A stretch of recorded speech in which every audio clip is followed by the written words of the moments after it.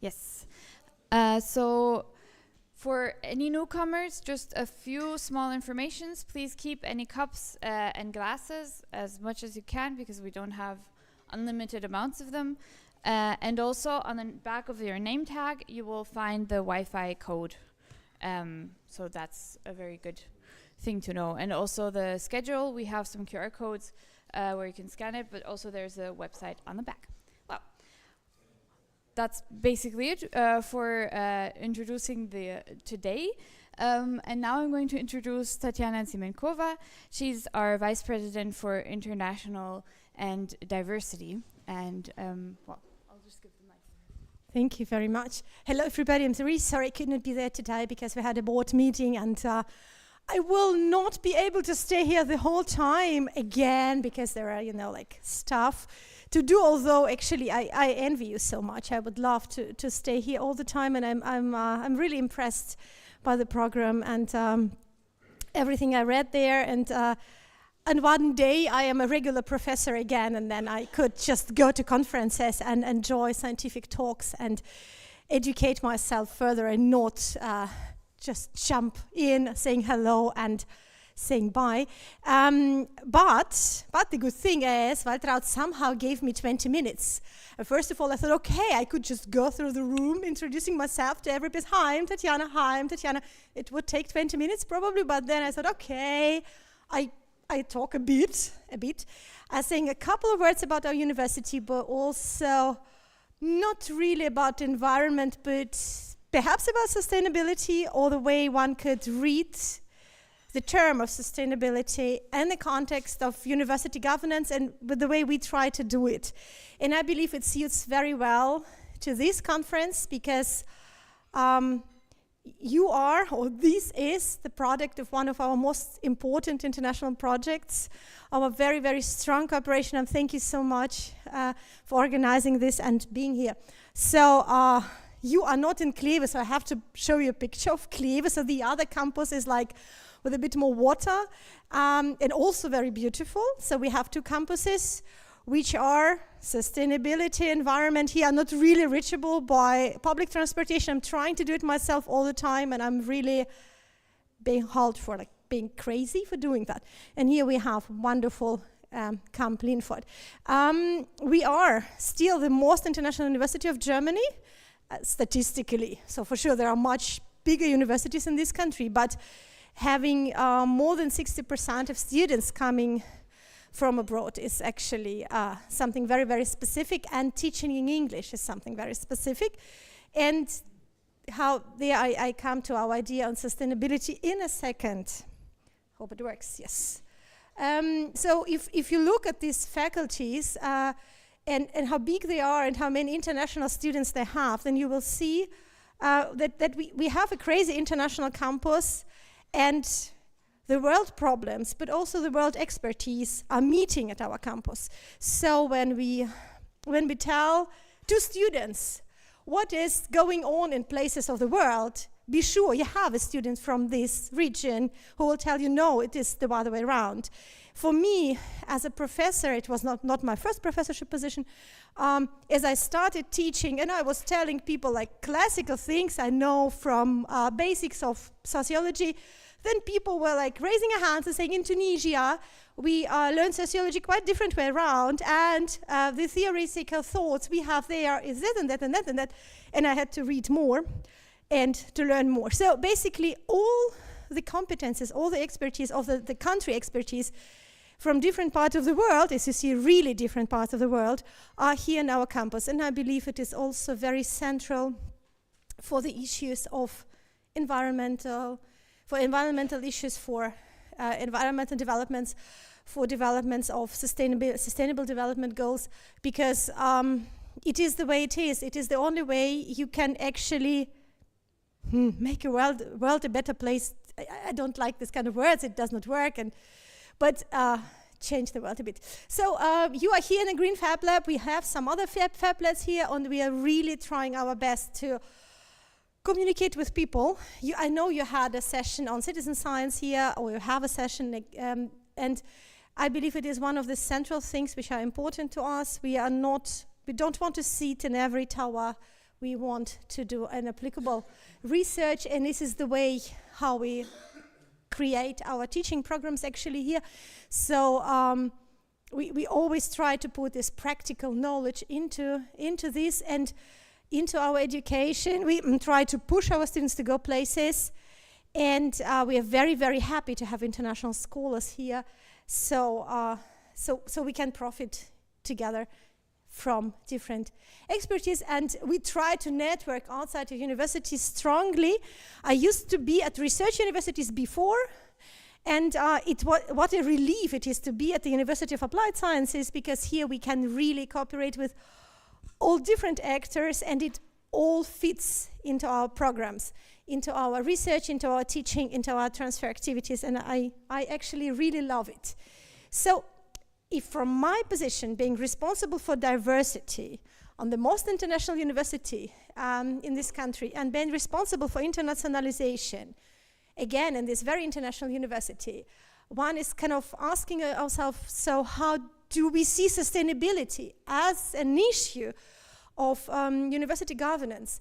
And we try to orient ourselves on SDGs, and we have projects like LatiNet, but also Transregent, focusing on knowledge application and knowledge transfer and sustainability, but looking at the students as the biggest group of our university members. For sure, yeah, we have a lot of professors and staff, but we have most of people here are students, and we look at them as experts, or at least future experts, who are going to tackle the world problems, so will have to, yeah, they have no other chances. And what we want to reach is that we enable them to participate in this university and education, and make education as inclusive as possible, so all these people can really then go on with world problems. And we believe that it is our contribution to sustainability. So if you look at this stuff, on the SDGs, we would say that quality of education, gender equality, reducing inequalities, and strong institutions and peace are the things which are central for running the university as ours today. And this is what is at focus of our university governance. So if you look at Germany or Europe at the moment, then you know we have a demographic change. We just don't have enough people here. We don't have enough students. We don't have enough people in schools. So industries, if you wish, also lack skilled labor. So basically, this country needs migrants, needs educational migration, and all universities have to adapt to this. So have to adapt to the idea that we are having international students here.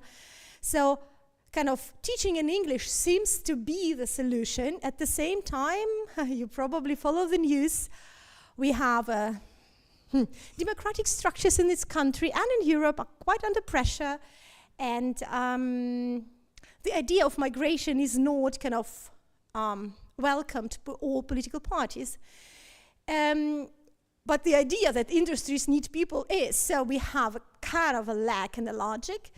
And here, where our university and all universities and all colleagues of mine, all people responsible for internationalization in this country, in universities of this country, kind of feel being lost a bit at the moment. So this is what we have to do, to fight for welcome culture in this country, to have all these international people to study here and to work here as scholars. And this is our idea. So, and stating the obvious, education is the most relevant thing for shaping the future, and you cannot shape the future only using educational elites of Western countries. So you need people from all over the world to work together on challenges, because only people from different places and from different backgrounds really know where the problems are and have the real life expertise to tackle these problems. So the insights, the knowledge, and the skills of those who are affected by inequalities, by catastrophes, by climate change, should be not missing in our educational context, otherwise we will lose from before we started. And basically, in this country, we say, yes, education is equal and open to all, but we know it's not the case. We know how far the inequalities reach in this country, in all countries, in educational areas. And what we do in this university, on the level of university board, is we try to identify the barriers of participation of students, first of all, but everybody, in order to enable them to participate in education so they can become the experts, changing the future. So saying education for all is so nice, but who are our all? And we try to look at the specifics of our students, the specific challenges they are facing, being international students coming too late to Germany because they just don't get visas, having to struggle with working load much more than German students because they really have to completely finance themselves during the study processes, not having a fallback option, right, in this country. So like having your family in, yesterday I had somebody from Cameroon having the colloquium with me. It's not like, okay, if you have a shortage of finances, you cannot say, I just moved for 2 weeks to my mom. You just cannot go to Cameroon for 2 weeks because you don't have money to fly there.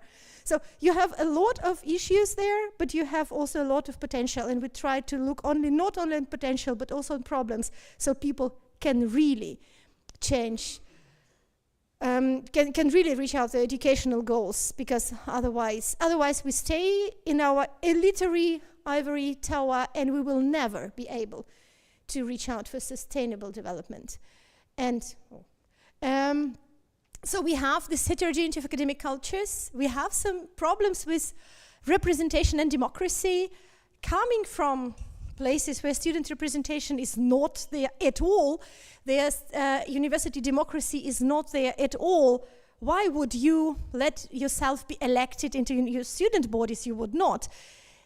It means that we have a lot of issues or a lot of effort in political education. So political education is a part of sustainability idea of this university. And integrating into the region means that it's very nice to have international campus where everybody speaks English, but people out there, not all of them do. So our students also have to integrate then into this working area and somehow learn German, and here we try to support them. But it's also idea of representation, thinking of post-colonial context and so on in our teaching. And speaking to our teaching staff, it's also a question, so who are our students? What can we expect from them? How can we respect what they bring in? How can we adapt them and to our region? And can we use our strategic partnerships all over the world to reach sustainable developments in this university?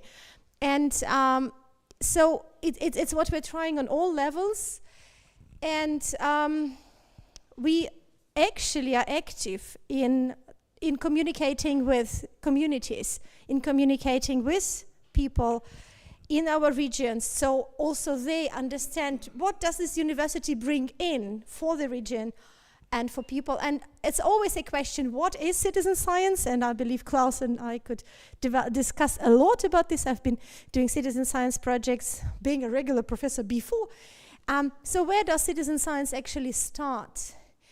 What we have reached out so far is that we embed the diversity strategies intensively into our university life and into our university development plan for the next years. We have certification for family-friendly university and diversity certificate, and every year together with students of this university I conduct days of anti-discrimination. They used to be called Days of Diversity. I did not tolerance, or Festival of Tolerance, or Festival of Diversity. I don't like festivities in this sense. I want to speak about discrimination experiences and tackle them. So we call it in a rather unnice way of Days of Anti-Discrimination. Yeah, it does not feel like, hey, let's celebrate, but it's what's important for me. And I try my best to be very intensive in exchange with our student representatives. For example, during accessibility days, days for support of LGBTQI community, but also days of anti-discrimination, which we will be conducting 5th time this year. We have established program as University of Rhine-Waal Voices, where we try to enable dialogue on difficult issues of societies, difficult issues of conflicts, of crisis in the world. The last thing which was done, students, international students came to us and said, oh, you have an election in this country, as we do on weekend. And as international students, we don't know what does it mean to us. Do we have to leave the country? What is it? Let's talk about it. So we talked about this. There are a lot of difficult issues, and we try to canalize them, to put them together, so we have a possibility to speak always. And science diplomacy, capacity building, and science security are issues which are a part of my tasks at this university. And citizen science, in sense of university development, means to me taking expertise into account, all expertise on all levels. And I'm sometimes very critical with some projects of citizen science when I say, don't just let people count things, let them work with you on problems, right? There are a lot of these kind of citizen science projects where you say, oh, small children in the kindergarten go outside and count the bees or whatever they have, and it's a citizen science already. For me, not. For me, it would be if we kind of try to work together with all our expertise, so different expertise, on solving the problems. These are the nice people who contributed to diversity certificate. These are members of diversity commission at some point. I don't know why it is moving itself like this. I did not do it, but it's the last slide, so it will not. It will stop here.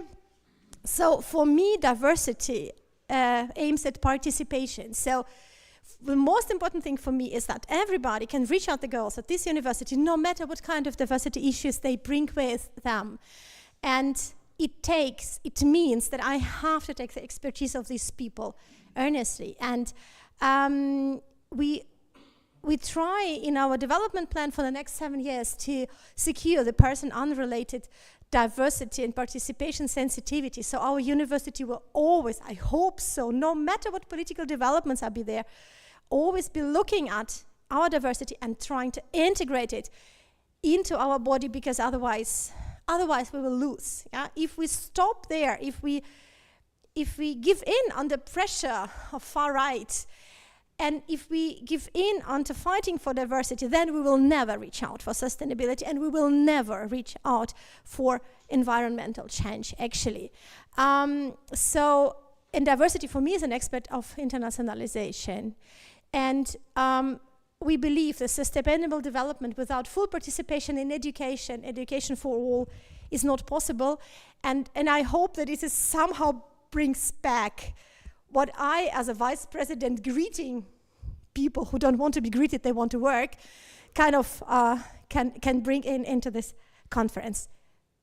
That's it. Thank you very much.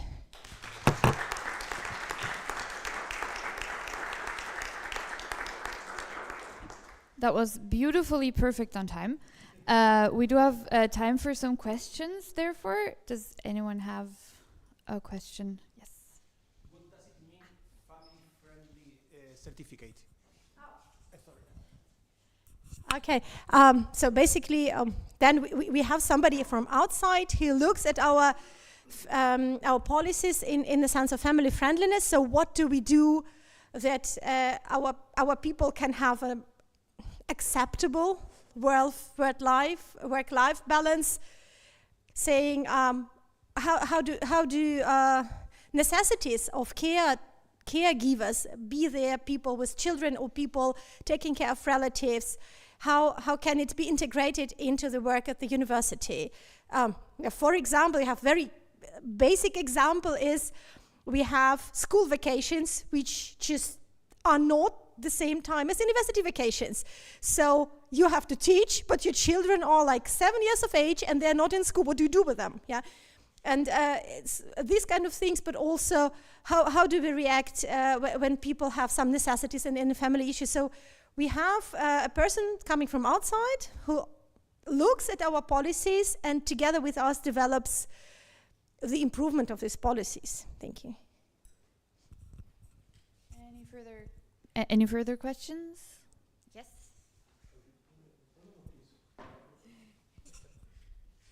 Hello. My question was related to the language that you mentioned, that a lot of people here, it's very good that we have majority of the courses are in English and everything, but outside we know that a lot of people don't speak German. But what I have also seen in that the language courses within the university are also very basic. They're not so well developed or so. So maybe I was wanted to ask that is there something in plan, or it can be like a suggestion that maybe we can focus on some language courses within the university for students, so that they can, when they go out, they have such command that they can at least talk in detail and hold a conversation, or like, present themselves in German.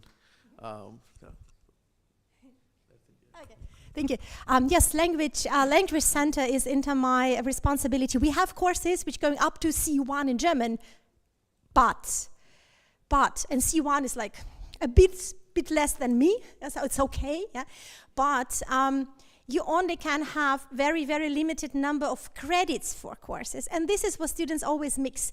You can learn German here from 0 to I can communicate perfectly, but in the study programs, you only have limited number of credits for German, because people teaching other subjects would say, well, chemistry is more important, or I don't know, engineering is more important than speaking German. True. So students would then have to do it in their spare time, and it is possible. Yeah. So we do have all these courses.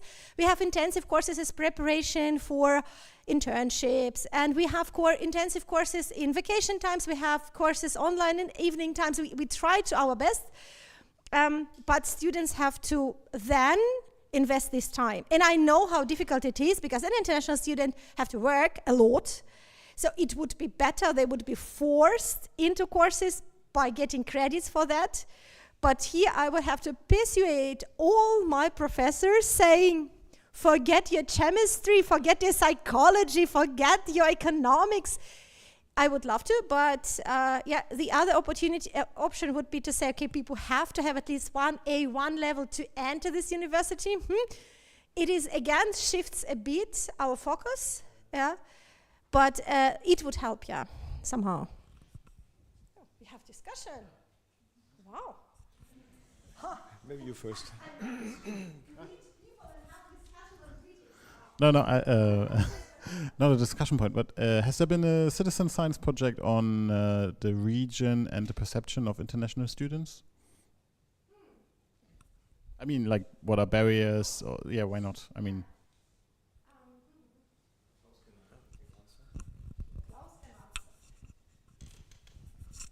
Actually, last year we started an interdisciplinary project with some results which are not as sophisticated as they should be, but we launched a project with the Chamber of Commerce of the region, which will start hopefully very soon.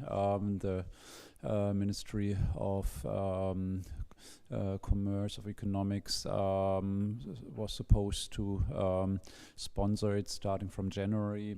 Most likely we'll have the opportunity to begin in March, April. It's still never sufficient, and it's always an extra task for a university with limited resources, but we consider it as a very important task for us here in Kamp-Lintfort. I would assume as the university as a whole, yeah, it's most relevant. And I'm currently working together with my colleague who's responsible for teaching, Professor Petri, on artificial intelligence supported way to support our students in precarious situations, to at least detect the problems they're having, and to bring them into consulting if they're kind of hesitant of consulting like real people first. And this is a project developed with users, so it's in that sense also a citizen science project. Thank you, Tatiana.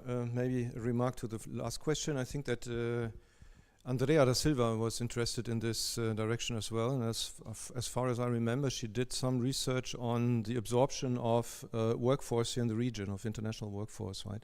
Because we always say that our we are always telling the story that the students have to adapt to the local culture here, but I think the local culture also has to adapt to, let's say, the new realities we have, right? But I think it's, so I know some positive examples. But I have another question, so I think we all are very aware of the fact that now democracy is very under pressure. And especially after the talk of J.D. Vance, where he says that Europe's enemies, real enemies, are inside Europe and not outside Europe. That's something which should really, which is really remarkable. And we see that all over the world, people like, the populists basically are gaining power, and they are telling stories. And even if I think people who are prone to these stories even know that they are liars, they are still voting for them, they're still going for them, right? And the question is, what is our response to it, right? I think we have to tell another story, but not just as a kind of flash in the pan, so to say. It has to be a continuous communication, and it has to be, I think, also an attitude to really change that, or to counteract this populism by another story we are telling. We see that AfD is now infiltrating schools, right? They have a long-term agenda. They know in 10 years the young people whom they are influencing now will vote for them, and I think we are not prepared for that, right? And that's something, and our university would be a perfect place to come up with alternatives, with an alternative storytelling. But the question is, are we somehow organizing this? Thank you very much for alternative narrations. Many things can be said here. I am a member of different groups, like vice presidents of internationalization of the whole country of Germany met last week on Monday, speaking about this, and they are developing certain things. There is a big study which was prepared to be published in October, before, as it was planned that the election would be in October, so they are not making it until this weekend, showing immense contribution of international students to this country. So there is a big study which is going to be published soon, but not soon enough, unfortunately, for this election. But we are trying to develop kind of a common way of communication, all of us. I am in a group of speakers of vice presidents for diversity on the level of Germany. So we're also developing the narration, so we try to speak as one voice of universities. At the same time, yes, our university has a special role, and which is to be secured, and we are trying. I mean, this kind of expertise is known already, but that we do have it, and we are currently developing a conception of how to go outside of university. Actually, with this narration, it takes some time, but we have to do it. I don't like the neoliberal discourse of saying, oh, the university, these students are our security of our industries, but it can be a part of this narration. It could be a part of this narration. You cannot reach everybody with diversity discourses, but you can reach a lot of people with economic discourses. I don't like it, but we have to use it. So this kind of narration is there, and our intensivation of programs in democracy education in this university is also part of it, and we really have to work with the region. We do have actors in the region with whom we can work there, but I believe I'm afraid it's going to be one of the central tasks. If we are elected next week we could be re-elected as a team. So if I am re-elected next week, I'm afraid it would be one of my tasks. If not, it will be one of my tasks as a professor of political sociology anyway. Thank you. Oh, there's still one question. Yes, there's one question. I'm sorry, I'm really sorry. Walnut said, thank you.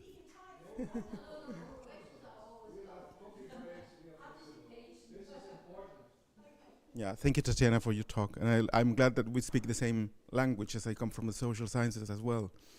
And but I have a question for you. But first, I think I should say Belgian citizen, So I'm talking from that perspective, being an international student first in Brussels.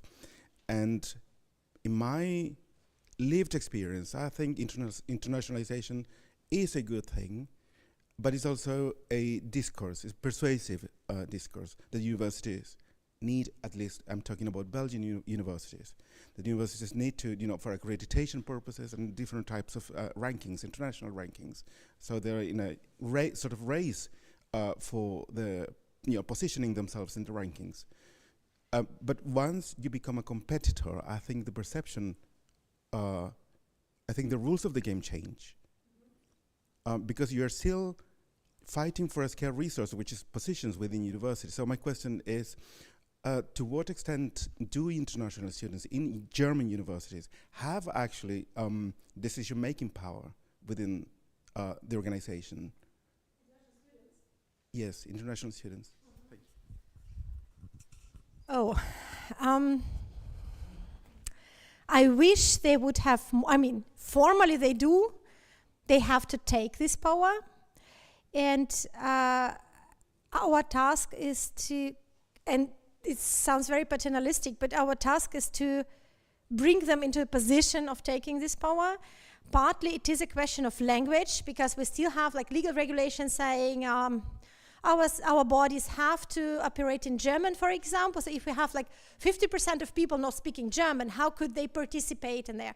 We have some solutions for that, but legally, the ministry says, all the decisions you make as a senate of university have to be made in German, because otherwise somebody could go to court and say, it wasn't a real decision. Yeah, and it would not be good, so the senate operates in German. But how to make people participate if they don't speak German, or they don't speak German at that level? Because, speaking German on the level to understand all this bureaucratic stuff, it's I do, but it took time. I was an international student myself some decades ago. It is, I believe it is one of the very, very central things, because otherwise we have a great issue of representation at this university, or great problem of representation. It is give and take thing. So we try to do our best, but students still have to want it. And again, being an international student, having all this pressure, investing time in representation is also a thing. Yeah, do you have this time at all? Do you know why is it important? Is it important enough? Yeah, you have to prioritize. And sometimes structures are not being understood. So this German bureaucracy feels like we want to exclude you. People just don't understand that it's real like this. Yeah. And I have student groups sitting in my office all the time saying, it cannot be true. Yeah, you are kidding. It cannot be true that the student parliament also has some quota, whatever, and they also have to make decisions. They could just decide. I say, no, they cannot. They also have a bureaucratic procedures. And I believe this bureaucracy is something very, very central, where people feel excluded from representation, and they want more direct procedures. Direct procedures end up in them sitting in my office and telling, you're kidding me. And we're trying to kind of bring it all together through programs like this Voices program of university, where we make World Cafe, speaking of what do you actually want, how can we hear your voices? Because for me, again, as a member of the university board, if one person comes to me and says, all students from Belgian background want this and this, I say, perhaps you are the only one and you believe this. So organize yourself, then I believe that you mean Belgian students. And this is, and then people say, you're kidding me. And I say, no. And then this is, and if they re-elect me, I do it 6 years more. Thank you. Thank you very much.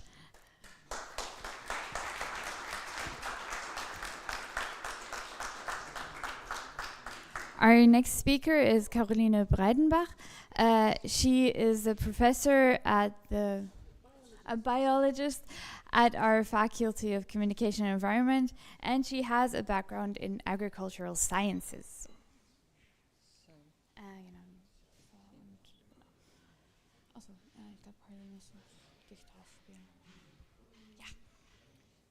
So thank you. So good morning, everybody, and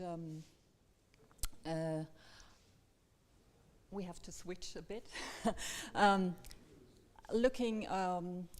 looking at the images, the fantastic images of the cosmos in the late afternoon yesterday, we have to come back to the Earth, and I would like to talk about the biochar approach, the biochar technology, about the opportunities and the challenges, and about 2 interdisciplinary projects we have carried out here at the campus with students on this topic in the municipal context.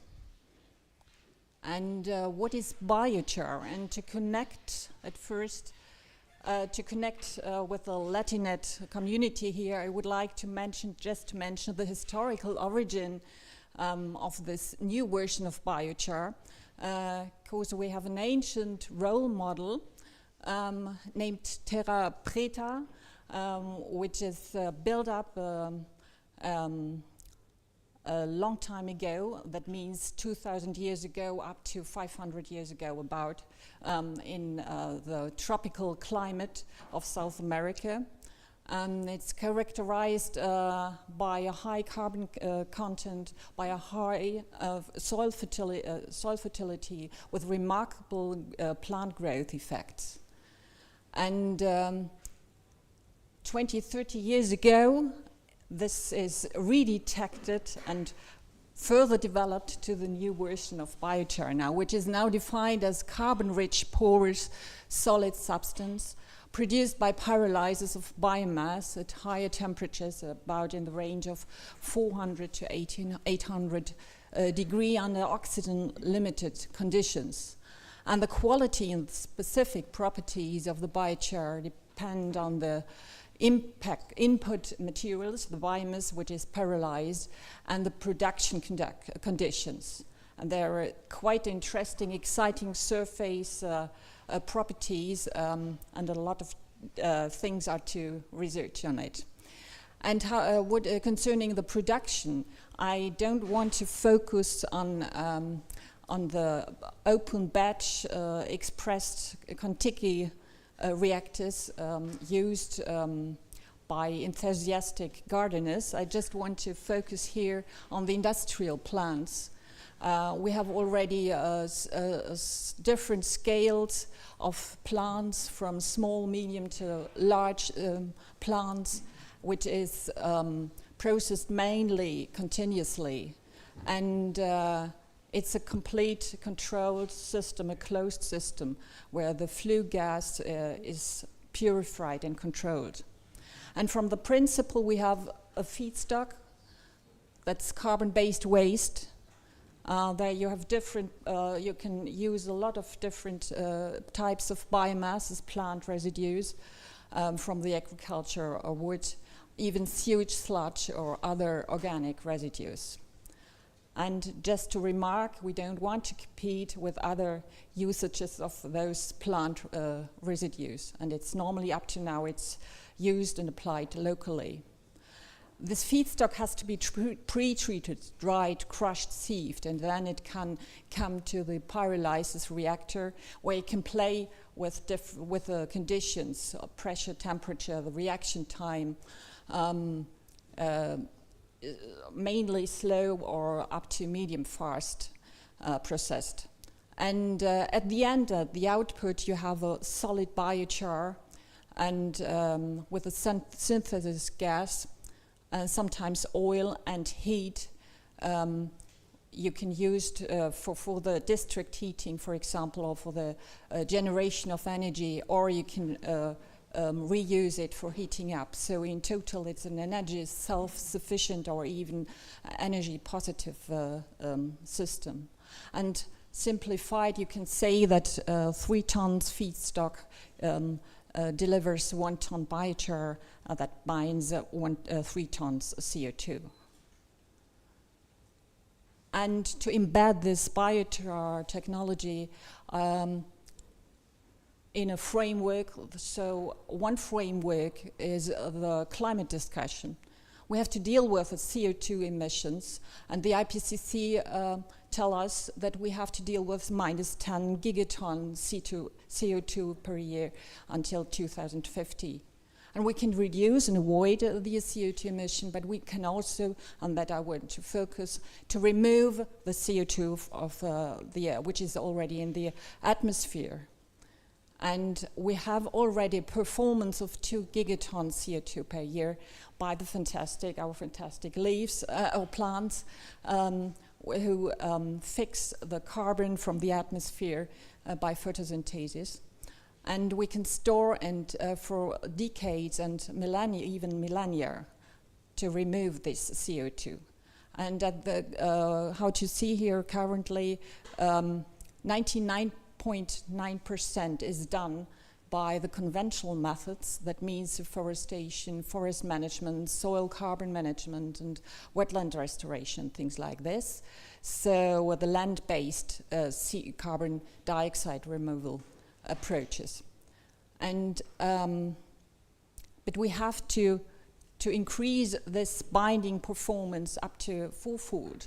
So we have to change, and up to now we have only 0.1% novel methods to catch this CO2 and to store it. And if you see, and there I come to the biochar, to the novel CDR methods. Biochar is done, or is more than 90% is done by the biochar approach, and there are other capture and carbon capture and storage approaches that are controversially discussed, and only it's less than 10%. And the IPCC recognized the biochar approach as a key solution, one of the key solutions. So the current stages of, we have already now an established technology, and the breadth and the maturity has developed considerably. And in the last decade, even the last 5 years, you could observe a rapid development scientifically as well economically.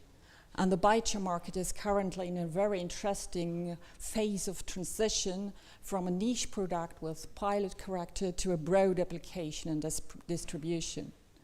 And there is an open potential for several users like farmers, energy producers, waste management companies, municipalities, environmental technology startups, even also the construction industry.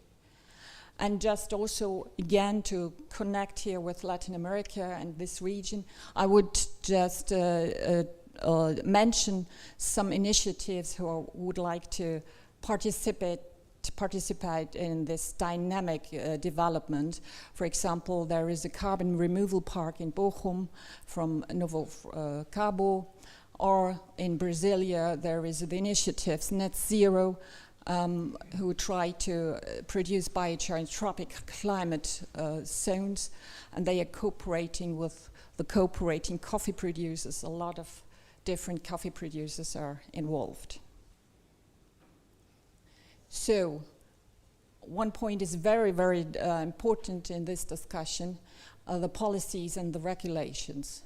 There is a study in Europe and also worldwide, but in Europe especially also, a study development with focus on high quality standards for production and application and sustainable aspects concerning the requirements of the source material and the polluted limited values, because we have a pollution discussion during the pyrolysis. Hazardous substances can be produced, like PAH, for example, or heavy metal, which is potentially in the biomass, which is pyrolyzed, can accumulate then in the biochar, and you have to deal with this problem. And not yet, and therefore not yet, there is not yet a comprehensive European biochar strategy and regularly framework for the biochar. Because there is much more research to be done to look for the impacts on the health and and different other effects. So, but you can see, of course, we are learning more and more to deal with the problems, and you can see a caution opening with concerns. I think that's the stage, current stage. And we have a very important development. The European Biochar certificate, EBC, sets standards for high quality biochar.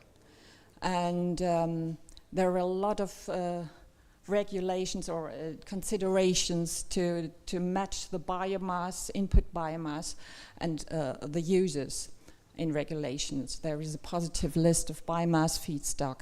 And we have a development on European and national level concerning the fertilizer regulation.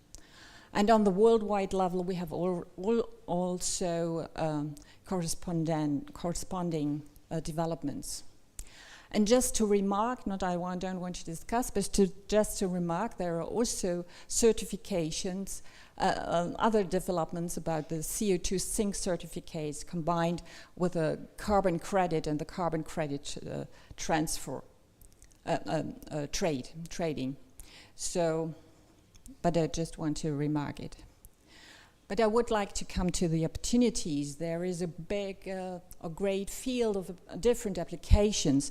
The climate protection I have already mentioned, and the big bubble here, the agricultural gardening, green cities.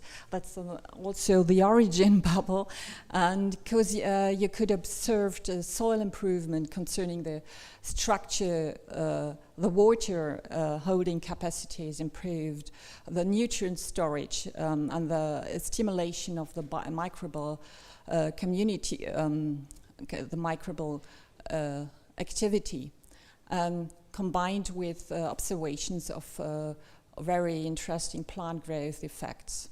You could use biochar as additive in animal farming, or a stabilizer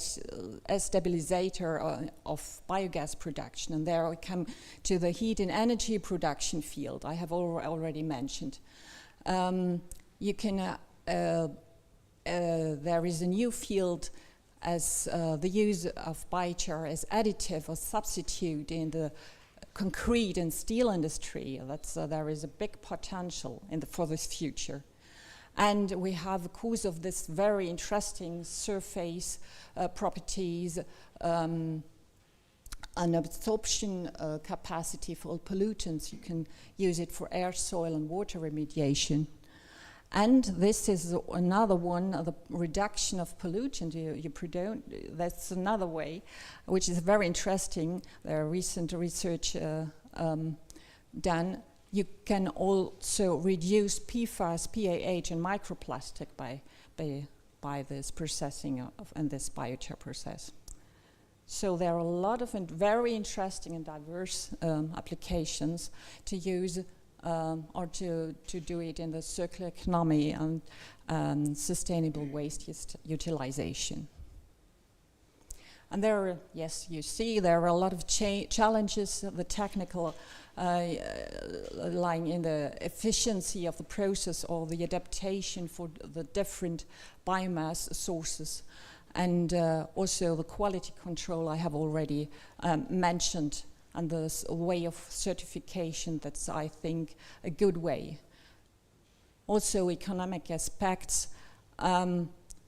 Yes, you have to invest. You have to buy a plant, and that's, yes, you have to have the money, and you have to develop sales markets. It's also but for the future it's possible. And there is still a lot of research to be done on the long-term effects on soils and ecosystems and different climate zones, or also concerning the application methods. You have to optimize it. And that's very important. You have to gain the acceptance. You have to deal with the questions regarding the availability of suitable substrates, and to deal with this not competition with other usages of the biomass. And you have to deal with a pollutant discussion. And the policies and regulation I have already remarked it, and there is just a need for action in regulation and policy making, and then we can go further. So, but now I would like to come to the interdisciplinary projects. We carried out two. One of was about the biochar from municipal green waste. So in this project, students looked on two paths. One path was the climate protection in municipalities, and they looked for the potential of biochar for sea sequestration by using municipal green waste in the municipality here in Complainfort. And they tried to analyze the municipal green spaces and by digital mapping and the data we received from the municipality. I just only mentioned that the biomass management in municipality could be improved and to look for the biomass residues who are wasted and not used. And they found out that there is a potential to produce about 2,000 tons biochar per year by using this wasted biomass, of only looking for the municipal green spaces. And also that means that they could reach 8% of the city's demand to reach the climate targets in 2050. So this could be a quite interesting topic. At all, the municipality was sensitized to this topic because they didn't know anything about it, but now they are open. And it indicates the possible relevance of integrating biochar into the municipal biomass management. Another path was not the climate protection, but the climate adaptation in municipalities. And they developed a concept for using biochar in soil for urban trees in Complainfort. And the idea behind was to improve the urban tree health and survival. The urban trees are much more stressed than the other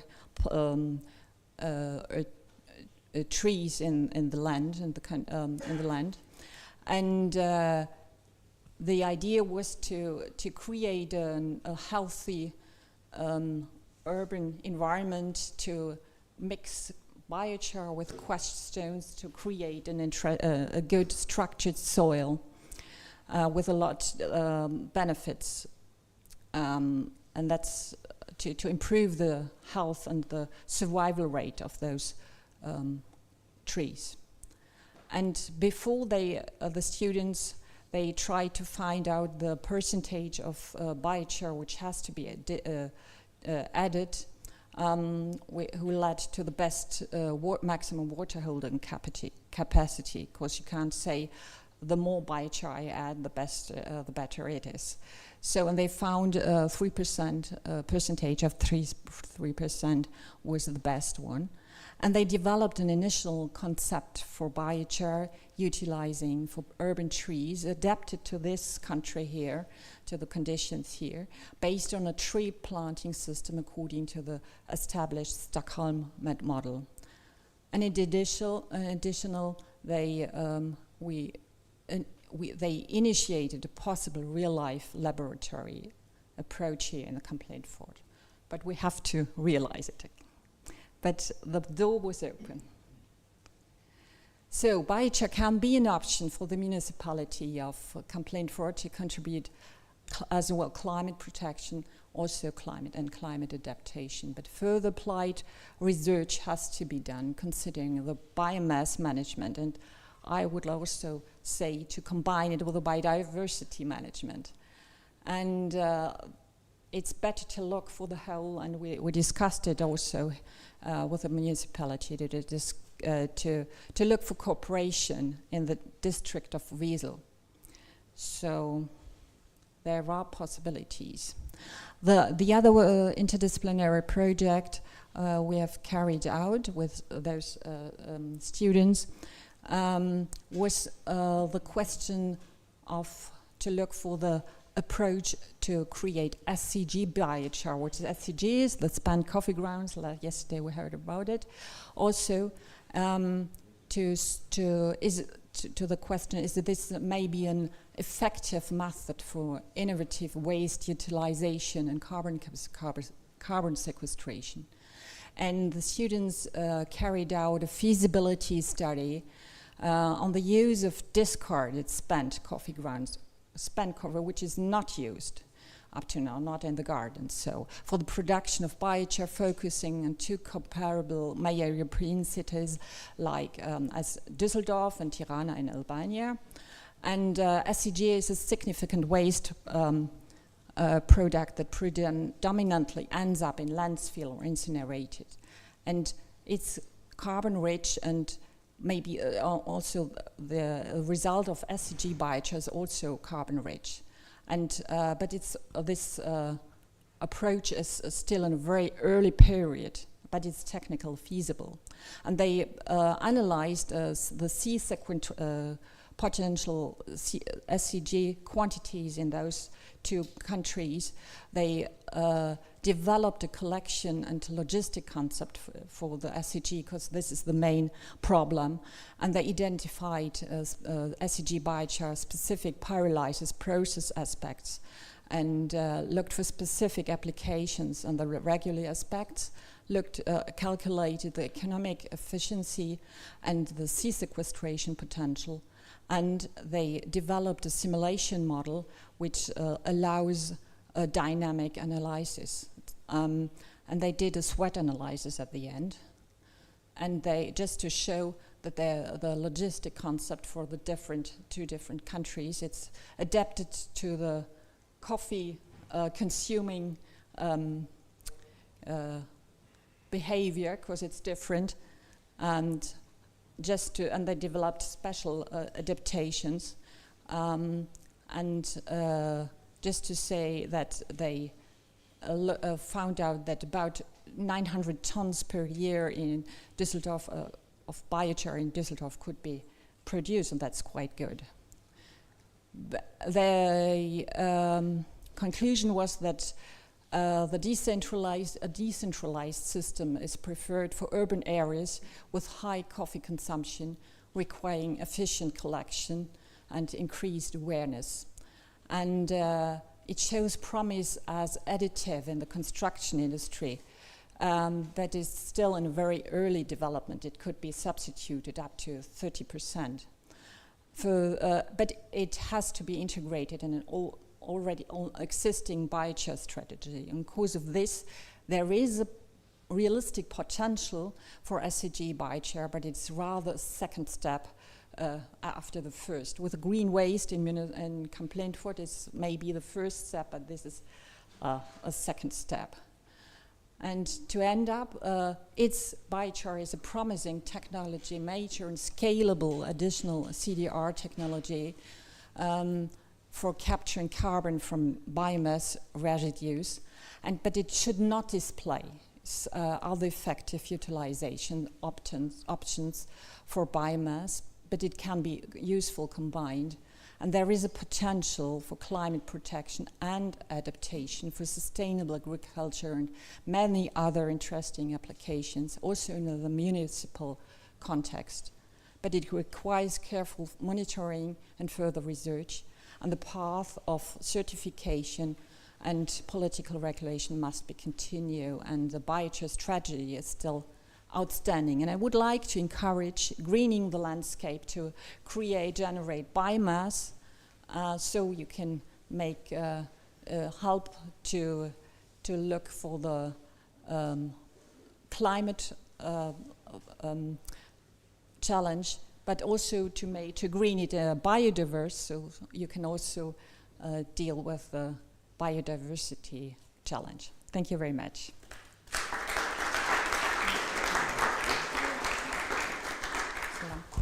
Okay, thank you very much, Caroline. And unless there's a very one big question, does anyone?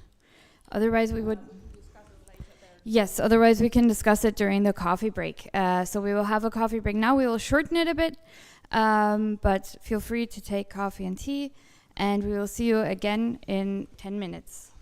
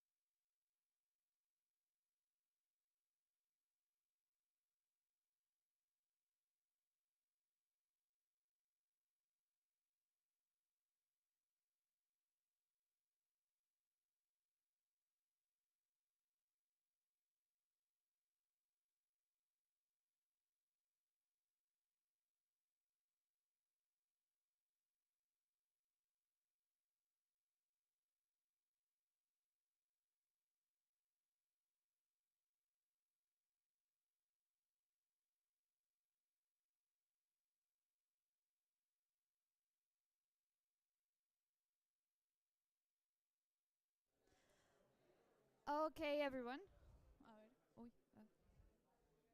Hola, hola. Okay, everyone. Sorry, whoa, that was louder now.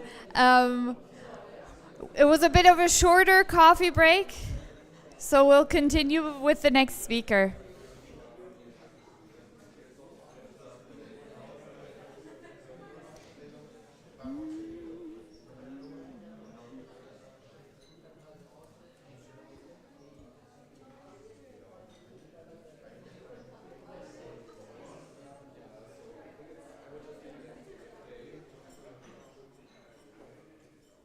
All right, some last stragglers are still getting coffee.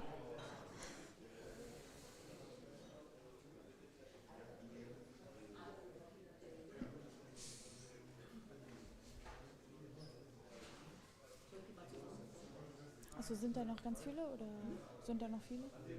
Wenn ja, dann ja.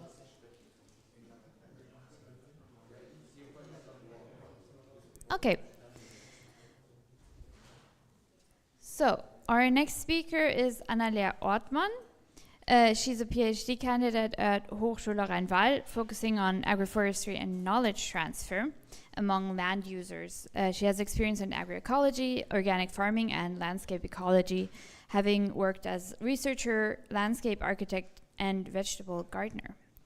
She also co-founded the Solidarische Landwirtschaft ALFTA, which Solidarische Landwirtschaft, maybe you'll explain it, or should I?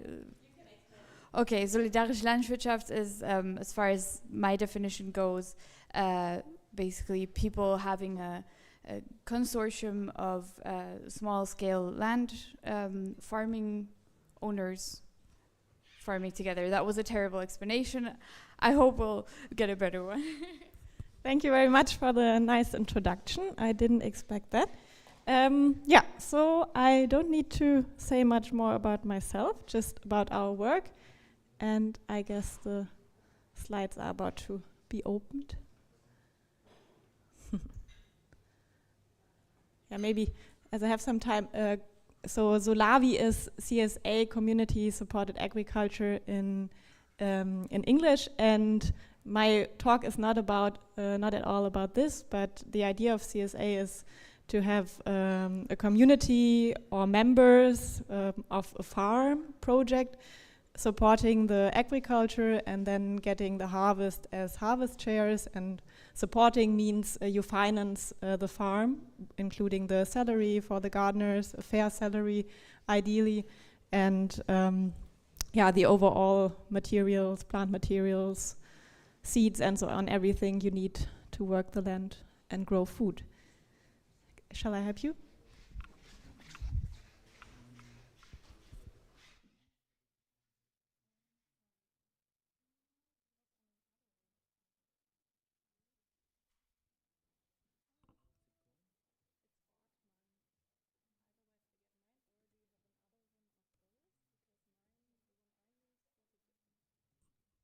Is the memory stick still somewhere else?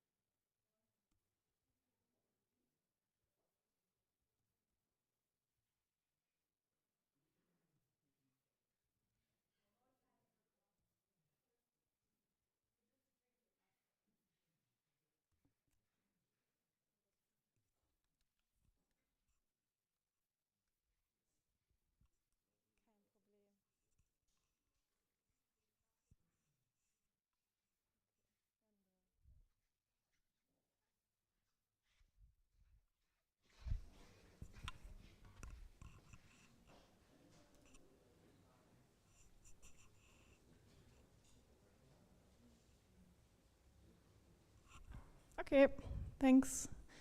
Yeah, so I'm presenting some of our work of the Agroforestry Living Lab, which is part of Transreg Int. And yeah, my presentation focuses on the agroforestry peer-to-peer formats that we have been creating or are still creating within the Agroforestry Living Lab in order to stimulate transfer among, or knowledge transfer among land users. Here you can see the persons being more directly involved, some professors supporting, and on the next slide you will see the whole team, which is quite large. And also we have a diversity of agroforestry focus areas we are working on in our research. And to give you an idea on how we work as a living lab, we build up several, up to now 10 direct research cooperations with practitioners, which you can see some of here. And this is the focus of our work, so research on farmland with the practitioners, also following their questions, what they have to deal with, some issues regarding agroforestry in the region. And then we are working within a larger network of people, also other farmers, and we organize some events for the transfer of knowledge to network and to exchange, and develop the ideas and concept of agroforestry in the Lower Rhine further. Yeah, of course we are embedded in a larger network as well. We established some smaller or even larger agroforestry sites as also research objects or places to gain more experience on agroforestry in our region together with many stakeholders.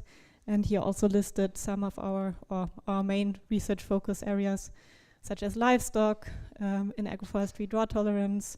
Then also interesting, as in our region we have a lot of pot plant, ornamental cultivation farms, so also potentials of agroforestry in that field.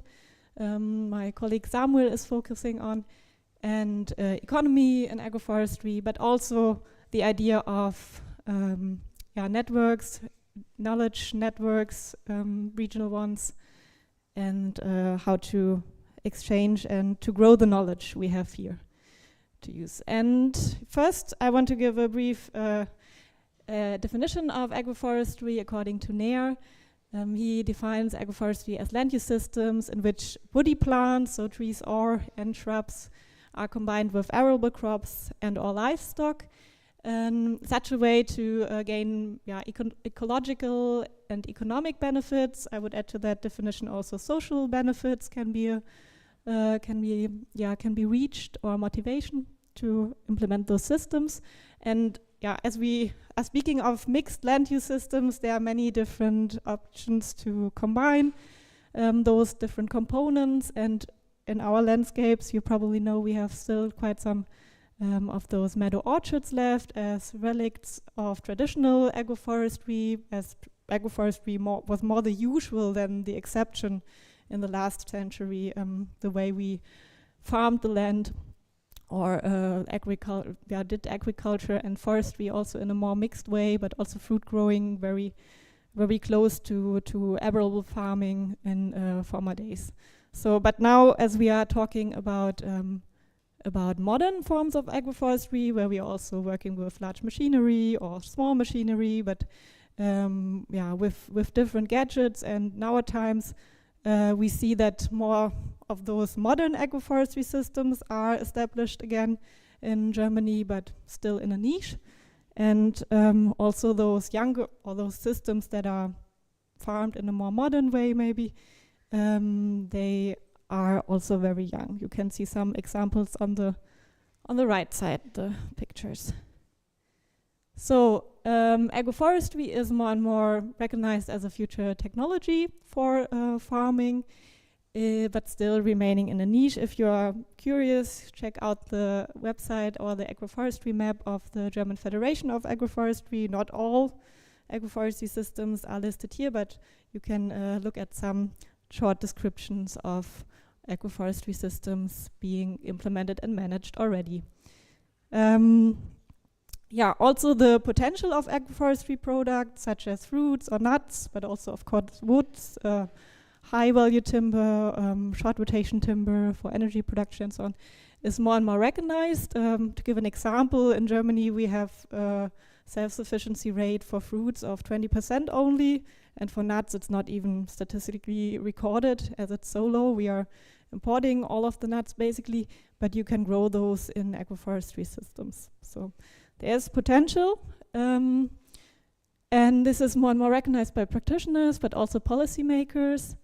At the same time, we have large knowledge gaps. So we removed lots of trees during the last century. It was even funded to remove trees as a farmer from your land. And of course, a lot of knowledge has vanished as well. So regarding especially practical knowledge, planning, implementation, and management of the systems, we are facing some challenges and knowledge gaps which need to be closed. Now coming to our approach of peer-to-peer learning formats, which we are still developing further. To give a definition here, I broadened this a little bit in the context of agroforestry from a more general definition by Sutherland and Marchant. They are talking of farmers, but in the field of agroforestry, where we are speaking of mixed land use systems, as said before, it's also interesting to look at the intersection of these different land use approaches, forestry, fruit farming, or fruit plantations, expertise in this field, but then, of course, farmers, which are working with annual crops. So we are trying to address practitioners and land users in general, learning directly from others in multiple ways. To give example, just basic conversations, exchanging ideas, but also visual observations of farming practices and up till organized on-farm demonstrations. So with a more or less more organized agenda and program. Why are those peer-to-peer formats important? They are emphasized by practitioners, also some here that I talked to just recently or last year, and of course also by research. We know by agricultural research that other farmers are the most frequently reported source of information for farmers. And especially demonstration activities enable experiential learning. I think we know this by ourselves. If we can do something more hands-on, the learning effect is, for most learning types, I would say, for most people is also more efficient or more visible in the long term in the end. So by those peer-to-peer formats which we are organizing, I will come to this in the next slides. We are trying to offer a low threshold entry into the field of agroforestry, as it's quite new, or again new for many farmers nowadays, and authentic space for learning, regionally adapted. And also, of course, this represents a decentralized format. So our goal is also to gain some knowledge on which formats might be most applicable, to gain some recommendations which could also be used elsewhere, as of course there are other peer-to-peer formats in other regions as well. Before coming to our farmers table or agroforesters roundtable, I want to give some state some sayings by farmers which I came across during some agroforestry events last year, which I think were also motivation for us to start this, and which show like some in a more maybe emotional way, or more like broader than giving some numbers, why this might be important. So the first one, agriculture is very emotional. Enthusiasm and emotions are very important in agriculture, and I think along there goes the third saying, recognition is an important driver for me. So those persons, they express that direct exchange and communicating about your fascination and your practices and so on is a driver for your work, and of course for this exchange you need some space. Then another one said we have to get away from just the farmers here, just the conservationists there, everything has to be networked. So also claiming that there should be a mix of different backgrounds and stakeholders in the end to have a more fruitful exchange, and to address, in the end, being more able to address the issues, maybe also some conflicts as well regarding land use. So as we, by talking to our practitioners, our direct research corporations in the first, and then also by the overall exchange within the network of practitioners, we saw that there was quite some interest and also need for exchange among or within the peer of land users. So we initiated the Agroforestry Practitioners Regulars Table in the Lower Rhine, and there were 4 meetings in the last year. The first one was held in the greenhouse of Rhein-Waal University in Kleve, where we invited the people we knew already, where we had contact information already, farmers and people. In the end, people from agriculture, horticulture, tree nursery, silviculture, landscape and nature conservation showed up. This was a growing group. During those 4 events, more and more people showed up, and in the end we had we had overall 50 participants last year. We also had 2 on-farm visits at Berkofel Farm and Birgel Farm in our region, and then the last one was held again in Rhein-Waal University in Kleve, where our colleague Philip showed some impressions from agroforestry systems, much more developed, much older agroforestry systems, older trees, as you can see on the picture here. Maybe, if my pointer works, on the upper right, from apricots in Kyrgyzstan, which was also nice, that exchange. And then a farmer on the last meeting in December also took the chance to share some experience on waterlogging on his land, and we were discussing agroforestry options as a potential solution. So,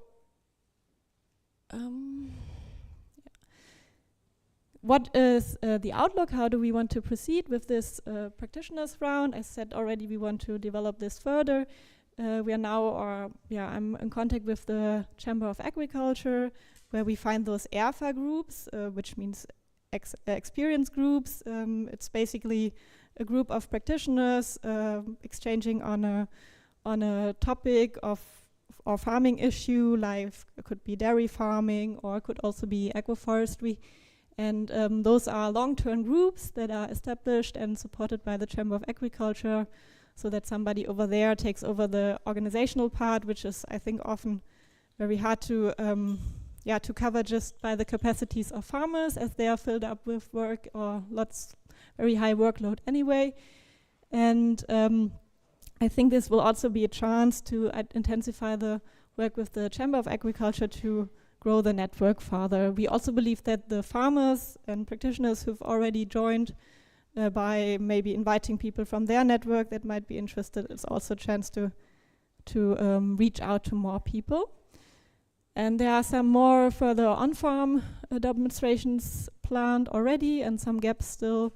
And this was also organized by the initiative of farmers reaching out that they would like to invite the regular table and discussing some topics on their farms and showing their farming and agroforestry practice.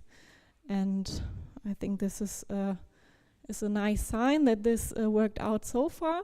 And also to gain some more scientific results, we are now thinking about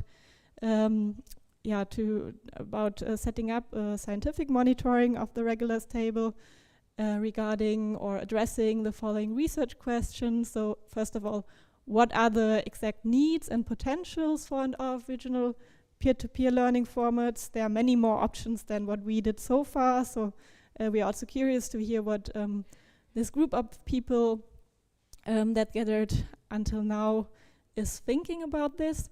And then what are the roles of different actors within the agroforestry practice network? So maybe there are some pioneers that inspire others, but also what are the ones that are then, who are the ones that are then getting inspired, or what do they need to actually take up some ideas and develop them further individually on their farms.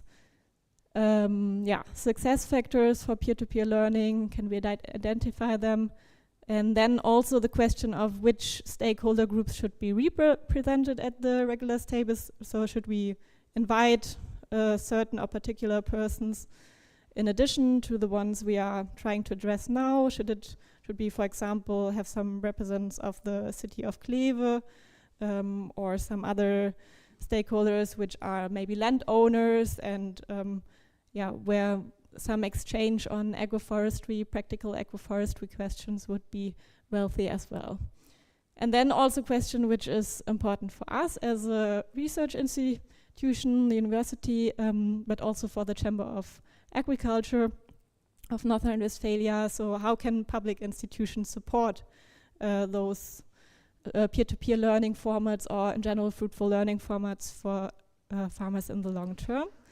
So we will set up in the first, we want to set up a short survey, sending it out to the practitioners, or even handing out the sheets on our next roundtables, and then more intensively probably some workshop or interviews with practitioners will follow.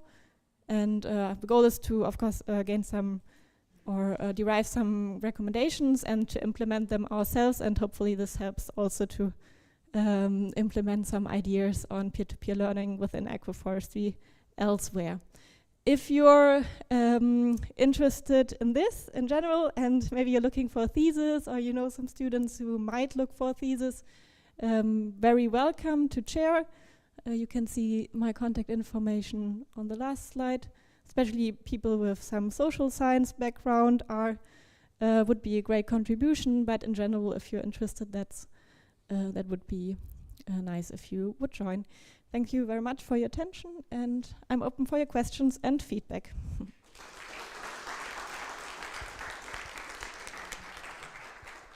Well, thank you very much for your interesting talk, and we have time for some questions. Yes? What do you see, and what do you think farmers see as the biggest challenge for the implementation of the system? Yeah. Just yesterday, I was talking to a farmer who's also inviting us, and we wanted to focus on some ecological aspects regarding the way he managed the agroforestry on his land, but he also emphasized, and that's what many do at the moment, for a reason that the financial hurdles and barriers are the greatest issue at the moment, and I think that's clearly one of the most important reason why farmers are not implementing those systems more, or like scale them more at the moment. So I think the economics, we need more numbers. My colleague Anna-Greta is also, she's an economist, and she's working on the field of economy and agroforestry, and there are some more, but at the moment there are not enough numbers which are telling farmers how they can calculate, what they can expect in the long term. Working with trees takes some time, so you also want to plan economically into the future. And there are still quite some knowledge gaps for the practitioners, I guess, to fill.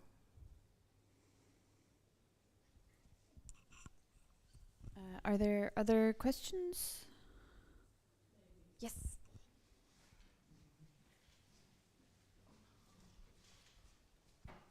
Thank you for a very interesting presentation. Maybe two questions. You mentioned regarding the use of future technologies. Are you also going based on the needs of the current network that you have to use like sensors, or the available technology which is also here to adapt it and to help to take the next step? And also, are you going to also expand the network to other regions and countries from to learn from other peers as well? Thank you. Yeah, regarding the first question, we are working also with sensors, trying to be modern there. It's, I guess, not my largest expertise, but of course we have a network of people being very strong in this, like Rolf Becker is sitting in the back, and my colleague Janis Menne, who can't be there today as he's installing some tree protection in the new agroforestry system. He's also working with sensors in that livestock area to monitor the microclimate and to gain some knowledge on the effects on livestock. So I don't know if that's what you were asking for. like it's not, our project is not focusing on digitization within agroforestry. I think there are other, DigiTAF, for example, is an agroforestry project focusing on this.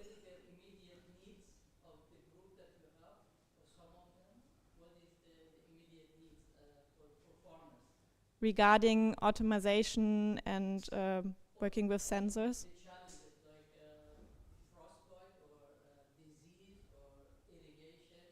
Yeah. Yeah, I guess we don't need, we need research on the particular agroforestry issues as well, but we do have knowledge on this from, for example, fruit crops, fruit plantations. There's a lot of knowledge which you can transfer to those other areas having an intersection with agroforestry. So I guess, yeah, you can transfer the needs from, for example, automized frost detection or frost alarms from other fields to agroforestry. But so far we didn't ask our farmers on the specific digitization or sensor needs. We are working with sensors and also the soil science area of like of course the soil moisture and so on, but not that much of a focus beyond so far. The other question, I just briefly showed the network we are embedded into, but also on the in the agroforestry area we have the German Federation, which is then embedded into the European Federation, which is then embedded or in exchange with the World Federation of Agroforestry. So there is quite some exchange. I think it should be more, as we are very young in the development of agroforestry in Germany. There's lots to learn from other regions, especially from the global south. I think there's awareness for this within the bubble of agroforestry. And I think our chance in Kleve or Rhein-Waal University in general is that international background or reality we are having here, and to learn from other regions, which, for example, on the last roundtable in December, we had Philip over to share some impressions and agroforestry experience from Kyrgyzstan or Central Asia in more general. Yeah. Thank you. Are there any other questions? I actually have a really quick one. Do you work together at all with Permakultur Niederrhein?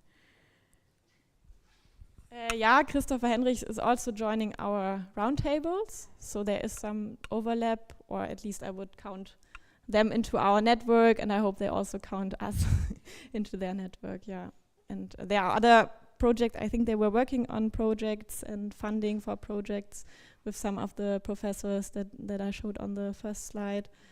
Hope some of this will come to intensify the work on also permaculture activities.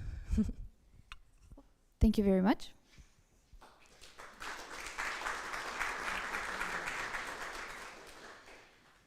Our next speaker is Lukas Abreu Kerckhoff. A very short introduction. He's a master student candidate. I hope if I'm saying anything wrong, please correct me. You finished. Okay. In Ecosipa's project, though, yes, using on land use management in the Brazilian Cerrado. Thank you. Good morning, everyone. Can you hear me properly? Yes. All around? Okay. Thank you.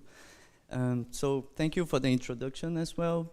I am Lucas, a researcher from Brazil. I first started this collaboration with Germany within my master thesis in the Ecosipas project, and now I am working at the University of Applied Sciences in Weihesteffen-Triesdorf. And today I'm presenting one of the findings or one of the research from my master thesis, which was a chapter from the master thesis, which is Evolving Landscapes, a bibliometric analysis of silvopastoral system adoption worldwide. I think it communicates a lot with the presentation from Anna, although it goes more deep into the silvopastoral systems and not general agroforestry systems. And then those are all the collaborators from the thesis and the chapter. So first, we need to understand that beef and milk production, they are high-quality protein sources and ensure food security and quality all around the world. And thus, it poses high demand on land. And according to FAO's reports, we have that pastures currently occupy 66% of the world's agricultural area. And thus, it continuously and further threatens forested areas with deforestation and land degradation from pasture expansion or even pasture degradation on poorly managed pastures that still represent a significant challenge for environmental conservation. And in this context of facing all these environmental challenges in agricultural landscapes, the adoption of innovative agricultural technologies such as agroforestry systems or the silvopastoral systems in specific can enhance both environmental performance of the landscape while still improving the rural livelihoods of the farmers. And then in that context as well, the silvopastoral systems, they are a sustainable land use practice that integrate the trees, shrubs, and palms, so the vegetation component, with the livestock farming, so grasslands and also animals in the same landscape. And those systems, they often provide a variety of ecosystem services and benefits, such as soil and water conservation, increased above and below ground carbon storage, climate change resilience, and income diversification for farmers, among other benefits that I won't be listing here. And throughout the years, the advancing research on silvopastoral system has supported the continued development and technical optimization of those systems, pursuing productivity and yield on those systems so they can be competitive with conventional agricultural or livestock production systems. But one thing still goes out missed in this discussion, which is the adoption of such systems. We are always discussing their performance, their environmental performance, also their economical performance, but what about the adoption of those systems? Are people actually adopting it, and why not, or why yes? So for us to understand and to catch up with the existent knowledge and the literature that exists on the silvopastoral system adoption, there are methods of catching up to that existent knowledge, such as the bibliometric analysis, which will highlight then relevant literature, keywords, institutions, country affiliations, top journals, metrics in a quantitative manner of publications, whereas we can also include a systematic literature review that will synthesize key attributes, what are the main system types, the geographical context, and the climatic context of those systems. So, as an objective of this chapter of this research, we aimed to conduct a systematic and bibliometric literature review on the adoption of silvopastoral systems, mainly looking at the success factors and the implementation barriers that further hinder the adoption and the expansion of those systems. And for this, we utilized the PRISMA method, utilizing the Scopus database. For the selection and the search criteria, the search was conducted in October 2023 as part of my master's thesis, as I mentioned before. And the keywords and syntax used was this structure, as we can see here, with a focus on silvopastoral, silvopasture, or livestock forestry as the main words. And then in combination with that, the adoption and a lot of synonyms for the barriers or the likelihood of adoption or the determinant factors or any other ways that we could think of people bringing up the adoption and the decision making of choosing those systems into their research. So here we can see a diagram based on the PRISMA methodology, and we can describe the 4 phases of the research. The first one is the identification, the database selection, and the search criteria, as mentioned in the previous slide, where we found then 110 documents. And for the second step, we have the screening, where we exclude based on the document type. So we only included articles, review articles, and book chapters that were in the final publication stage. And if some doubt, even after reading the titles, then I proceeded to read the abstracts and remove all the non-related papers that were found. And after that, we remained with 58 documents. And then for the eligibility, we eliminate duplicate documents or records that had some error in the database, but we didn't find any of those, so we still remain with the 58 documents.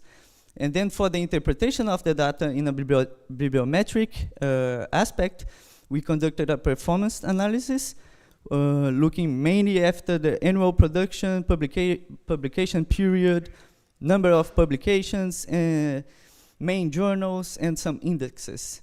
And then also we had some sort of bibliometric mapping, looking for the scientific production by each country and their collaborations.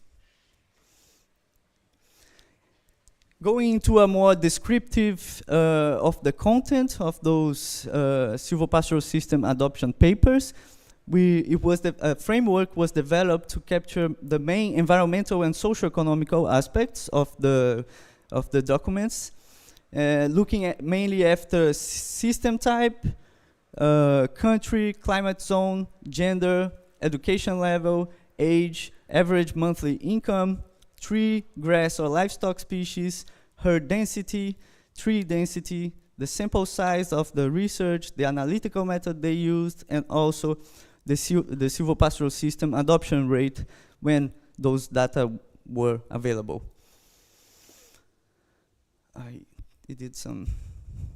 Anyways. So, as part of the descriptive results of the bibliometric analysis, we have this table of the 58 documents found. The first interesting result to look at is that the time span of adoption researches on silvopastoral systems only started in 2007, which is a short time span despite studies on silvopastoral systems being recognized since the 1980s by NER, for instance. And additionally, on top of that, the low number of documents found also represent a gap in silvopastoral system adoption studies. But here we can see also a high number of identified authors, so 259 authors that will then suggest a global relevance of the topic with a major collaboration between the authors. And then throughout the years, we also found that an average growth rate of 14.72% indicates a growing interest in the topic, although a bit slow. So the number of studies, they increased a little bit since 2015, mainly because of the Paris Agreement, with focus on barriers such as the high establishment costs, farmers' inexperience with agroforestry systems, and highly time-consuming management practices that act as barriers for the adoption of those systems. Between 2017 and 2019, research was mainly focused on the farmers' motivations and not on other economical or environmental aspects. And motivations were such as cultural traditions, so they kept doing or using such systems because their families and their relatives used to do before them. And one of the drivers for the adoption was also the payment for environmental services. And then in 2020, we can see a peak from the number of studies that focused more on the access to credit, land tenure, and management intensity as the adoption or encouragement factors for the adoption. In this figure, we can see the most productive countries when talking about the affiliation of the authors. The top 5 countries account, for instance, for around 60% of all publications, and we had 19 countries published on the topic all around. And among the leading countries, Brazil has no multi-country publications, which show no collaboration between publications that initially drafted in Brazil with other countries. And this also suggests that further collaborations are crucial to advance the knowledge on the silvopastoral system adoption and develop innovative, sustainable solutions. Going more into the content results of each papers, here we have this map of a global overview of number of papers in the study site, also with the Köppen climate classification map on top of it. Among all the 58 documents, 25 countries were investigated as areas of interest. And the top frequently studied countries on silvopastoral system adoption were Colombia and the USA, with 12 times being cited among the researches, the studies. Brazil and Mexico with 5 times being mentioned, and Panama with 4 times. And this, we can see a huge concentration of papers publishing about silvopastoral system adoption, and the systems are often allocated in the South American countries, which can be due to its policy frameworks that encourage sustainable and agricultural practices, as those countries often have a strong agricultural vocations. Regional practices, as I mentioned before, as the culture of some regions are of cultivating and practicing sustainable land uses, and the climate aptitude of those regions that further encourage those systems to be applied. And we also can see that the United States, with the 12 times being mentioned on those studies, most likely is because of the large share of pasture that the country presents, presenting then 8% of the world's pasture area, and then explaining a little bit of its vocation to grass and rangelands activities, and thus the interest in silvopastoral systems as well.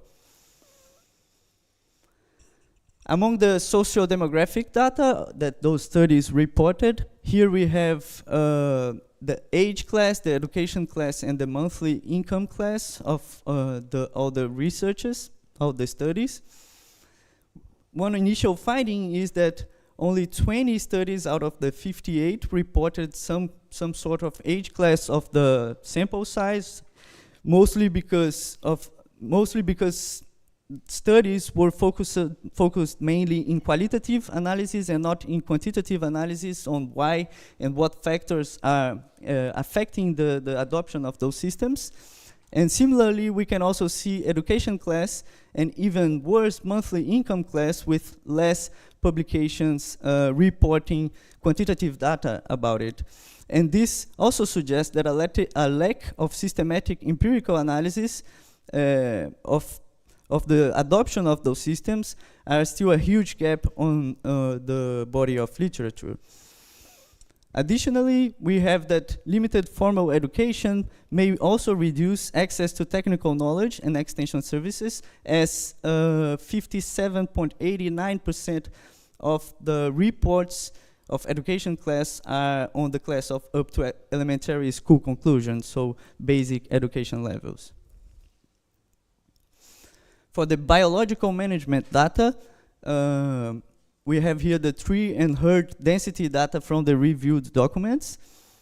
For the herd density, we have only 16 studies publishing some sort of report on the quantitative data of herd density.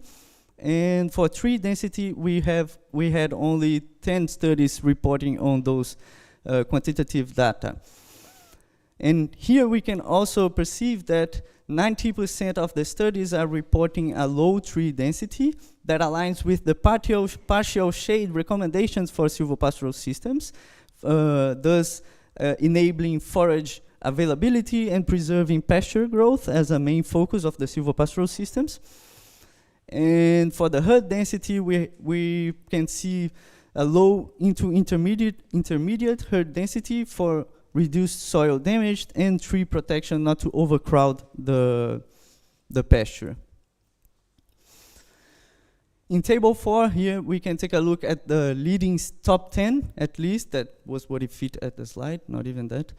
But the top 10 leading systems in average adoption rate. So the studies that reported some sort of adoption rate, then we were able to calculate the average adoption rate on those specific systems. And we can highlight the silvopastoral systems with live fences, scattered trees, and fodder banks, which have been cited quite frequently and with quite high adoption rates. Here for the AS acronym there is agri-silvicultural, so mainly crops with trees that were also reported among those 58 studies, not focusing only on silvopastoral systems, but also in other agroforestry systems. And we can also take a look at the countries that those systems were most reported at, and we can see a prominence of the tropical countries for the adoption of those systems. And finally, we had then listed the factors that affect the adoption. 21 main factors were identified and separated into 5 classes, being that socio-economic with 11 factors, environmental with 3 factors, technical and operational with 3 factors as well, cultural with only 1, and regulatory with 2 factors. And the most cited among them was the payment for environmental services with 13 citations among the studies, being as an implementation barrier. And some studies also reported in a quantitative manner, and then we could also calculate an average variable strength when they econometrically modeled the adoption of those systems with those factors. So then the payment for environmental services, they act as an encouragement factor for the adoption of those systems, as we can see the direction being positive and also a strong coefficient. For the implementation costs, we had no quantitative studies and methodological analysis on that, but we had it being the second most cited factor that affects the adoption of silvopastoral systems, for instance. Lack of knowledge then, following with 10 citations. Land tenure also with 10 citations, but some studies reported an econometric modeling as well in a quantitative manner, so then we can see what is the type of relationship that some of the factors, such as this one, have with the adoption itself. Labor-intensive system with 9 citations being also a factor for hindering the adoption of those systems. Government subsidies, which are kind of aligned with the payment for environmental services with 8 citations, and reinforce the need for some sort of support in the initial phases for the adoption of innovative agricultural systems. And some studies also showed then and reported on the variable strength and direction of the relationship being not so strongly related with the adoption itself. Herd size with 6 citations and an average variable strength of positive 2.073, which shows a strong relationship with the adoption itself. And the farm size also similarly with 6 citations showed an average variable strength of positive 0.286. So jumping into the conclusions, we see that evolving research landscape on the global silvopastoral system adoption has grown significantly since 2007, with marked increase post-2015 and between 2020 and 2023. The global collaboration and complexity of those studies underlined the silvopastoral system international relevance when studies from 19 countries were reported.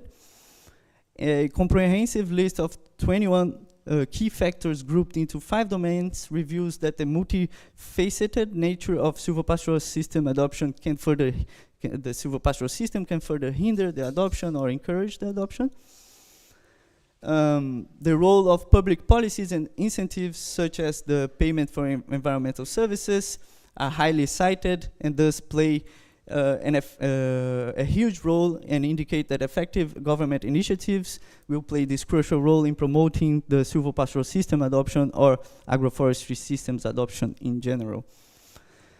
The importance of support mechanisms, for instance, specialized technical assistance, along with access to credit, subsidies, and seedlings is essential to overcome these initial barriers and disseminate silvopastoral system practices. This being the probably most cited among farmers, the barriers of implementation. And we need also to implement some holistic approaches to integrate socio-economic considerations, robust public policies, and target support strategies is vital for advancing sustainable and effective silvopastoral practices in general. And then this comprehensive view underscores the need for context-specific adaptive strategies to ensure the long-term success and sustainability of silvopastoral systems and agroforestry systems in general worldwide. Thank you.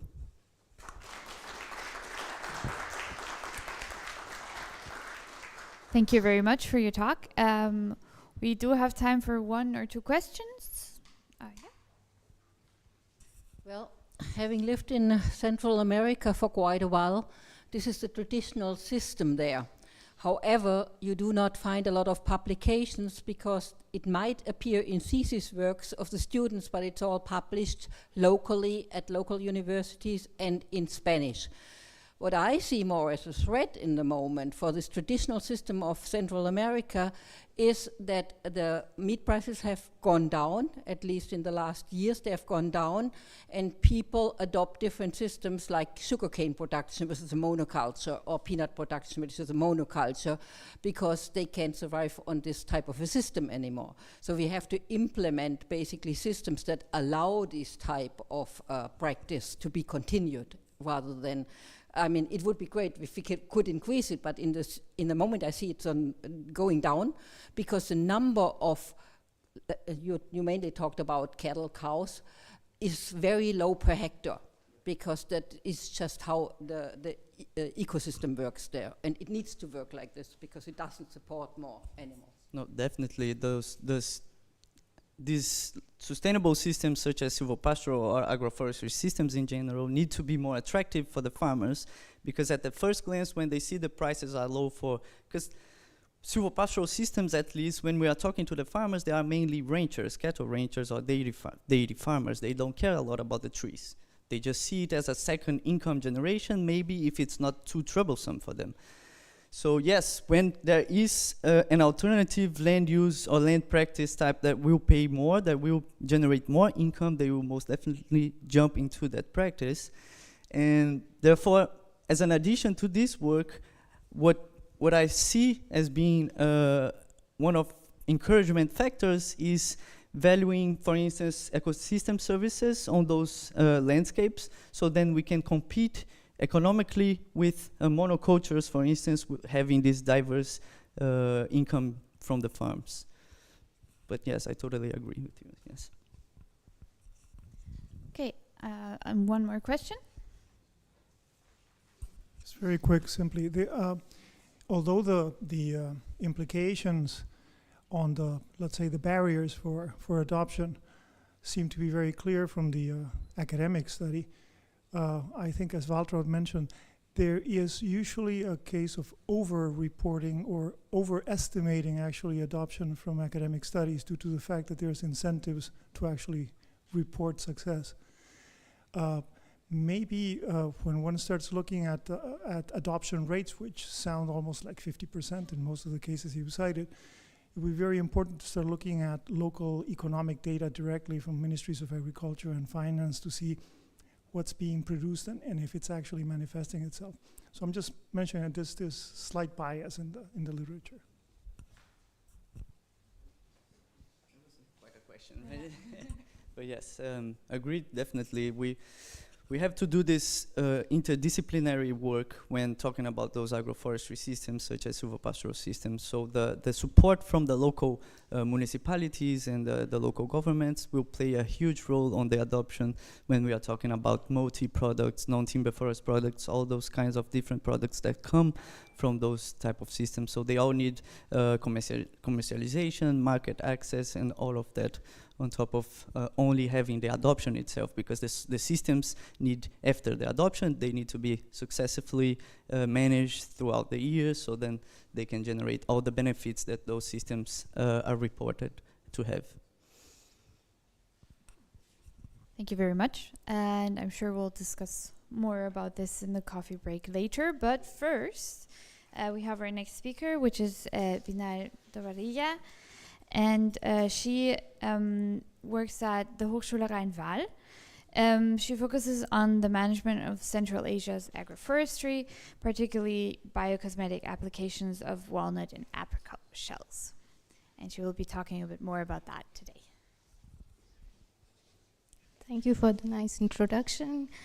Good morning, everybody. Today I'm presenting on the utilization of the waste streams from the walnuts and apricot shells into cosmetic products.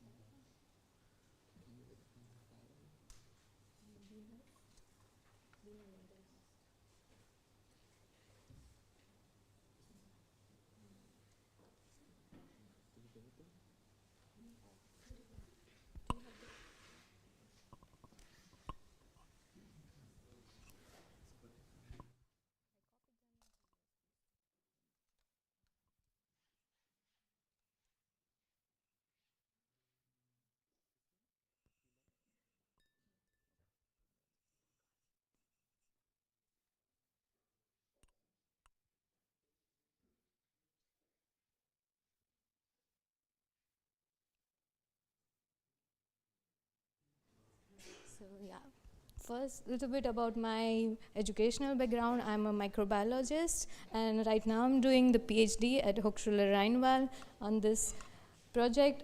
This project is under the SUFA chain project, which is working on the land management and the tourism development and small and medium level enterprise development in the Central Asian countries.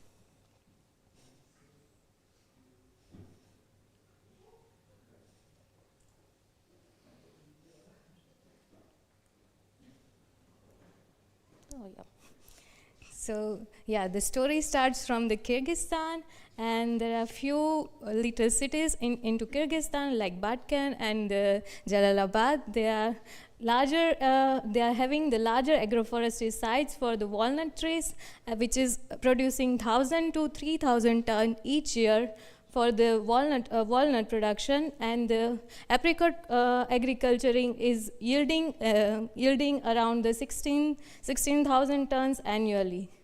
They are also doing the processing of the fruits afterwards, and like the drying processing, and exporting these fruits to the countries like the European countries and Russia also. But they have less optimized system for the waste system. Like right now, they are developing on the utilization of the apricot kernels for extracting the oil from that, and using the waste from after extracting oils for the animal feed. But my question to you guys is, what do you expect, like what is the current scenario for the shells which is being used in the current processing line? Do you have any idea? Yeah. Yeah, that is the first one.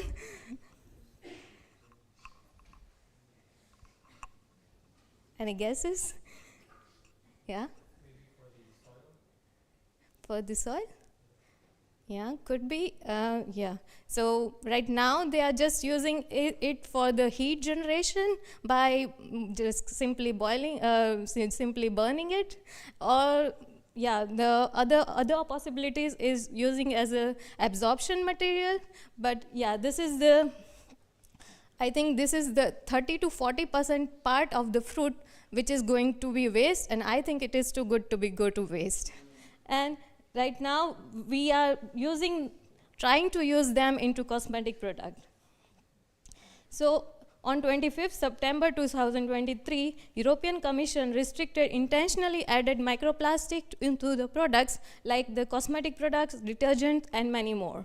This will prevent 500,000 of tons microplastic going to environment and water systems, which is the good part, but now it is a good opportunity to introduce the alternative into cosmetic.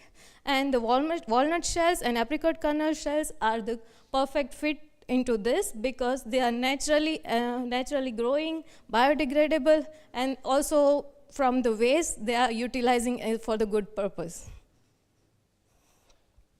And this is the research objective from the project, which is to get the good quality of walnut and apricot fruits, and followed by the good quality of the shell material.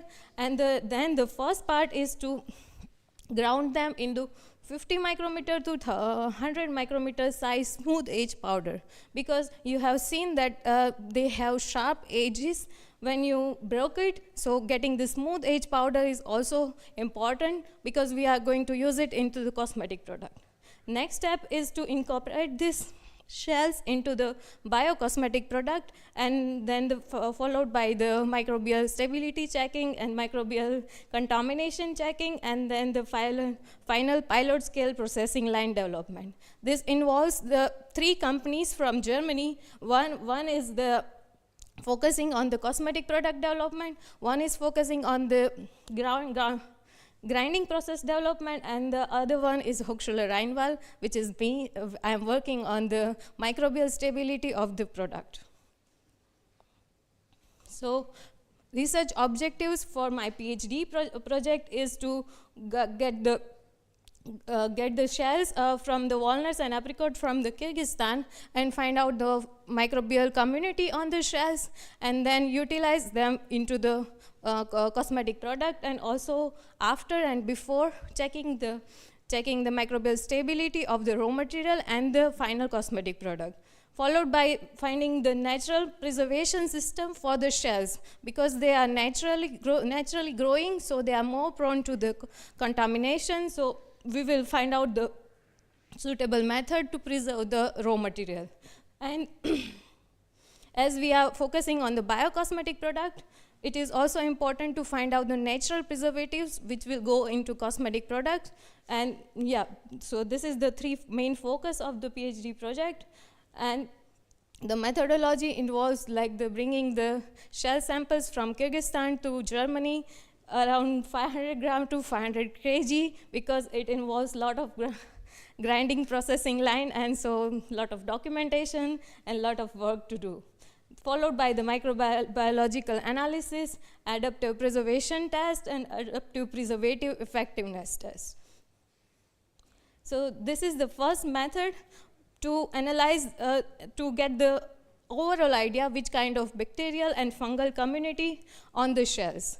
So to get this, I ground them finely and mixed it with some solutions and get the cereal dilution, and which gives the overall idea which kind of bacterial and fungal community on the shells. So here are the results. So first half, you can see there is a batch 1 and batch 2. So batch 1 was collected after storing the samples for 7 to 8 months. And then the batch 2 was freshly collected samples. So the results are clear, like the freshly collected samples have more bacterial and fungal community compared to the stored samples. And then the samples were stored at high humidity to check the effect of the storage conditions. And the results shows for the apricot kernel shells, they are growing less at the higher humidity as compared to the fresh one. And the same analysis for the walnut shells, it shows that the same for the freshly collected samples have a higher bacterial and fungal community compared to the stored one, but the results are different in the higher humidity, because they are also having the effect of the humidity on the shells. As you can see here, W2 and W3 have a comparatively higher growth than the normal one. And this is the second method to know which kind of the community on the shells. We did the metagenome analysis, which involves the DNA extraction, DNA sequencing, followed by the software and tools analysis for the statistic, which give us the idea about the taxonomic and functional diversity on the shells with the abundance of microbes. And the result shows for the apricot kernel shells that apricot kernel shells have more amount of the fungal community also and the bacterial community also for the around 30 relative abundance, which involves the Rhizopus, Saccharomyces cerevisiae, Plasmopara, and many more. And the other heat map is for the shells which were stored at the higher humidity.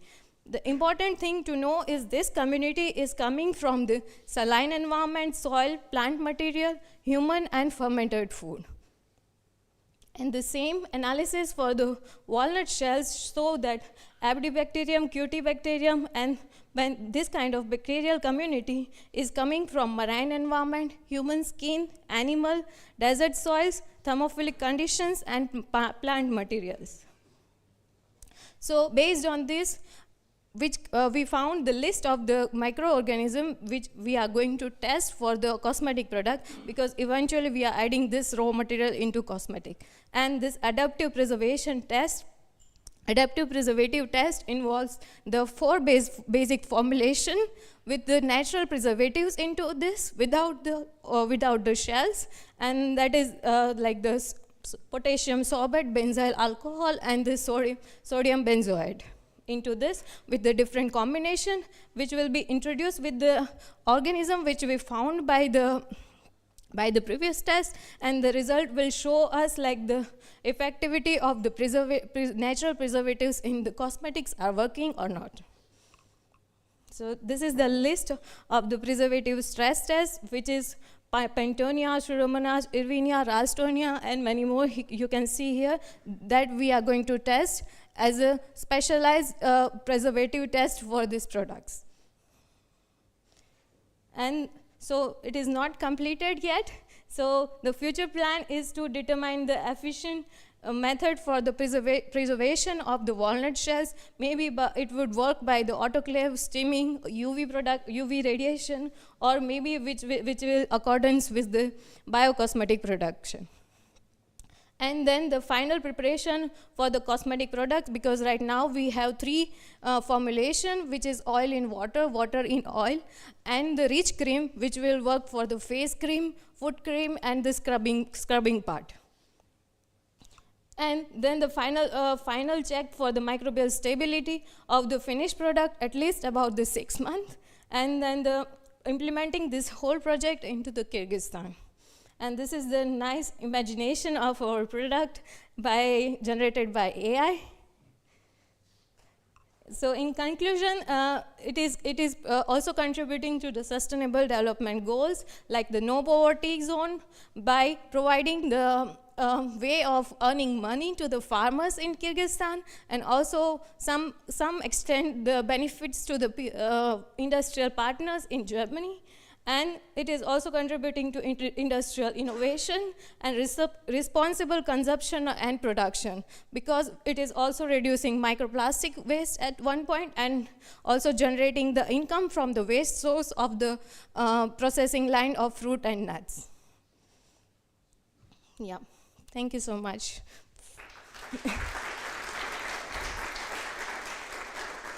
Time for questions, suggestions, any feedback? Yeah, please.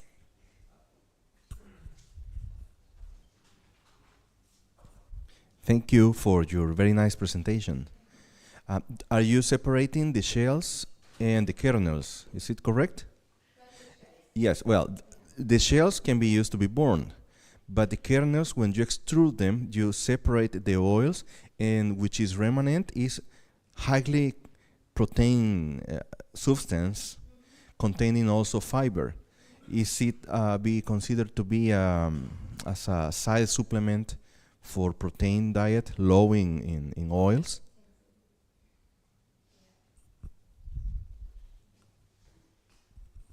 Yes, that could be used as a protein diet, but right now they are just providing to animal as a feeding part. Yeah. So they have developed this level things, but they don't have any options for the shell materials to how to use it in effective way. Because in market, microplastics are being sold around $10 to $15, and the shells are just $1 to $2 right now. So that could be the good earning potential into this for the farmers. Any further questions? Yes, in the back.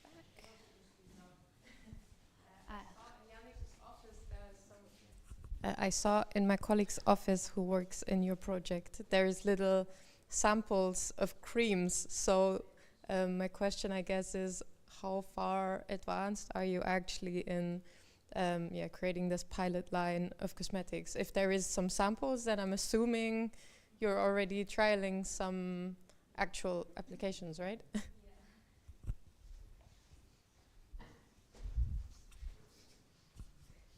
Yeah, so right now we already have 3 base formulation ready. So it is also microbial stable now, but now we are waiting to incorporate the shells into this, and we already provided first batch of this, but sometimes we have to keep it for a longer time to check the stability after incorporating the shells into this. So right now it's on the stability stage, so hopefully soon it will be ready as a samples.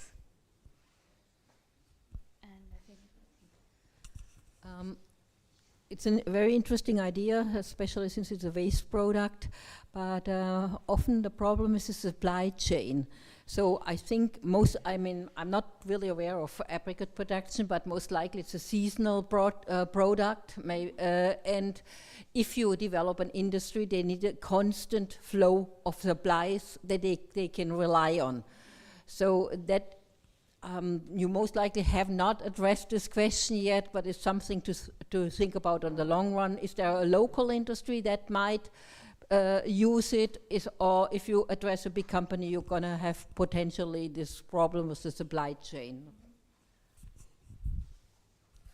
So the problem for the availability of the raw material is not a problem as far as I see, because the farmers are not selling the product directly to anyone. So they have like the local enterprises, they are just selling to them, and the enterprises are storing the materials and the fruit also after drying processing line. But the problem is they don't have any storage conditions which needs to be preferred for this shell. So we will optimizing these conditions, and hopefully that will be benefit for them to store for the longer period of time.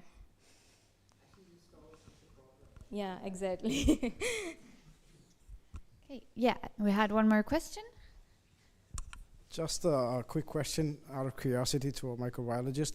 So I see that you're talking about coming up with a cream, right, the entire time. So is it a situation we have different cosmetic products, suppose creams, face washes, and all these other, suppose, how do you say, makeup powder or something like that.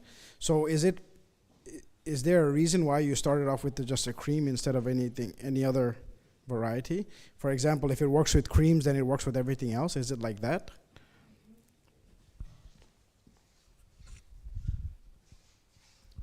So the cream and the material formulation which we are planning to do is using as a abrasive particles. So already there are microplastic which are uses as a scrubbing or any physiological effect, not the actual effect on the product, but we are just replacing into this abrasive material from the cosmetic. So I don't think so the powder only would be the good idea for this.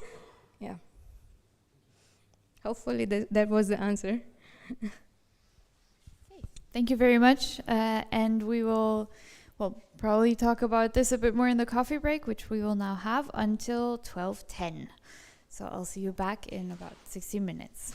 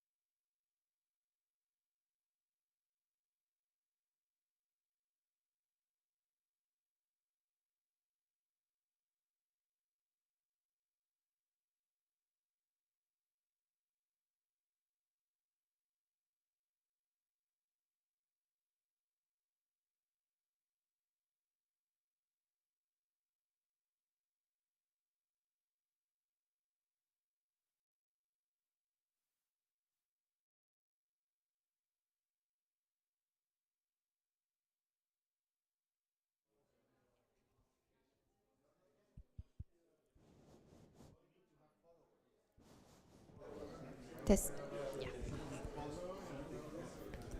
I will go to the lab now. I will just work then if you don't need to come. Karaoke time? Yeah. I actually need to have a small meeting with my colleague. But Like, I will just be there because I think I will 3D print the thing again because there was some smearing. Just to make sure. And I was thinking. Yeah, sorry. I'll move it along. Your presentation was on YouTube and it's still there. No. You didn't know? No. Okay. Oh, it's fine. It's fine. I'm gonna find many mistakes afterwards. The presentation was great. Thank you. Okay. I think we can start heading back for our next presentation.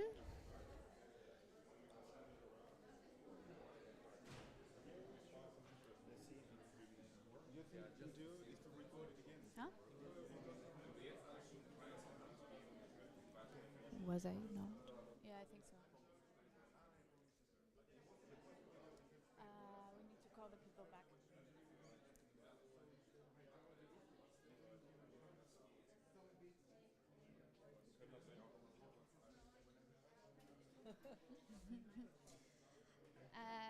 We're gonna continue.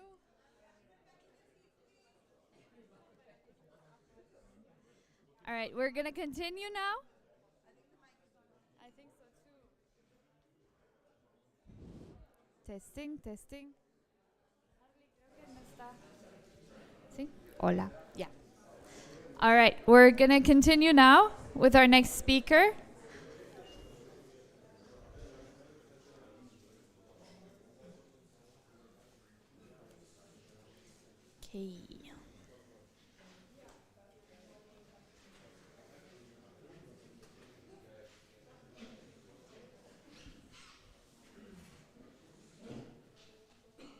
Okay, more or less.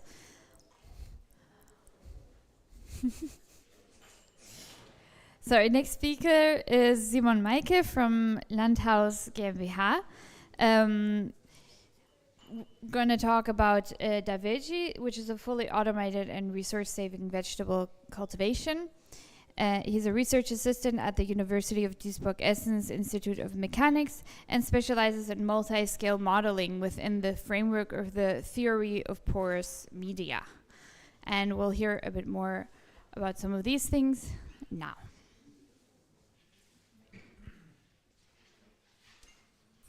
Yeah, thank you. I'm in fact not Simon Maike. My name is Joseph Franco, and I will have to replace him today again because he's too busy with some stuff we have to do at the company. Let's see when the slides are up.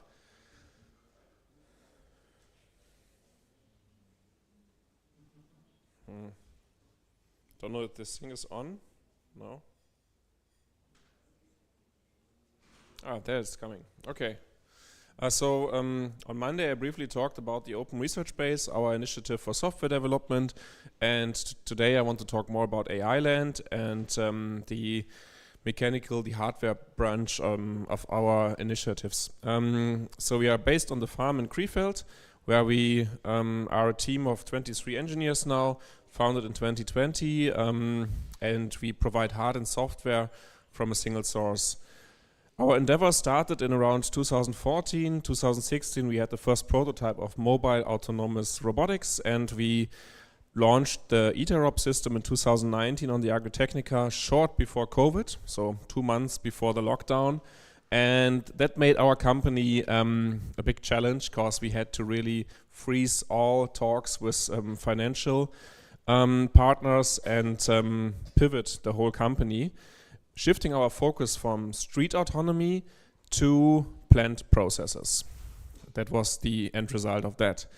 And so today, okay, maybe first I have to emphasize ROS again. That's always important. So we are first mover in ROS. I was a part of the management of the research institutes in Aachen, the IAAM, and the Musco Institute, where we developed for different branches from industry over wind parks, over farming, environmental protection and facility services, robotic solutions based on ROS. And since 2011, 2012, we have trained almost 1,000 students in the robot operating system to spread it as much as possible in Europe and in the world.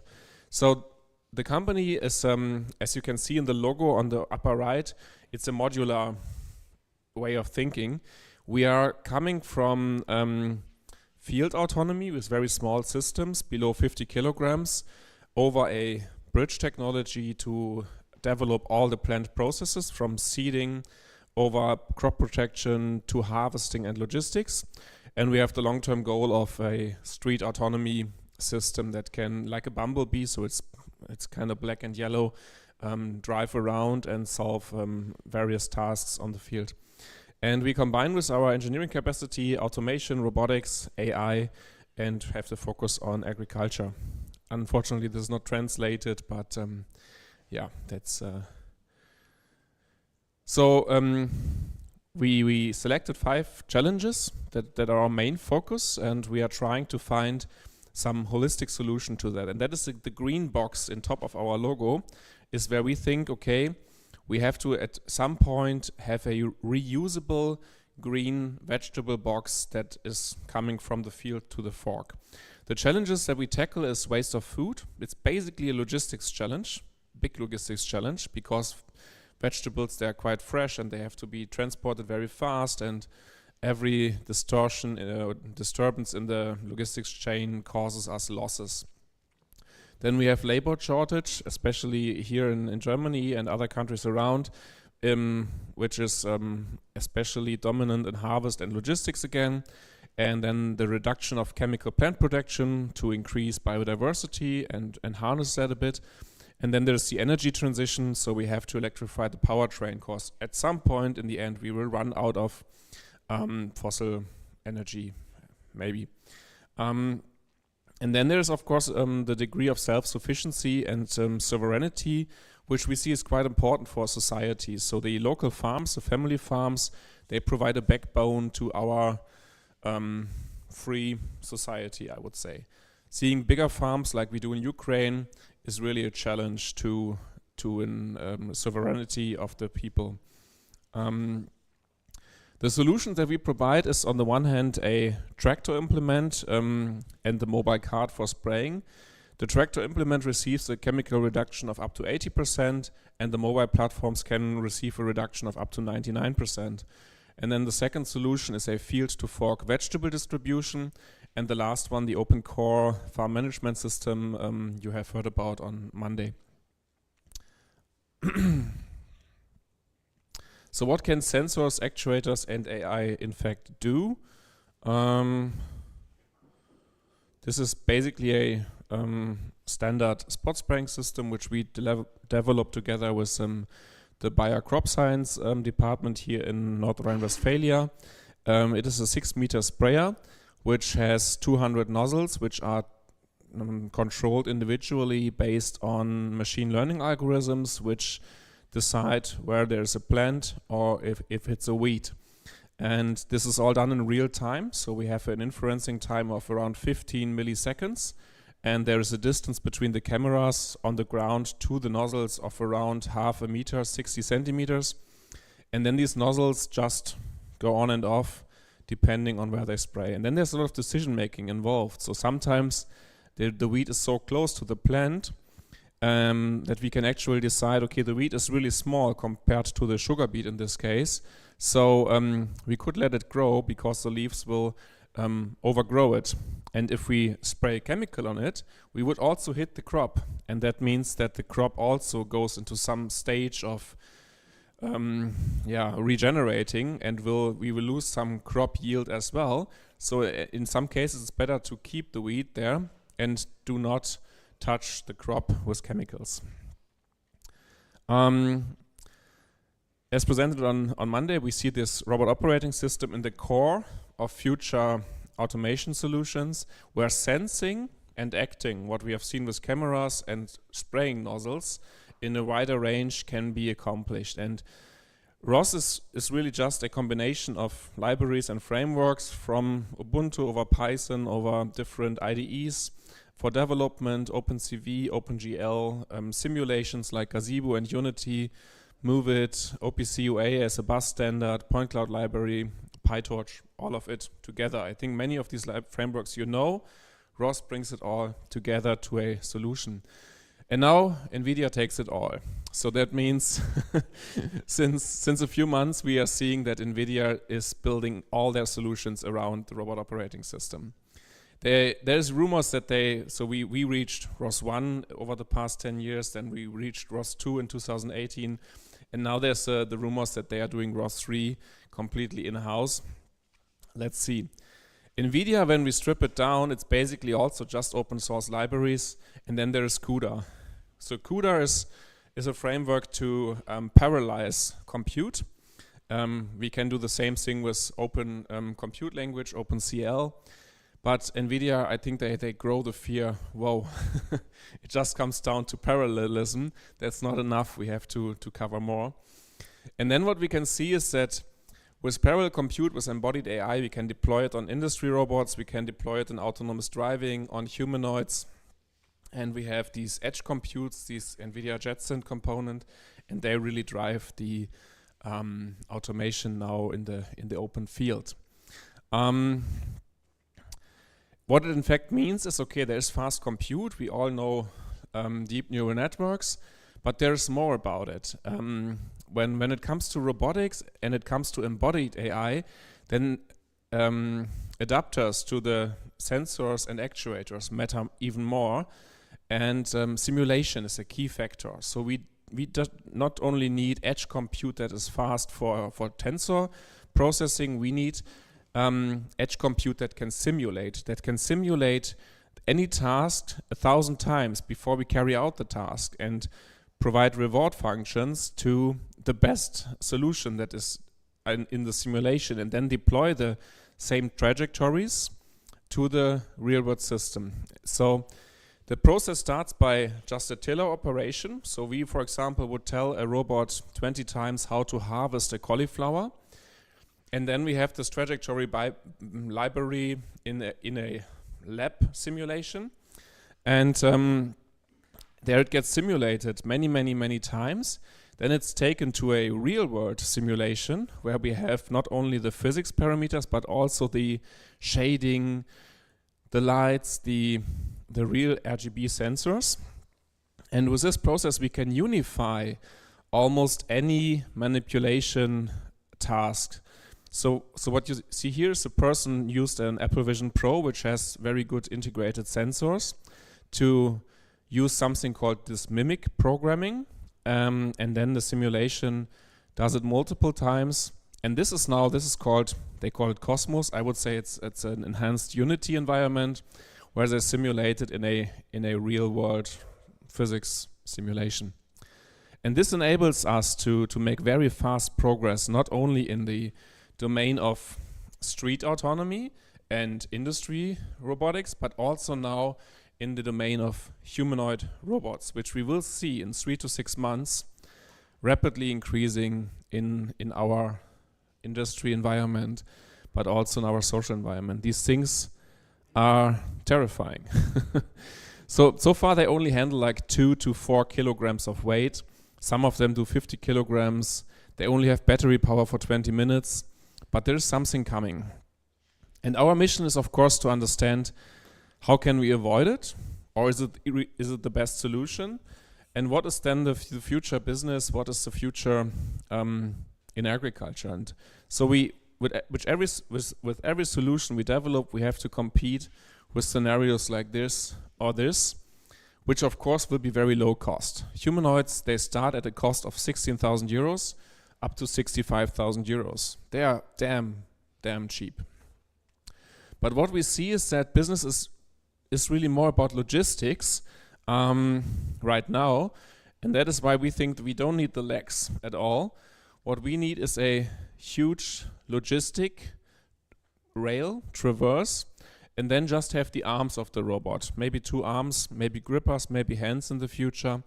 But that could be much more efficient than walking on the soil, compacting the soil, needing trails in the soil, so the efficiency can be higher with gantry systems in the long term.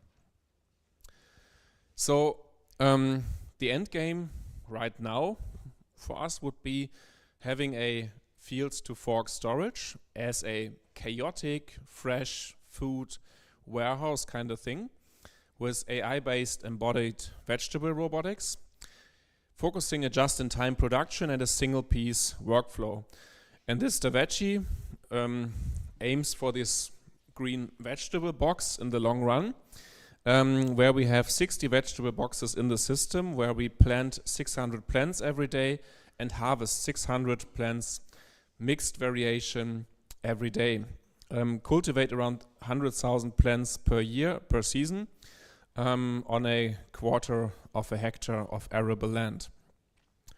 And that is basically our long-term vision, bringing the technology we have seen in spraying in basically crop protection to all the processes, from selective fertilization to selective harvesting to selective planting, and by this increasing the yield by up to 25% and decreasing the food loss also by 25%. And then it's all about direct marketing, calculating routes for customers, and having this kind of a church garden available for people who just live in the city without a garden, basically, like a remote garden system. So that's the mission of our company of AI Land. Why do we do that? Because we feel it's quite robust. The rail system gives agricultural robots a robust foundation compared to wheels that are, or compared to even legs. We see a high potential for resource optimization through spot farming. By combining different plants, we decrease the influence of fungus, the influence of insects, because they have less mass to target. They have a high biodiversity, so they don't spread that much. But this is all a little bit of a belief question. It's not like everything is proven. That is why we are here. We want to collaborate with researchers to prove all these points. No? We see an efficiency increase, as I just mentioned, compared to conventional vegetable cultivations. The warehouse idea we find fascinating because we have much less food waste. We basically cut overnight when there is demand, and otherwise it stays in the fresh storage and continues growing to a certain point. Then it's a bridging technology for mobile systems. We see vegetables as a good factor for climate resilience because they grow so fast. Potatoes and sugar beet, we need a whole season. We need 20, 30 weeks to grow them. Vegetables we can grow in 6 to 12 to 14 weeks. So we have 3 yields, 3 harvests per year. And when there's a drought or there's a flood, then we can regrow and we still have something to produce, to consume. And robotics can help with transparency, like we gather all the data on the plant. We can tell the customer how much sun affected this crop, how much fertilizer was applied, where was it applied? Was it 10 centimeters from the roots? Was it 15 centimeters from the root? We can really tell what is the nutrition, the nitrate concentration in the plant, and this transparency could help us in this global environment to really believe in local farmers. I will skip the video course due to time, but if you want to visit us, you can come tomorrow. Of course, it's not summertime, but we can discuss some of the questions of today tomorrow on the field. And the software behind it I have shown on Monday. So it's a complete ERP system, which we need for this kind of a storage. And then also I would like to emphasize the contributions that we see for the Sustainable Development Goals. We think that automation scales food production. Vegetables are healthy. We can save up to 75% of fresh water usage due to precision irrigation. Robots bring back a hype to farming jobs, which we really need, like encouraging young people for farming jobs is really tough, and there's this could be a way to promote it much more. For the industry point, we see that we can increase the revenue on a field by times of 6 if we go from sugar beets or potatoes to vegetable production. But of course it involves manual labor, but then with robotics we could do that without this costs. And then when we have field to fork distribution, we even increase the revenue, the yield by the factor of 12.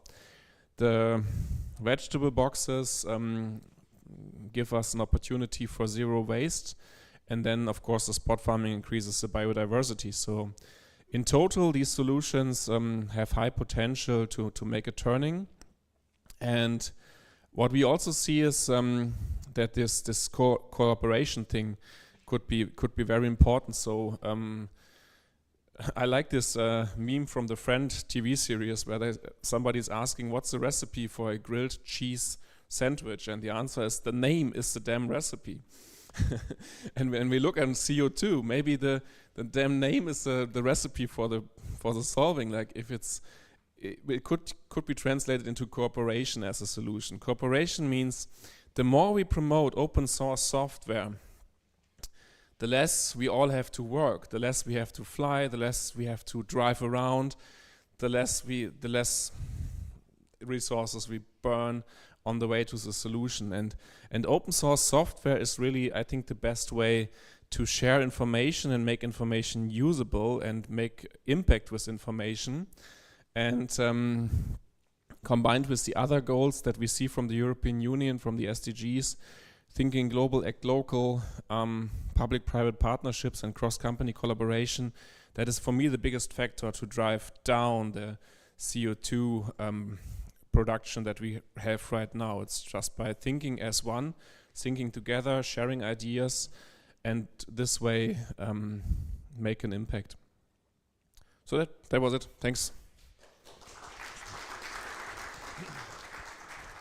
Thank you, Josef Franco, and also thank you for taking up the challenge and the talk of your partner. We do have time for 1 or 2 questions, actually.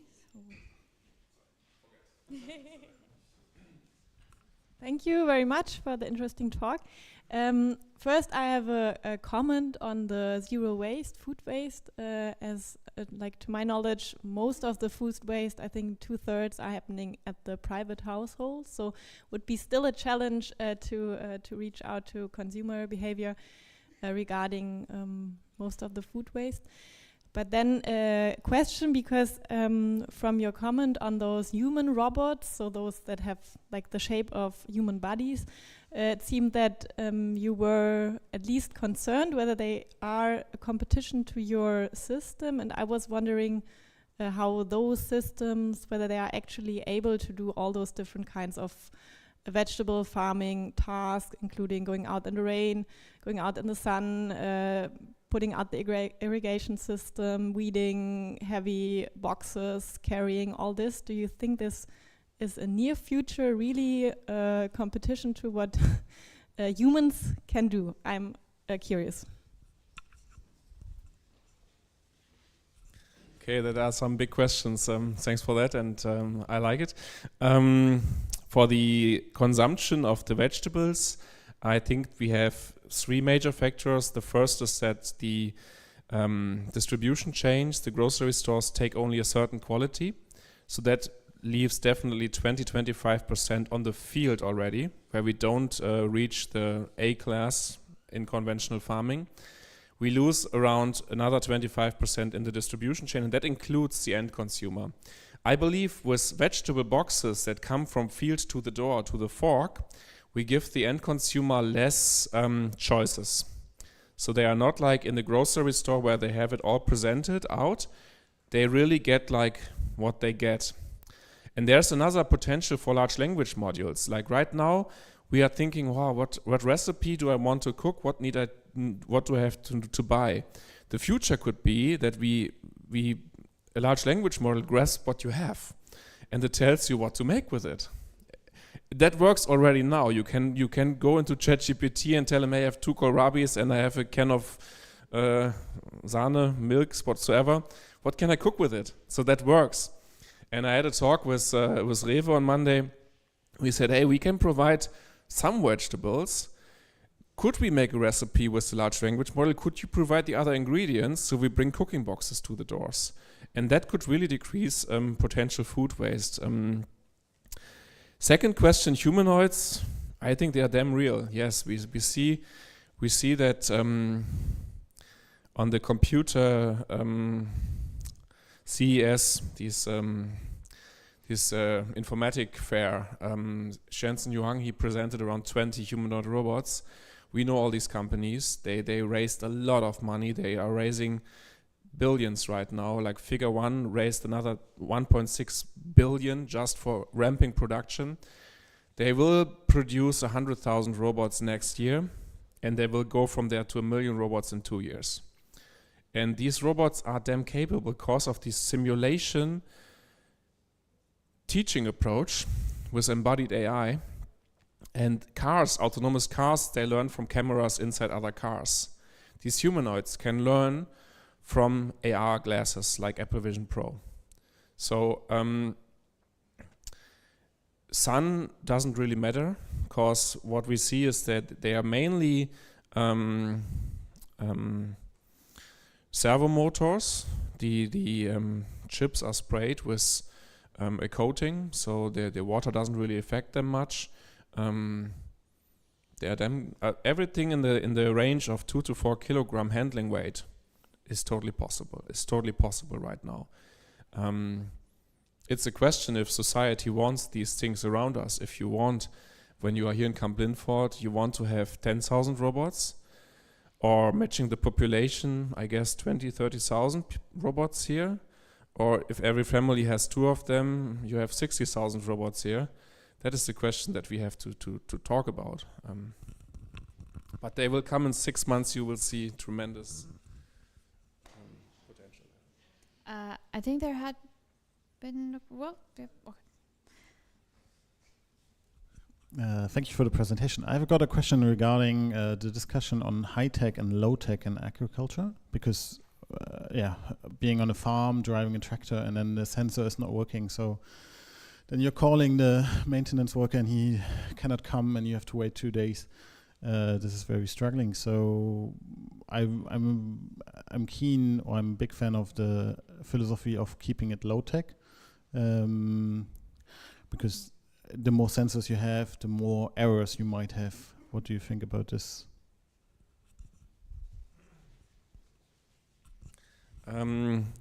I think that the robot operating system takes it down to a very low level compared to what we see in current cars, where we have 20 of different control systems deployed, and we have around 200 CPUs in modern cars right now.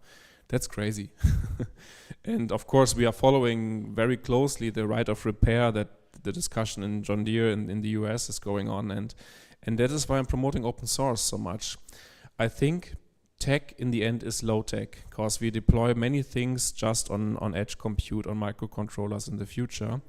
And the AI maybe remains a black box, but the technology around it will be very, very simple.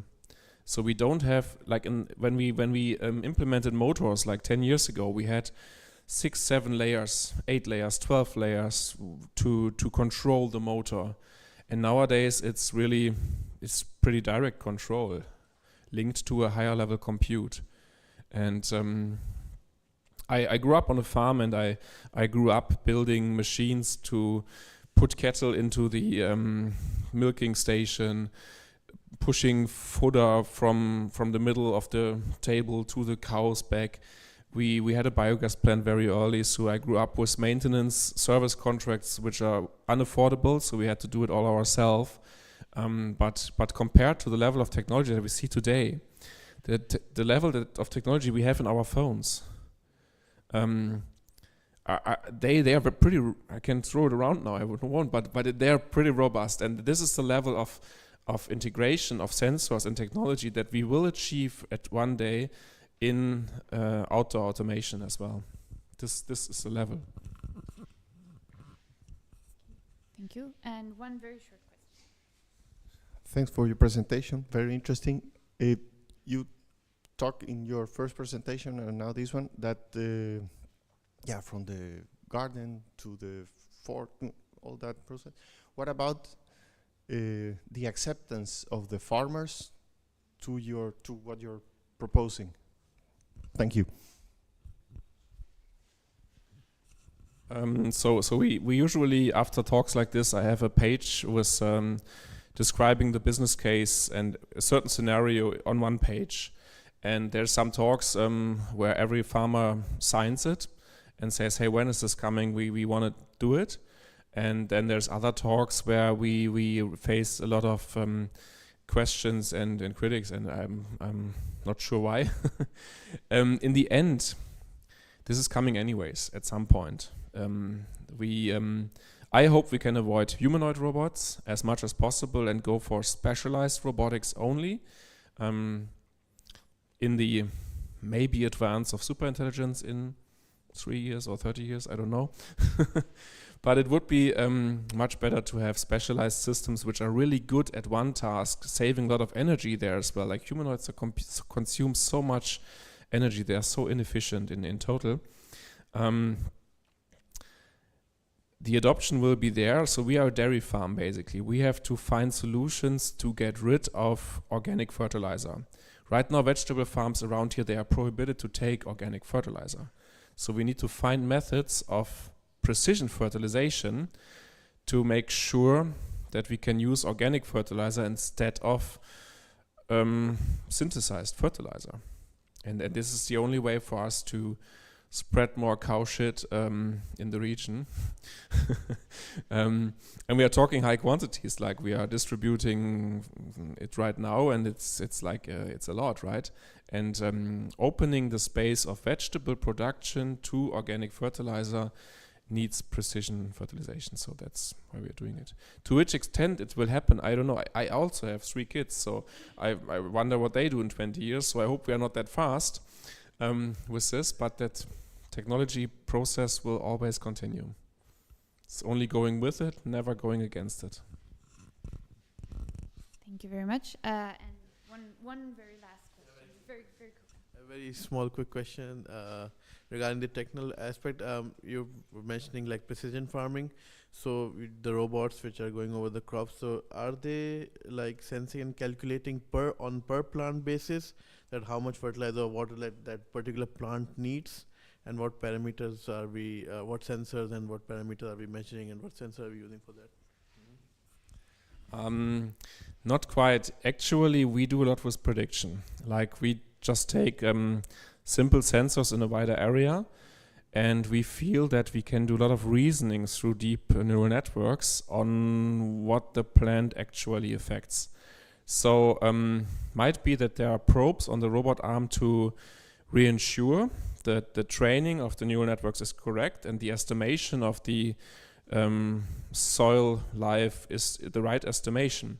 But I would say in the long term, the robot will just really rely on RGBD sensors like the human is, and it will get an understanding of what the plant is missing in certain situations.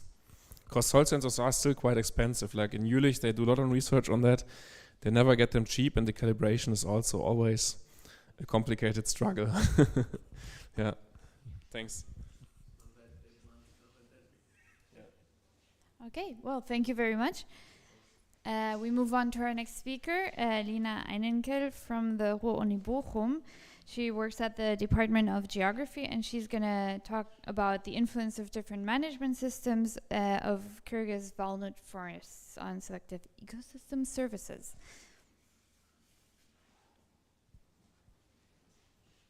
Thank you.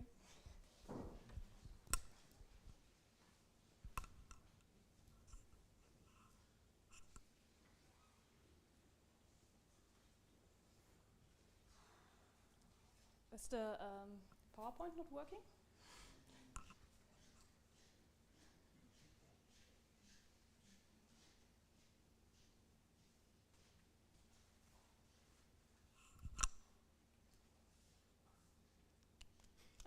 Great. Okay. Thank you. Hello again. I'm Lina, and I'm a geography student from the Ruhr University in Bochum. That's not so far away, just 1 hour by car. And yes, I would like to talk about my master thesis, which is about walnut forests in Kyrgyzstan again, and if there's an influence of different management systems on selected ecosystem services. And my master thesis is also implemented in the SUFA chain project. Okay. On the left picture, you can see the land area of Kyrgyzstan with all the forest type distributions. And as you can see, there are... As you can see, the brown area shows all the walnut forests in Kyrgyzstan. Kyrgyzstan in general is a very mountainous country and with a very continental climate. So most of the country is covered by grassland, and just a little bit of the country is covered by forests. It's around 8.6% of forest area in Kyrgyzstan. And from that percentage, around 70,000 hectares are walnut forests. As you can see, a very old, it doesn't work, very old species, which stands next to a hiking route in Kyrgyzstan. Yes, and here you can see the city of Aslanbop. It's in the Jalalabad region. This is where the red triangle shows the Jalalabad region, where most of the walnut forests are. And yes, here you can see the city of Aslanbop in Jalalabad region from above, and all you can see here are the walnut forests. And these walnut forests are separated into sections and belong to local families, or mostly belong to local families, and they can manage the forest independently, and so they can use different management systems. And as you can see here, because the city is surrounded by walnut trees, they have a very important economic value for local people.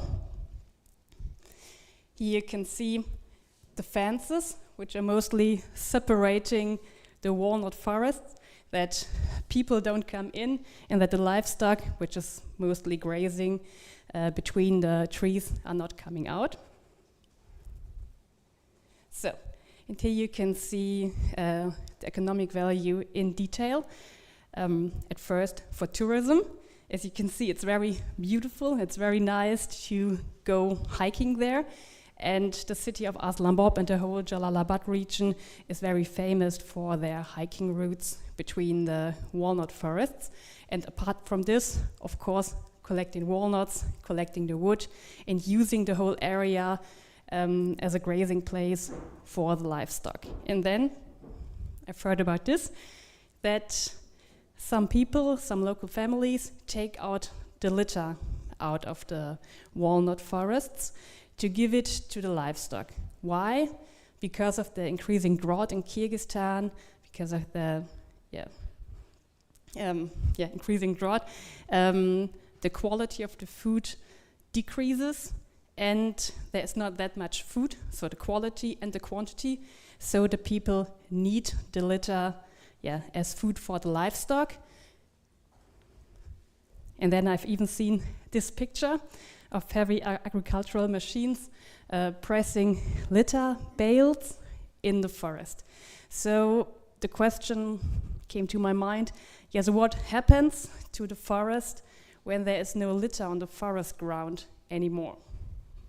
And so the research question for my master thesis is, what influence do different management systems of Kyrgyz walnut forests have on selected ecosystem services in specific soil systems? Here you can see all the forest ecosystem services, and I will focus on the habitat for flora and fauna and flora, or in my case for microorganisms and their biodiversity, nutrient cycling, and the carbon storage from below ground, not above ground. So to get more detailed into my question, here you can see this very abstract picture of a normal nutrient cycling or carbon cycling in the forest. When the litter falls down in fall, there's such an energy source for microorganisms, and plants and microorganisms can reuse the energy. So my hypothesis are, when the litter is removed and there's no more energy source, the microbial activity in the soil decreases, and nutrient content and the carbon content in the soil decreases. Yes, for that I traveled to Kyrgyzstan in August, and my plan was to find 2 different management systems, one without litter removal and one with litter removal, to compare these both systems. But in fact it was quite difficult to find a system where there is litter removal but no grazing. So I had to combine these 2 factors. And so I have a walnut forest without litter removal and without grazing, and with litter removal and with grazing, as you can see here. And in every management system, I took 8 walnut trees per system and had mixed soil litter, soil samples, and took the litter samples from the walnut tree. So I have, in case, 8 field repetitions per management system. Okay, and here you can see MS1, which is without litter removal, and there is no grazing for around 15 years. And in relation to this, you can see MS2, where there is litter removal and grazing by cows and by horses. And apart from these differences, nearly all the environmental conditions are quite similar, like the elevation, they are just 20 meters difference. Slope and exposition are the same. So the conditions are highly comparable, and they are directly next to each other. This is the fence which separates these 2 management systems, and both owners started to their management 15 years ago. So they leased the forest at the same time. There were the same environmental conditions in the beginning, and now I had the chance to check the environmental conditions now. Okay, here we have a more detailed picture of MS1, where there's no litter removal. Of course, there is litter on the ground, on the soil, and you can see a lot of vegetation at different heights and different ages. There was a lot of shadow, of course, and you could even see and taste some cherry plums.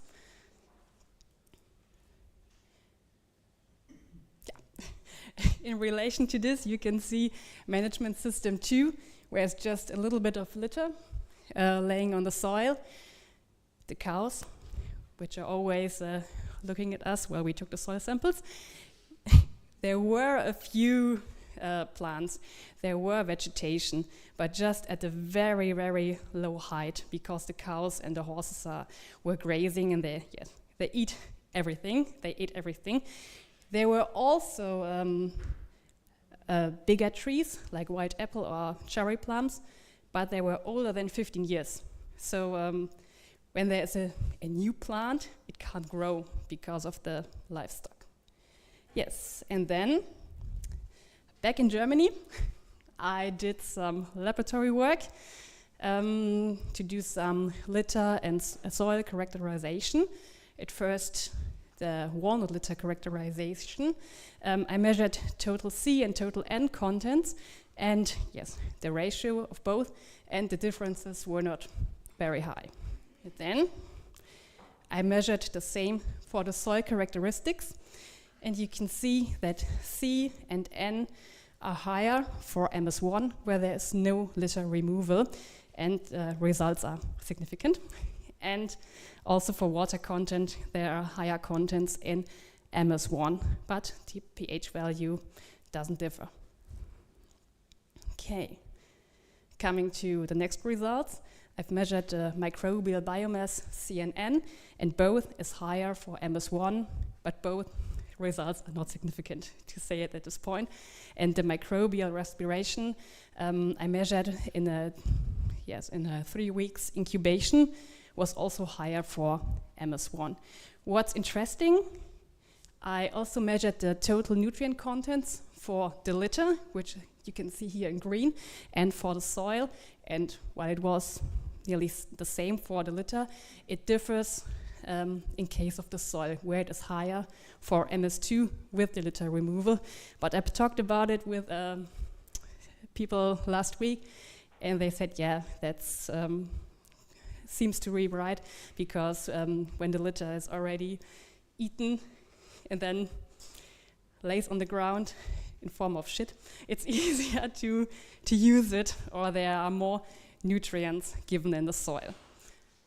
Okay, so yes, coming to a conclusion to my question, what influence do different management systems of Kyrgyz walnut forests have on selected ecosystem services, especially soil systems?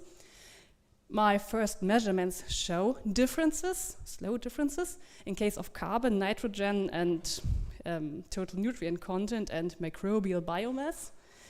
But some results are significant and some are not. But the most important thing is that there are many, many more parameters are in progress and are coming, like substrate-induced respiration, where I will add many substrates to my soil and measure the response of the microorganism to these substances to check whether there are nutrient limitations. Apart from this, I will do some DNA analysis to check what kind of microorganisms are in my soil, then soil texture, microbial biomass phosphorus, ergosterol content, enzyme activity, dissolved organic carbon. So as you can see, there are a lot of parameters still in progress and are coming. So, and then hopefully I will come to a closer conclusion in case of my question and to say whether there are differences. At least I would like to thank my supervisors, Florian Wiechern and Stefanie Heinze, and of course Philipp and Gildas, who helped me a lot and hopefully will still help me in future. Yeah, that's it about walnut forests in Kyrgyzstan. Thank you, or Rahmat. And I'm very, very open for your recommendations and notes. Thank you.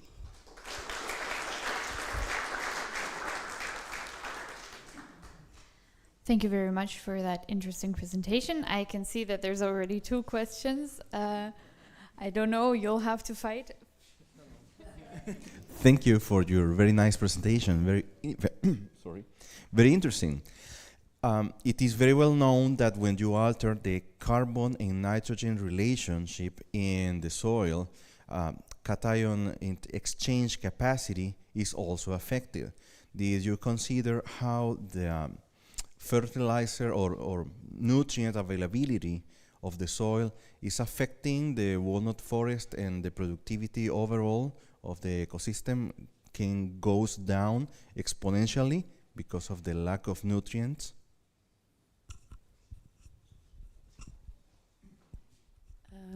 Oh, it's working. I didn't check the cation exchange capacity, but apart from this, it's very difficult to check whether there are nutrient fluxes, because it was my plan to investigate vegetation to see whether it reacts to the influences of nutrient cycling and carbon stocks. But when I arrived there, there was no vegetation to check, because in MS2 there was no vegetation. And I understand your point, but I can't say something about it because I can't see it. I think you have to perhaps stay there for longer and try to put away the cows and then look on the vegetation, whether what grows and whether it reacts to different nutrient availability. Thank you. Thanks for the presentation, super interesting. I was, it's kind of a question and a suggestion as well, since over there it's, well, drought is beginning to affect, and then you're having animals stepping there. This will, of course, increase soil density and so on. Could be a good idea also to measure the water infiltration in soil. Yeah, it's nowadays there's methods and devices that are not bigger than your hand that can be installed, and in a day you can have 20 measurements. And it could give you a lot of answers on how this, because for nutrients in soil, it needs to be watered. There is no water, nutrients will stay there and the trees will starve again. So that's sort of advice or question if you've been thinking to measure the water infiltration in soil. Yes, we thought about it. I've talked about it with my supervisors a lot. And yes, in the end we said it's not possible to do it. There are ways to measure it in the field, but we weren't sure whether it's, I don't find a good word for it, whether it's explicit enough for my measurements. And I had just a very short backpack, so I could just take a few things with me to take it to Kyrgyzstan, and I had to decide what kind of parameters can I do in the field. But of course we thought about it, and also about erosion, because what is a big problem there? As you can see when there is no litter on the ground, there was of course a higher erosion, but I didn't measure it. I can just see it, but I can't measure it. No.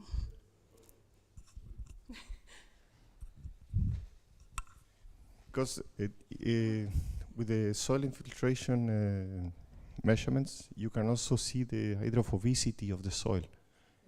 Hydrophobicity, so when soil is dry or has too much organic matter, the soil will not, it's like a duck. So you put water and water will just be runoff, surface runoff, and will cause a lot of erosion. So soil needs to have some water, and then it's, let's say, allowed to, or, yeah. So with these soil infiltration measurements, you could evaluate also this, I don't know if you are going back or that was, yeah, but it's, yeah, it would be for next, maybe PhD or as an advice. Infiltration measurements are super fast, super cheap, and they can provide a lot of information on what's the response for on the soil, yeah, to water. No, I won't go back. All right, we have a question here as well. Thank you. Thank you for your wonderful presentation. I had just one question because I'm on the horse and cattle team. So the thing is, when I take away this litter, for example, you're calculating the nutrient level and whatnot, for the nutrient cycling perspective. Considering the smallholder farming households in Kyrgyzstan, considering their economic status and whatnot, what they can afford to feed these livestock, you said that the quality of the meat that's produced or whatnot, it depletes. Is that correct? Mm-hmm. Depletes, it reduces, it declines. Oh, that's, I don't know about the quality of the meat. Mm-hmm. Just the quality of the litter. Okay, the quality of the litter, okay. So suppose from a very simple perspective, we know that this livestock grazes and eats this what you call a litter, and it's basically compensates part of their food diet and whatnot. My question is, now that you've taken this away from them, suppose, now you calculate the nutrients that you took away, how much is there and what's not, how can this compensate for what's being taken away from the cattle itself?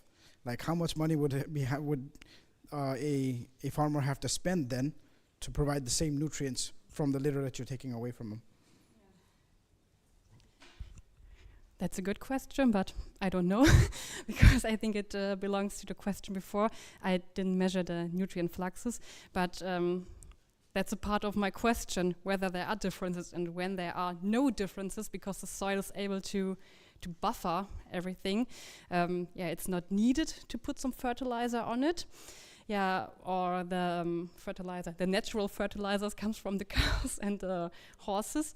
So in fact, no, I didn't measure the nutrient fluxes, but yeah, I think it should be a good task for another work, another master thesis. Thank you. And there is another question. Yes. Hello, thank you very much for the presentation. It's a super interesting project. I was just curious, are you intending to also study the microbial community, like characterizing it, or would you be interested in doing that?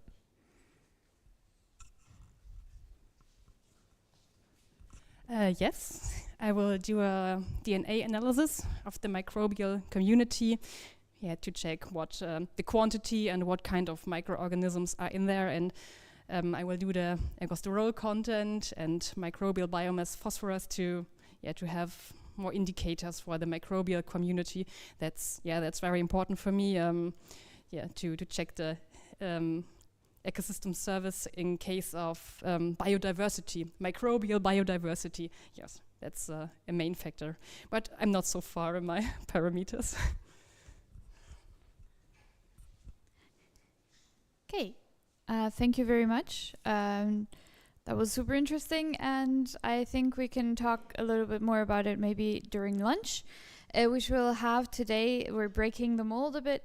We will have it in Callisto for those that haven't been in Camp Lindford or at Callisto yet. We will all be orderly walking out of that door and just walking down the park. Callisto is basically at the end of the park. It's our local basically zoo, but we won't be going into the zoo. We'll just be going to the cafeteria region of the park. All right, I think that's about all the things we have to say for organization.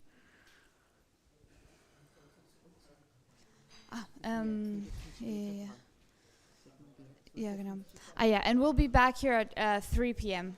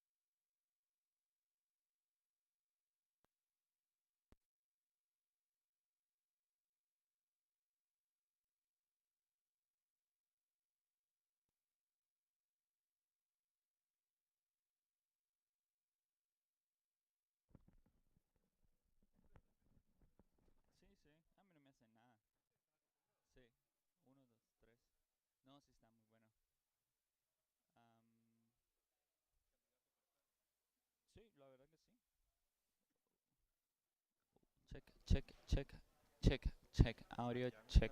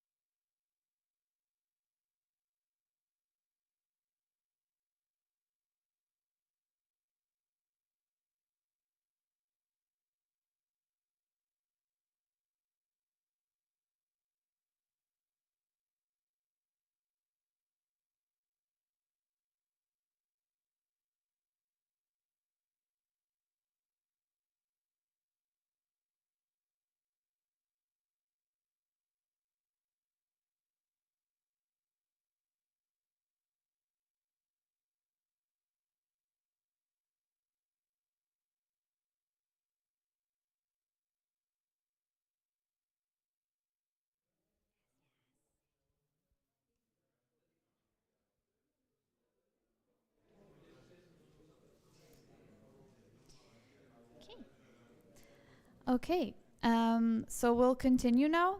Our next presenter is MD Sofiullah. He will, he's a doctoral student and scientific research associate at Hochschule Rhein-Waal, focusing on the socio-economic assessment of agroforestry systems in the SUFA chain project. And we'll hear a bit more. Thank you so much.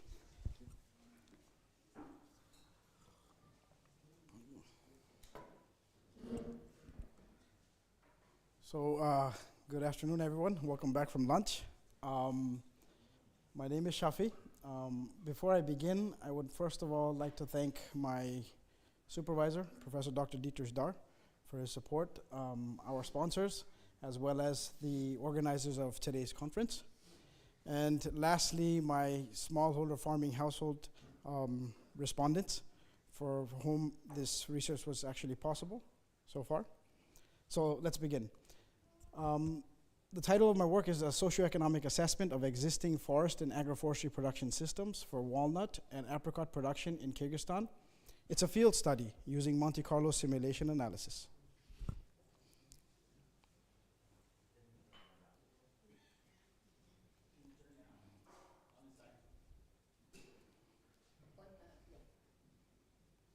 Yes. Great. So, first of all, there was a field study, and as you can see, our country of focus is Kyrgyzstan, like my other colleague said. Typically we hear the name Kyrgyzstan, but we really don't know where it is in the world. And so I tried to create a map here. As you can see, it's a country that's bordered with China, Kazakhstan. It's located in the heart of Central Asia. And the field study was conducted in 3 locations: the Arslanbob Aylanmak, which is the Arslanbob walnut forests, as well as the Jalalabad Oblast, as well as Batken. The study time period took place from July all the way to November. However, we finalized the data in early January. There were 250 household surveys that were conducted via an enumeration team, and we used the snowball sampling approach to reach out to mobilize farming households. There was also focus group discussions that were conducted in 2 focus group discussions for each region, as well as expert interviews. And this is also part of the SOFA chain project. And I'm really happy that there were many presenters and contributors from our project. So let's dive into the details now, the more interesting part. The household in the household survey, there was 3 different components. One was questions related to socio-economic assessment. There was 2 other parts, the questions related to crop or tree management, and irrigation management and coping and adaptation strategies. And this was conducted by my colleague, Mr. Philip Sheerding and Dr. Janneke van Bruggen. Now, for the focus group discussion, what we did is we asked questions, in the socioeconomic assessment, the household survey, we asked questions related to farm and off-farm income. We asked questions related to their financial situation. We asked questions about their assets, their liabilities, their household expenses. And we used the ODK, which is the Open Data Kit survey application, to conduct these surveys. Now, the question is, you're probably thinking, hey, this is going to be the same old story. We're going to see a positive profit at the day end, and then, it's the end of the story, but it's not. So let's continue a bit. So in the focus group discussion, we asked questions related to factors that impact the majority of the smallholder farming households in general. So basically anything that could be has a regional wide effect. For example, market price fluctuations, as well as the forecast for fixed and variable costs.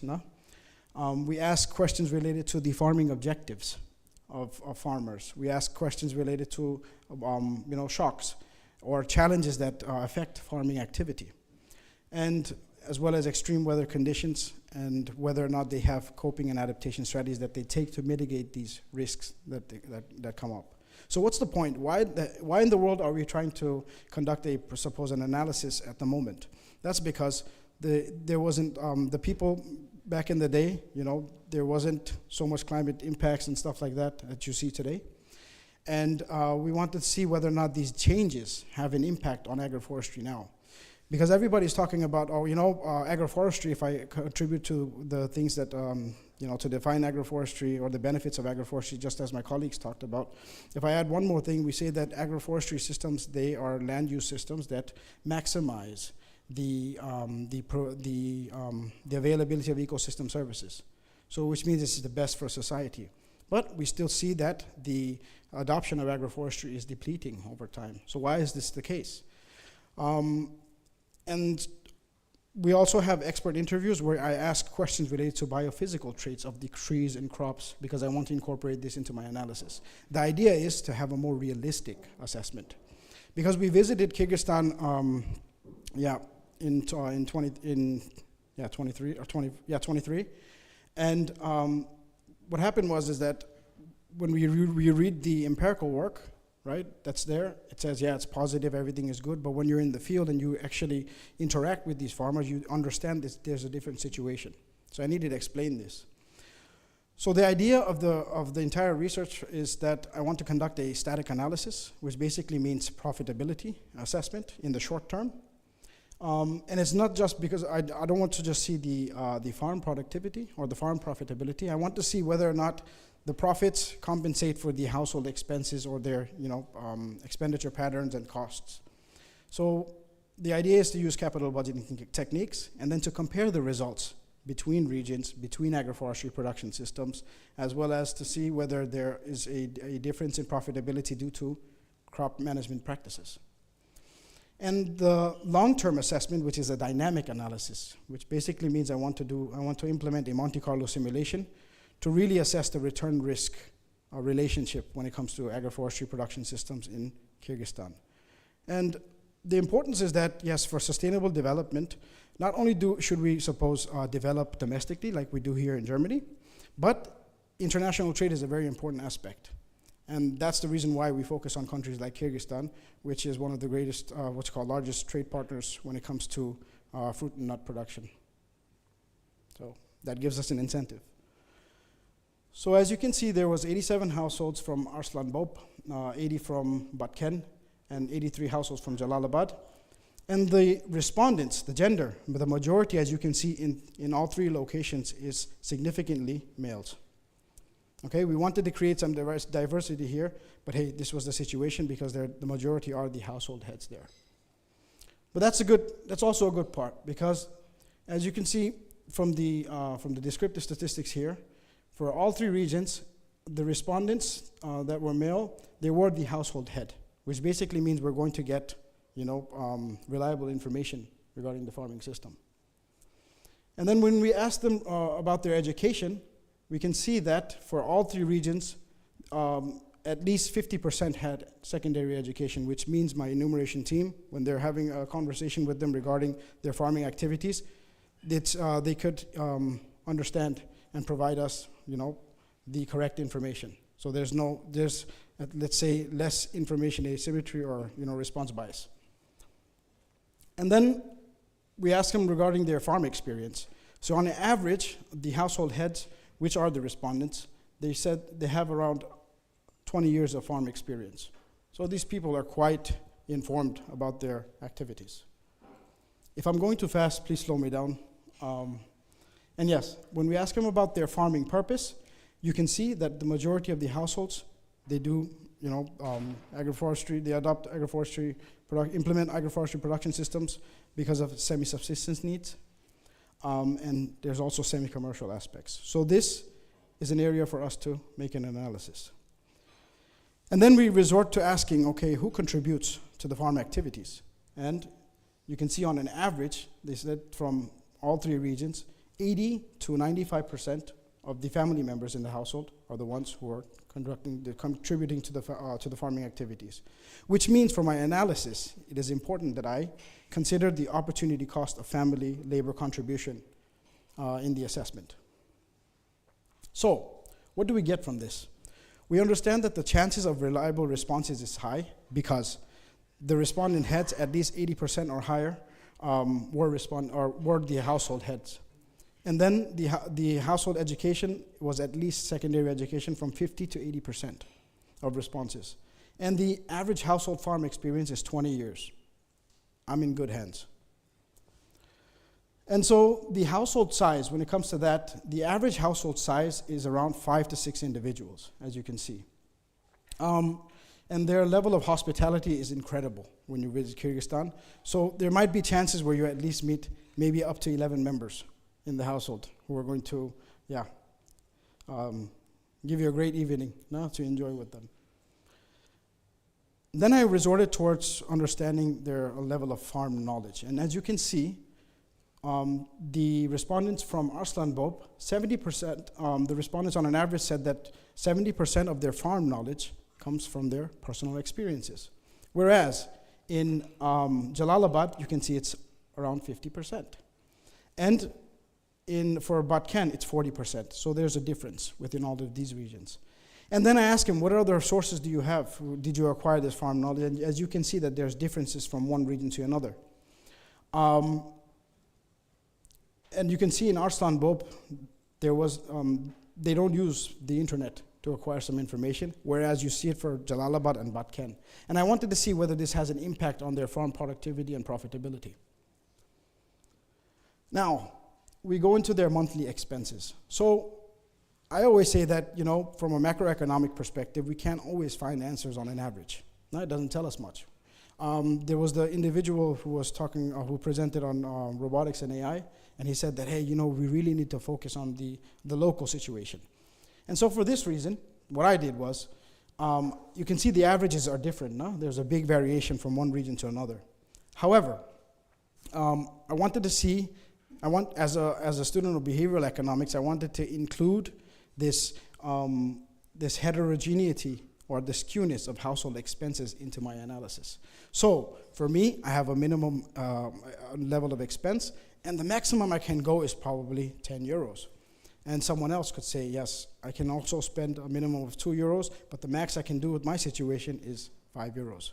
So I wanted to really incorporate this into my assessment. Are you following me so far? Cool. It just gets better. As you can see, when we asked them questions related to their land use, you can see that for Arslanbop and Jalalabad, the majority was forestry, plantations, and woodlots, just like one of our colleagues presented earlier. However, in Batken, they rely on fruit orchards.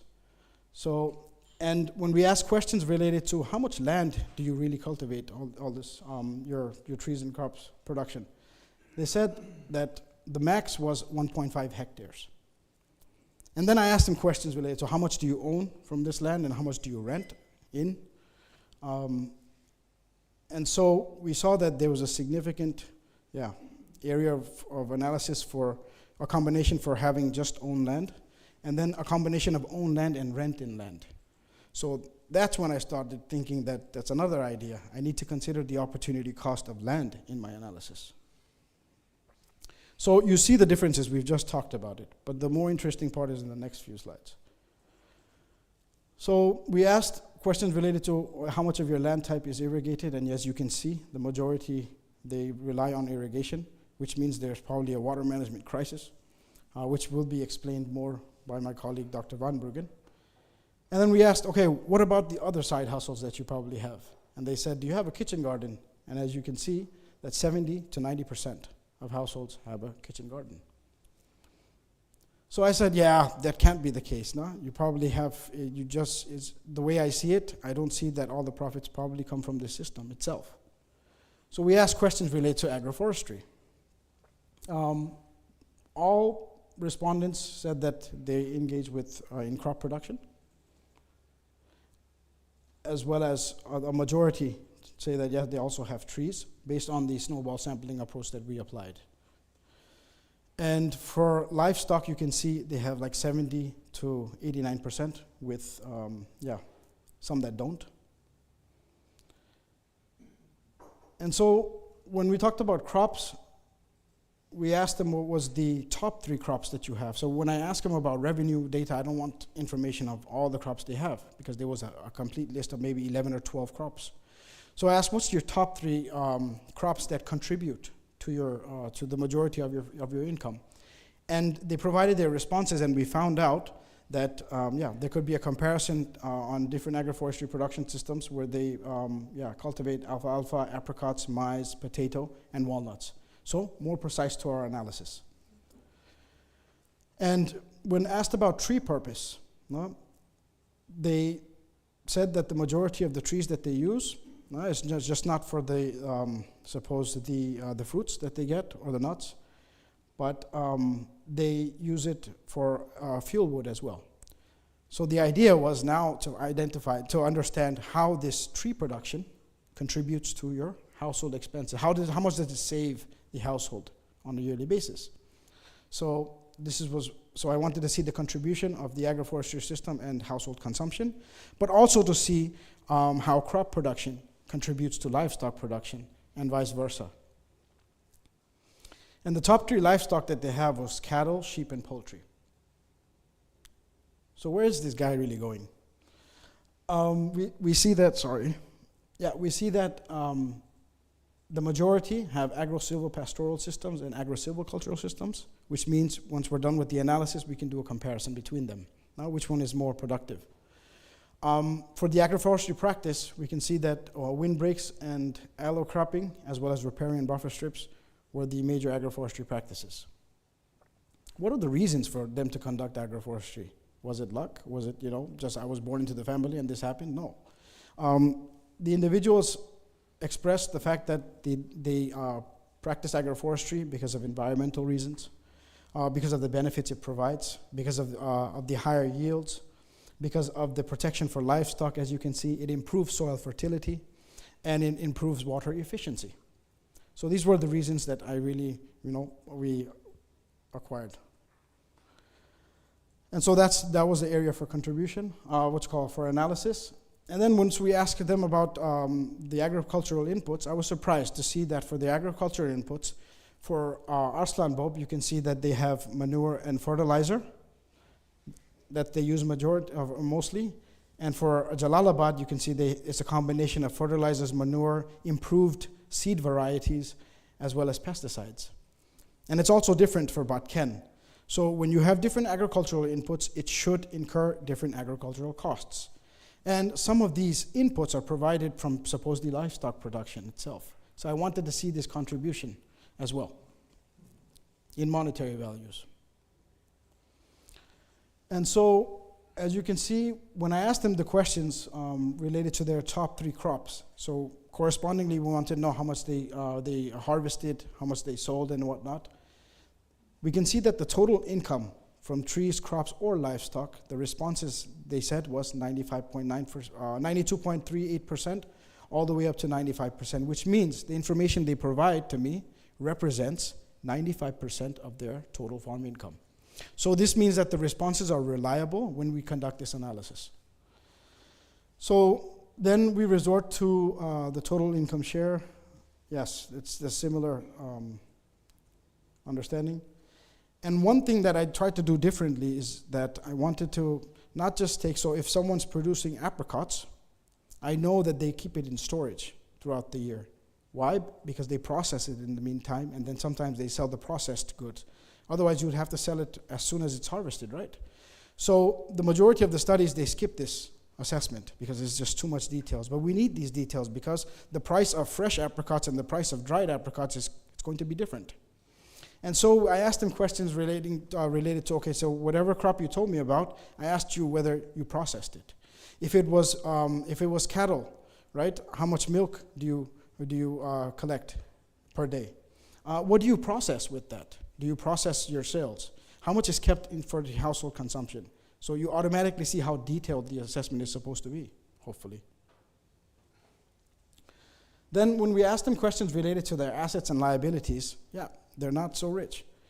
They probably have a house, right? And they have some farm equipment and maybe some processing equipment. But on the average, they're doing things in the conventional way.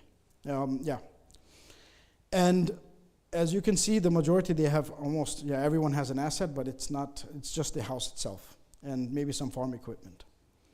And when we asked them about loans, the majority said, no, we don't have any loans. So that's when I started getting this question, then there has to be an additional income. No? And as you can see, the ones that do say that they acquired loans, there's different sources. For example, was it an individual? What's their institutional credit that they acquired? So this gives you a picture of the contribution of local governments or maybe cooperatives to provide such funding or financing in the area, and whether improvements are still necessary. I hope you're still following me. The next question I ask is related to their off-farm income. So the majority of the households, as you can see, they mentioned that, almost 80% to 95% said that, yes, my household, we have off-farm income. What are your sources? And you can see that they have seasonal income. So throughout the seasons, they work on different areas, maybe suppose in another city or something like that. And they also have social welfare benefits, pensioners, and maybe some member of the household has state employment. So this is the fixed off-farm income that they have. And as you can see, the off-farm income proportion, when we asked the question, they said that at least, so how much does off-farm income contribute to your household, expenses and everything? They said under half to almost all. So do they rely on this agroforestry production system anyways? And so we also asked questions related to the remittance location, if one of their members lived abroad, and whether they contribute to the household and whatnot, as well as if they engage in tourist revenues, because we say, we have to encourage this agroforestry production because it provides cultural services in terms of supposed tourism. So how much do they engage in that? So the idea is that I wanted to see, just from the farm profitability, considering that we get rid of these household expenses, how much of the family, the profitability, we needed to assess the profitability against this off-farm income dependence. So if I took away this off-farm income, would agroforestry systems in Kyrgyzstan, considering the existing situations, still be profitable? Is it sustainable from an economic sense? So we asked questions whether they have contract services or hired labor, and whether are they certified, their output. And as you can see, the majority said no. When it comes to hired labor, you can see 78% to 99% said no, we don't have any hired labor. We just work with our household members.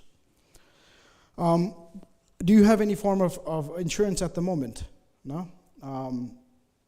Majority said no. Are you interested in climate insurance? The majority also said no. Because, and we followed up on this question, why do you say no? It's like, because we have no idea of it, which means there has to be awareness created for this.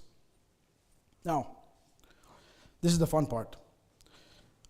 It's my research methodology. So why in the world am I talking about a static analysis and then a dynamic analysis? Why do an analysis twice? The reason because when someone engages in suppose crop production, as you see corn there, or trees production, the returns come in every year, maybe once in a year. But when they invest in livestock, you have to take time to raise this livestock, you have to breed it, and then you get the returns over time. And so, in the short term, it's the static analysis. I wanted to see farming profitability, whether it's profitable at the moment. And in the long term, we basically assess sustainability, and you see that thundercloud there. In the long term, we wanted to see this impact of climate change on their profitability. Can I do it? I don't know, but let's see. So I asked questions related, for the short-term analysis, I asked questions about the average prices of different crops and tree output. I do an analysis on accounting profits and actual expenses. I also take the assets that we talked about, the houses that they had or the equipment, I take the depreciation of that as well. The opportunity cost of household labor, as well as the average household expense. And that would give me the farm profitability, the feasibility assessment, considering this average household expenses. And what I can do then is then I can see whether or not this comparison between those who apply coping and adaptation strategies and those who do not, and to see whether there's a difference in the profits. And to see the off-farm income dependence. The fun part and the challenging part is the Monte Carlo simulation. In the simulation, I don't ask about average prices. I ask about the minimum prices, or what's the maximum price you think could be charged for this output. And I also ask about the top 3 biophysical traits, which means that if it's a walnut tree, then I ask about what's the maximum number of years that this tree can produce output. Is there a growth? What's the growth? No? How much can it produce? What's the peak and what's the decline? So it gives you a more realistic assessment. I also take the farmer's perception into consideration, which means I ask him, okay, the information you provided of how much walnuts you harvested this season, was it a good harvest? Was it a bad harvest? Was it a normal harvest? And we utilize this information, and if someone says, yes, it was a bad harvest, we use the reciprocal of the percentages, and with an inverse multiplier to find out what would it be in a very good situation, to see the difference between actual and expected returns, and to relate this or link it to the climate change challenges that they're facing at the moment. And then this household consumption pattern, I also asked them the same thing, the minimum, average, and the maximum, and I consider that into an assessment, as well as the fixed and variable costs. In a nutshell, what we can do is that we can do this comparison, because we want to also conduct this a similar assessment in Uzbekistan. We can do a comparison for that.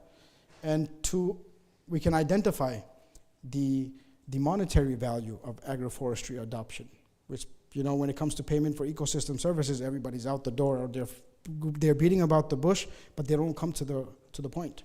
So how much is it worth for this household for them to continue? Or if someone is not practicing this, how much can I give to them for them to start doing this? So I'm taking that challenge. And then at last, I do a return risk assessment using probability distributions and potentially regression analysis. Thanks.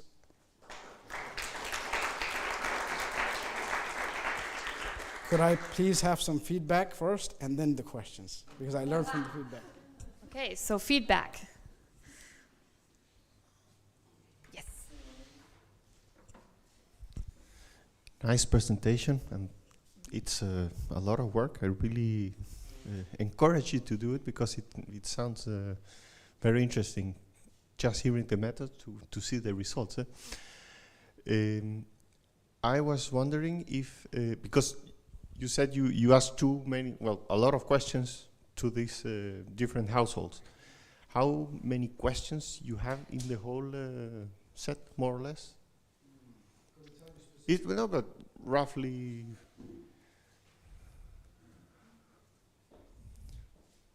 let's say 50, 100? Yeah. Okay.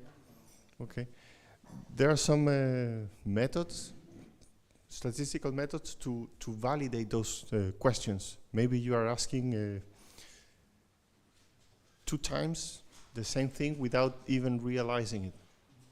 So maybe it's a good idea to go through these methods, and they're super simple. It's not.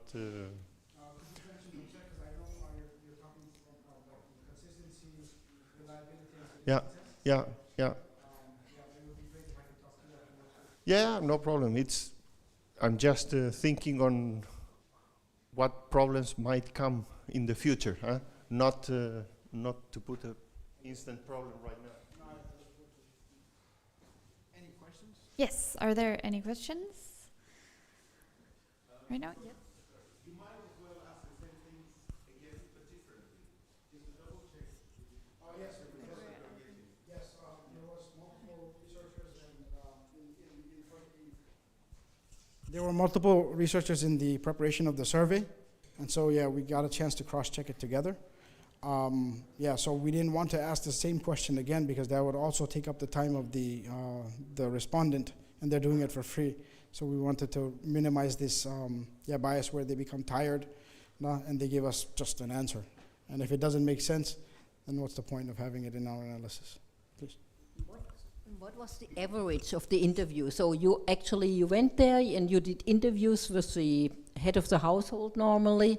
And so how long were the sessions? That actually points into this direction, you know, whether you might have to change your questions around, you know, start with the latest one first and so forth, rephrase them a little bit, and then go through it again. I'm also amazed that you had 100 questions. That is a lot of questions, right? So that might be tiresome. I couldn't have done that in Nicaragua, to tell you the truth. They would have thrown me out of the door. This is a great suggestion, and one of the issues that occurred is we don't know their sentiments.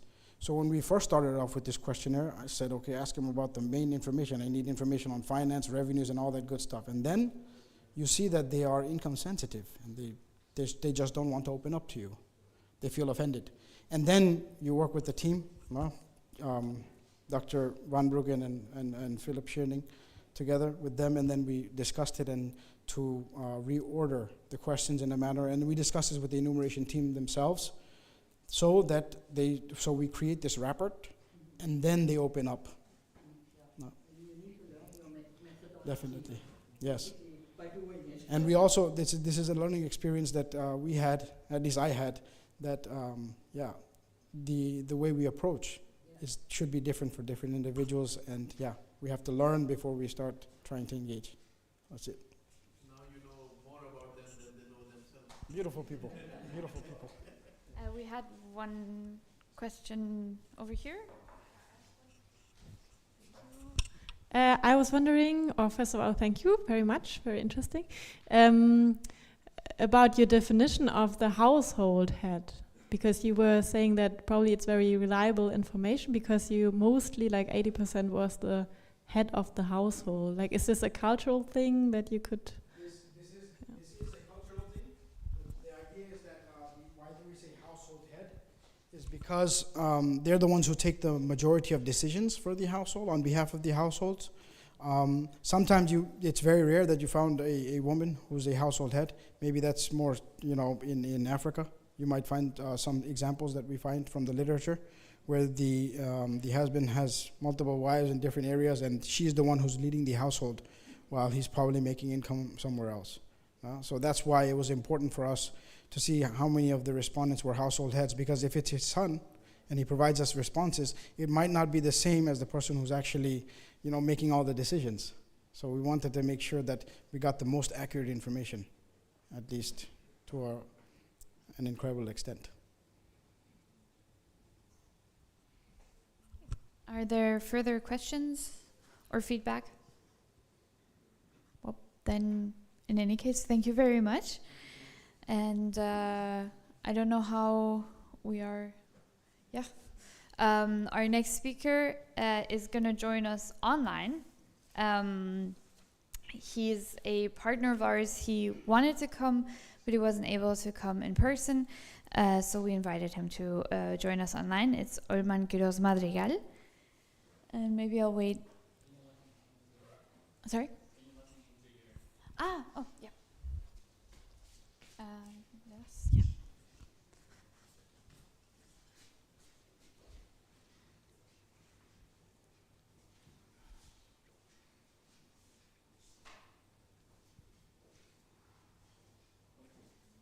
So this is new, so we'll see how well this works.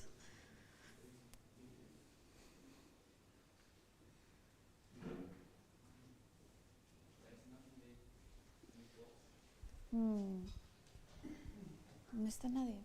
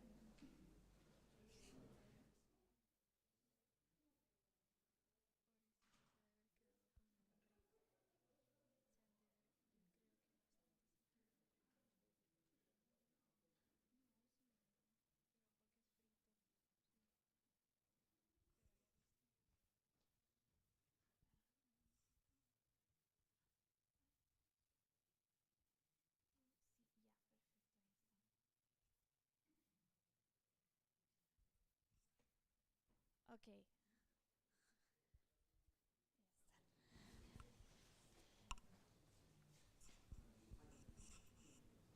Hallo. Ah, buen día. Hallo. Buen día. Good morning. Súper bien. From this side. Yeah.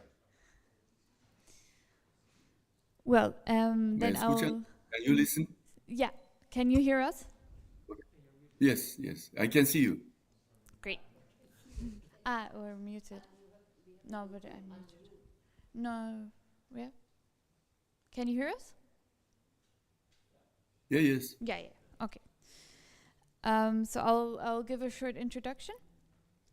Olman is an associate professor and researcher at the School of Agricultural Economics and Agribusiness at the University of Costa Rica, and his work focuses on the technical, environmental, and financial analysis of water harvesting technologies. And he served as the dean of the Faculty of Agri-Food Sciences, and holds a PhD in natural resource economics. And we'll hear a very interesting talk from him. And we'll welcome questions afterwards. And for now, I think I'll mute the mic. We'll see.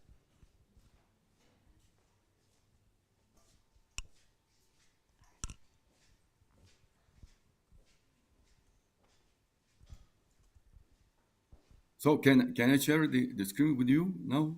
Yes. Okay.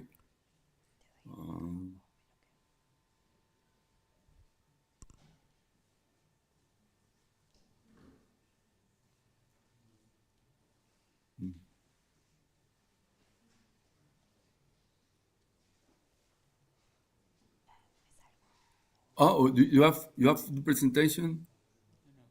That will be better. No, you can present by sharing the screen. It should be possible.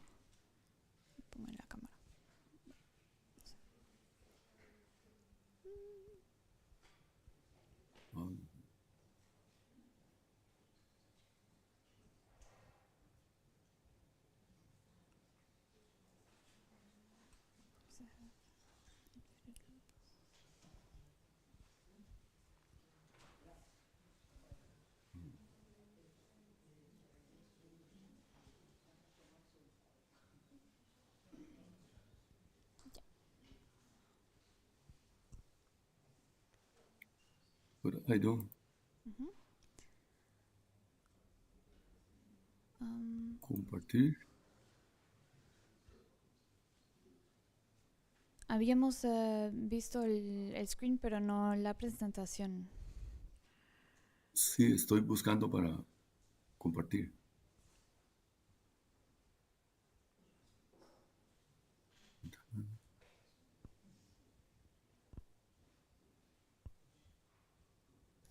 No.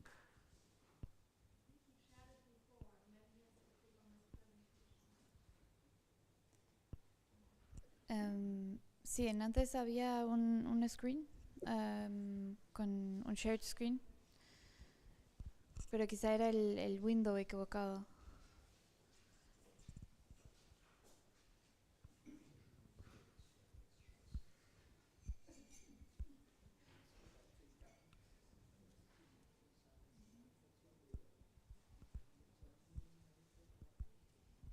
Pero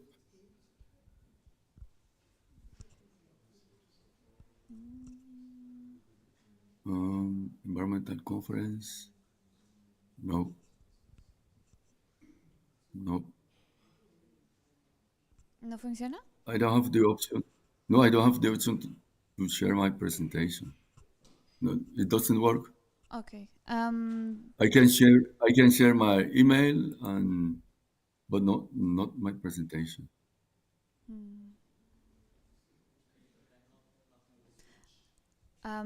Then maybe you just tell us to switch when you want to switch slides. So just say switch. You can see here. And the lower bar, you see the share button, and then you can share your entire screen, so then we can see the presentation. Because then it's hard for us to do next on the slides.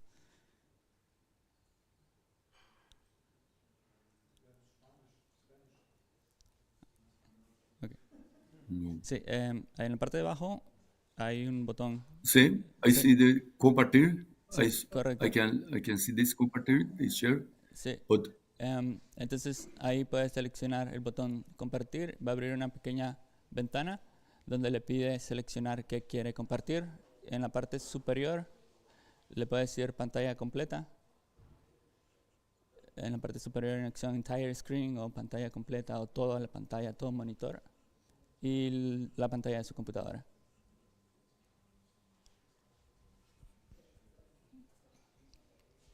Porque la opción por defecto en la zona superior es la ventana del navegador, pero si va completamente a la derecha, hay una que dice entire screen. A toda la pantalla. Sí, correcto.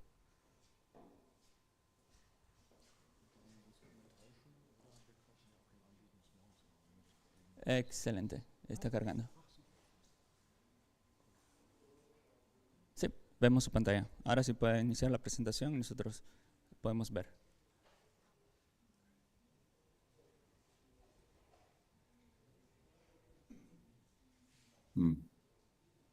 Sí, ahora puede iniciar el PowerPoint normal y listo.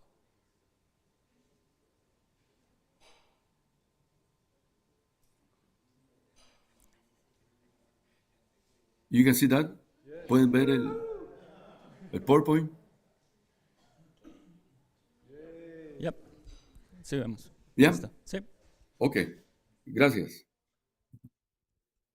Okay, friends, colleagues, professor, thank you very much for this invitation to take part in this.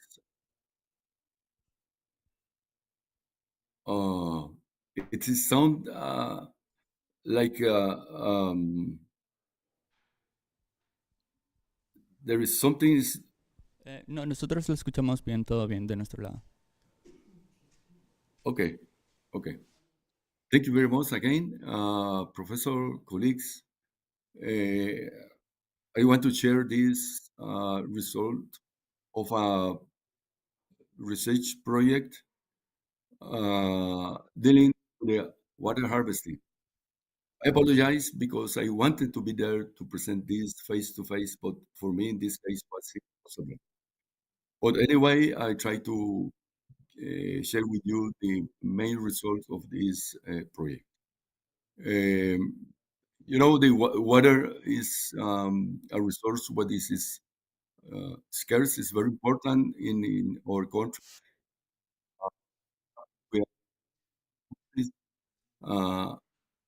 Actually, because the climate change, we started to have some problems with the availability of this resource to produce and the competition with the water for human consumption.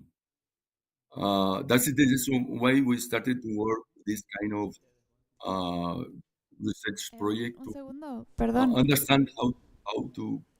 Yes? Sorry, we're not seeing the presentation again, sadly, at the moment. No? Yeah, but it says Start video. No? But isn't it our problem? No, it's the shared screen. Again? Maybe now it works. Now it works. Okay. Okay. Again? It works? Yeah, it works. Okay. Again, I try to share with you this. Okay. The results of this project. Just to give you a brief introduction. What's the problem, and there is questions, the results, and some conclusion. There is more information than that, but because the time, I try to summarizing these 4 points. As I said, the water, the availability of water in our countries in quantity and qualities is a really change nowadays, especially because the human consumption of water. This give us how it will be the research question of this research, and we discussed with another colleagues, and we said that okay, we can look for new technologies to allow the farmers to use the water in a more efficient way. Water harvesting is in an old technique that farmers used to use many years ago, but nowadays they are trying to use again. And we ask us, okay, let's try to analyze this technology, water harvesting, and it would, yeah, and that's come the research question. That technology can help the farmers use the water resource in a better way, but not water harvesting, because we have to connect this technology with another techniques to produce crops in a better way, with more productivity levels, more production, and so on. In this case, we consider three very important components. How will be the area, the catch area to collect the water? Uh, how will be the storage or reservoir area, and the area in which we are going to use, all the farmers we are going to use the water to irrigate the crops. Based in our research was carried out in 2022 and 2023. This research was developed in three steps. Phase one, we discuss which crops will be used the study case to develop this, carry out this research. The target group, the farmers, will decide to try to help the small agribusiness or small farmers. They run with agribusiness as a enterprise, but they are small. So we think that we try to help them. And the third one phase is to talk about the technology. What is the better technology to talk about the water harvesting? We select this area in Costa Rica. Here is Costa Rica. This is a small country in Central America. In the north, with neighbor is Nicaragua, and in the south, Panama. And we worked here in this province, Provincia Cartago, because here it's where we produce the 80% of the legumes, vegetables that are consumed in our country. The agricultural activity here is very, very intensive. That's the reason why we chose this area to carry out this research. And we said that, as I said, we said that nevertheless we are a country, tropical country in Central America. We have no problem in this part of the country with water. Normally, that's the problem. The current situation. Normally, the farmer produce under this condition, as you can see here, with the problem. They have to face a problem with soil erosion. They don't use some covers to protect the culture against the rain season. And you can see that's the problem. You can see here the rain pattern during a year. This part of the year, there's no problem of water to produce the different cultures, but the problem starts here in September until April or May, especially May, because there is not enough water to produce crops, and because the priority is the use for human consumption. The question was, okay, with this amount of water that they have here, they can storage the water, and they can, in another way, use this water in this part of the year with another benefit that they can produce the crops during the year, not only in this part, but only the year. That will be better for the income of the small farmers. We have selected this culture, the coriander, or we call this culantro Castilla in Spanish, Coriandrum sativum, as a study case, because it's appropriate for a small farmer. Normally, they use 500 sorry, no quadrat, square meter, 500 square meter, 1,000 square meter to produce coriander for the small farmer. And we propose them change from this production system with a protection to the culture to introduce this kind of macro tunnels. They cover the production area. They protect the culture against the rain during this period of the year, and they again and they can again invest in this reservoir of water, and they can use this water during the dry season, which is between December, end of December, until May. What's normally is in that way, because this year we were surprised because in January was rain a lot, but we said that's the problem with the climate change. In this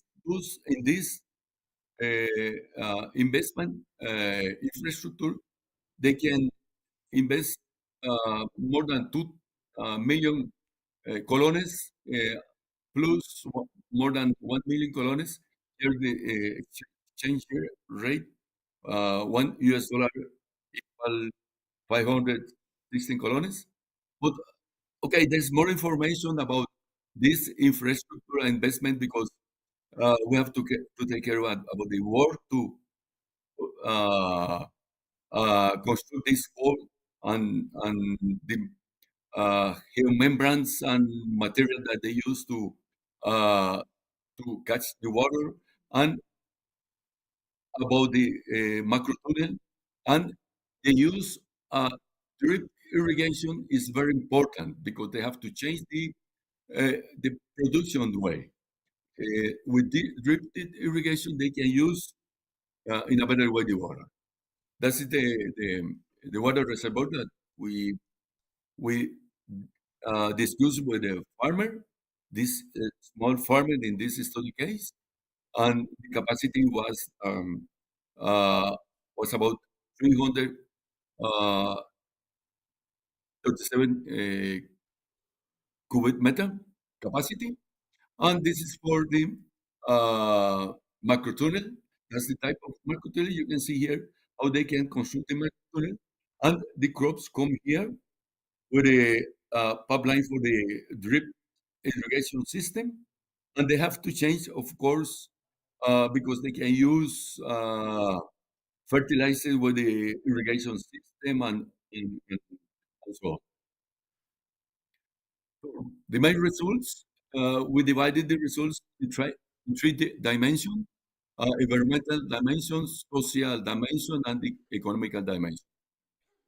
This environmental dimension tell us that with this proposed technology, it's possible to use the water in a more efficient way, but not alone. Not alone. They use that comes together with the use of microtunnel. Because with the microtunnel, the negative impact of the rainfall can be reduced in terms of they can use less inputs like fungicides because they protect the crops against the rain directly. The, rainwater harvesting reduce another positive aspect of this technology is that the rainwater harvesting reduce the surface runoff that reduce the problem of soil erosion in this region. But what is important to say, because there are some negative impact, especially uh, uh, this whole means growth movements is possible to impact negatively because this uh, kind of infrastructure can impact negative in the environment. From the social dimension, we say that with this technology, because they can produce all around the year, they can create more work possibility. We say that's an appropriate technology for small, medium-sized agribusiness. Of course, these small farmers require some support, especially one with training programs to understand how to use this technology, especially with this drip irrigation system, and we can reduce the competition with the water for human consumption. And from the economic dimension, we said that this is very important for this kind of agribusiness to increase the production through the year. And based on the financial analysis, taking in account that um, capital cost of 9.37%, using the financial indicator like internal. Oh, sorry, I lost this. Oh, sorry.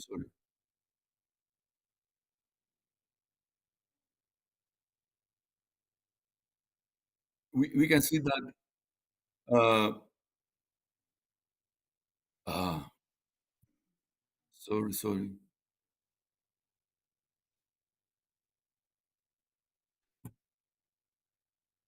Okay. You can see that the internal rate of return is about 32%, much higher than the capital cost that we use to analyze financial analysis of this investment. And the net present value of the investment is about 11 million colones, but it's very good. What is very good for the farmer. That means that they can improve the the revenue uh, the agribusiness. Some conclusion remarks. It is clear that the development of new technologies require for more efficient use of the inputs, for the use of the inputs.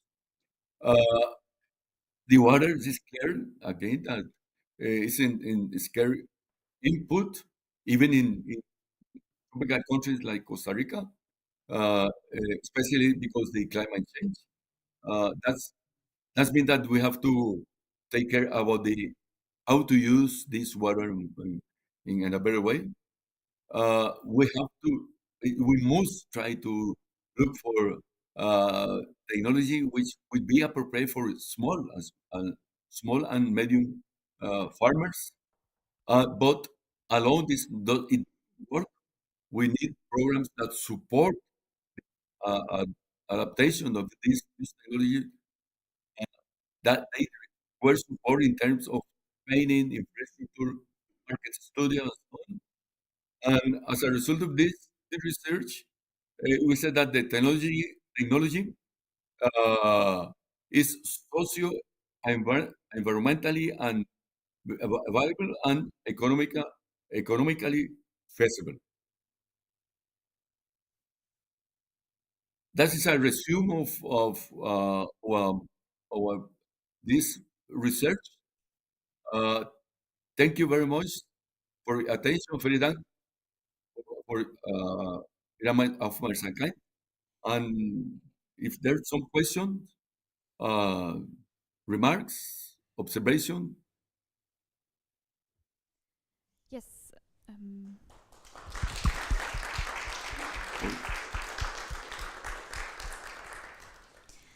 Thank you very much. And yes, I will give this to the crowd. Does anyone have a question regarding the presentation? And thank you very much for the presentation. Olman, you usually require a source of energy, right? Because if you have the dripping system, you need a pump to drip the water out of the pond, basically. And can you hear me? No. Again, please.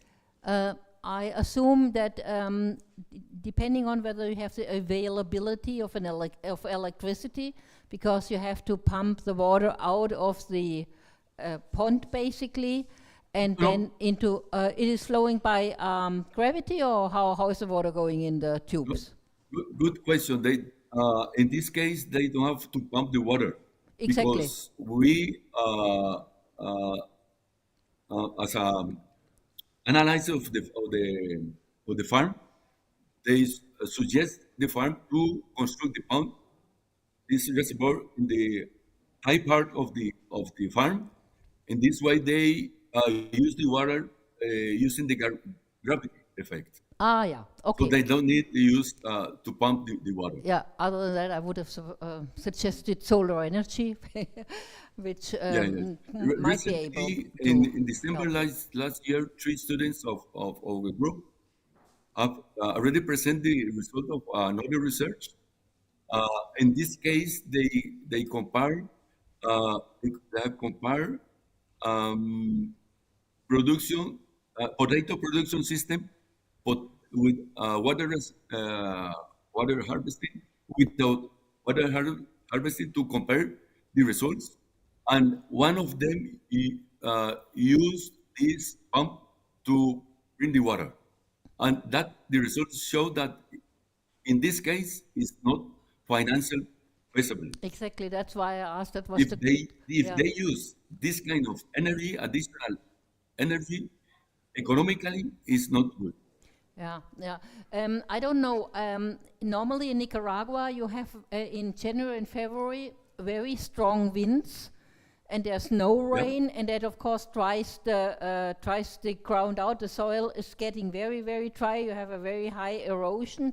I realized that you still have a little bit of rain in January and February. It's not exactly like in Leon, Nicaragua, but still, I assume you also suffer quite high winds in this period of time of when you have actually little rainfall in January and February. Yes, we have such situation with this started with in January, February, but in the North Pacific region of Costa Rica, like Provincia Guanacaste, which is very dry. Yeah. But in this part of the country, in Cartago, it's a little bit different. Ah, yeah, interesting. For instance, this region is 2,000 high meter, high level meter. So that means that we don't have this kind of problem. Ah, yeah, interesting. Good. Thank you very much.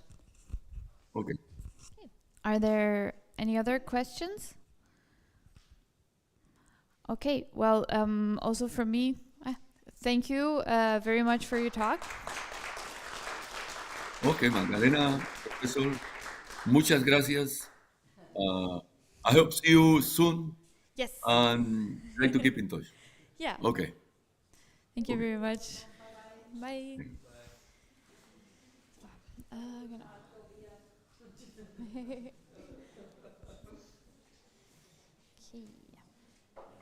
Oh, ja. Ja, warum nicht? Echt? Cool. Mach mal.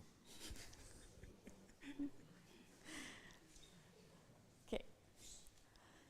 So for our next talk, this is a bit different. It's a Spark talk, so it's going to be a bit more interactive. The idea is everyone can join in and is supposed to join in.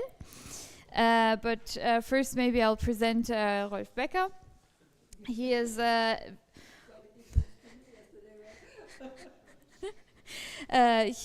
well, very important to our project, of course, and also to this faculty. He is a professor at the Faculty of Communication and Environment, very experienced lecturer and researcher with a strong background in remote sensing, though he is a physicist originally. He did his PhD in sensor development, RF electronics for hydrology and water resource sciences from the Karlsruhe Institute of Technology, the KIT, and well, right now he is here and he wants to talk to you a bit about language models. Thank you so much.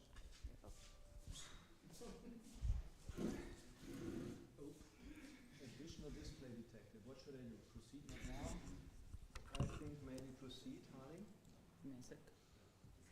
Google Docs möchte zulassen, blockieren. I think I should. Okay. I try to share my screen.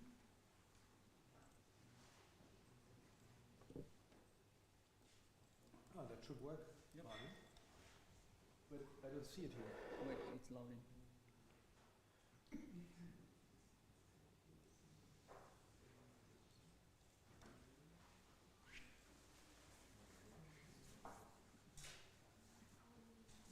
It was working before.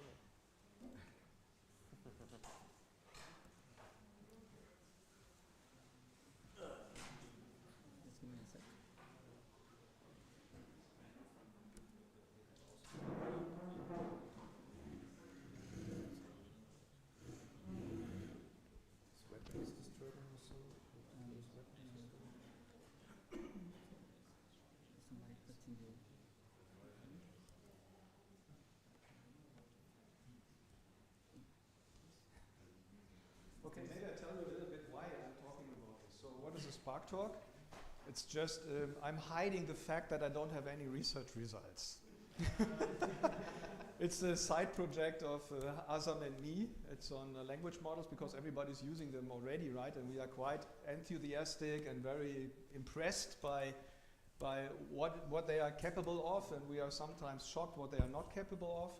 And there are different scales, and it's completely confusing, and the development is so fast, we can hardly catch up. And every day, literally every day in the news, you have a new article on the next cool thing, or some geopolitical dimension, right? Like the big techs, right? The oligarchs from the United States, how they influence votes and so on.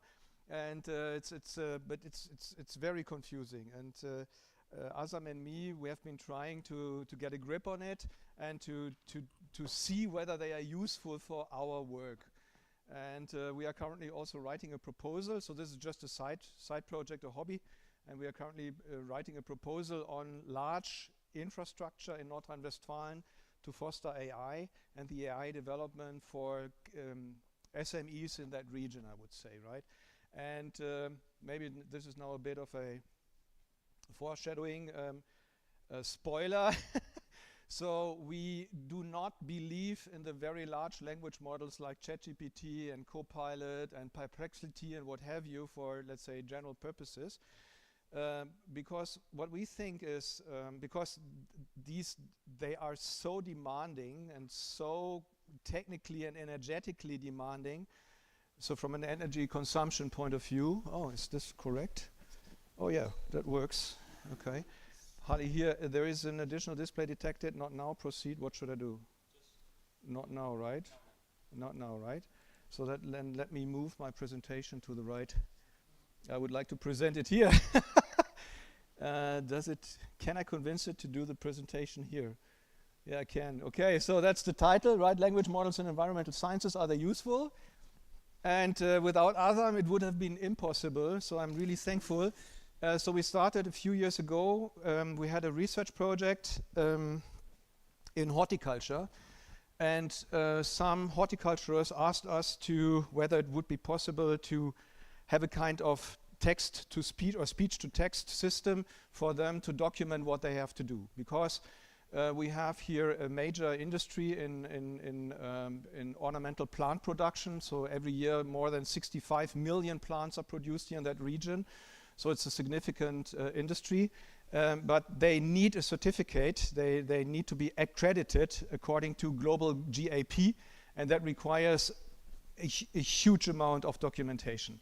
But when they are working in the let's say in the very critical phase of the growing season, basically, they have to spend more or less 24/7 on their greenhouses or in the open garden fields they have to really produce these plants, and then they're pretty much exhausted in the evening, and they have to sit in the office and think, oh, what did I do? What have I done so far today? And then they have to fill Excel tables. And it would be much cooler to have a thing like this, right? And you're walking around, taking your decisions, I don't know, using or using different setups and different machines you have, and that you simply talk, and that then the system extracts the data so that you have a kind of language model, right, or a automatic speech recognition or a natural language understanding, which then extracts structured data from a spoken text, right? So we want Excel tables in the end, but what we have is a bag of words, so to say, right? And that was the initial initiative. And then several years ago, we had another project where we were able to buy hardware, some used hardware, right? So Dell PowerEdge server, they are really cost effective, and but I was always dreaming of having my own cloud, right? Usually when you do software development on any scale, you are dependent on, let's say, Microsoft Azure or Azure, right? Or on Amazon Web Services, AWS, and you have these huge cloud providers from these huge tech companies in the United States. And the question is there a way around, right? Is there an alternative? Is there an open source approach?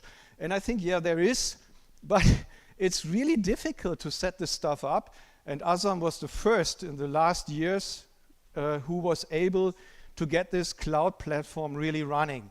And we are using this also in a productive way. We use it for our teaching. I will give you a presentation, a demonstration a little later. Okay, so here are some topics. I don't know how much time I have and how much I can basically cover. So we will start with chatting with the dog, because it's kind of an animal, right? An environment is related to animals, information retrieval, logical reasoning, then code generation, and then we talk about scales. Let's see how it works. So the first thing is talking to a dog. And this is generated by ChatGPT, GPT-4, I think, visual. And I asked for a dog chat bot, and then it came up with this thingy, which looks pretty much like Luna, but this was generated by an AI. So now the following experiments I would like to show you. This is an introduction to our own infrastructure we already have. So I must not forget to activate WireGuard. I did this, so because we are now connecting to our own hardware, which is in the server room of this faculty, right? And because we want to grant access from outside, we have a kind of so-called VPN, virtual private network, so that everything is basically encrypted. So you can get a key and an access, and then you can use that, right? So, and this is the front end, which is open source. And it runs in any browser, and this is called Open Web UI. It's a very general name, right, for what it does.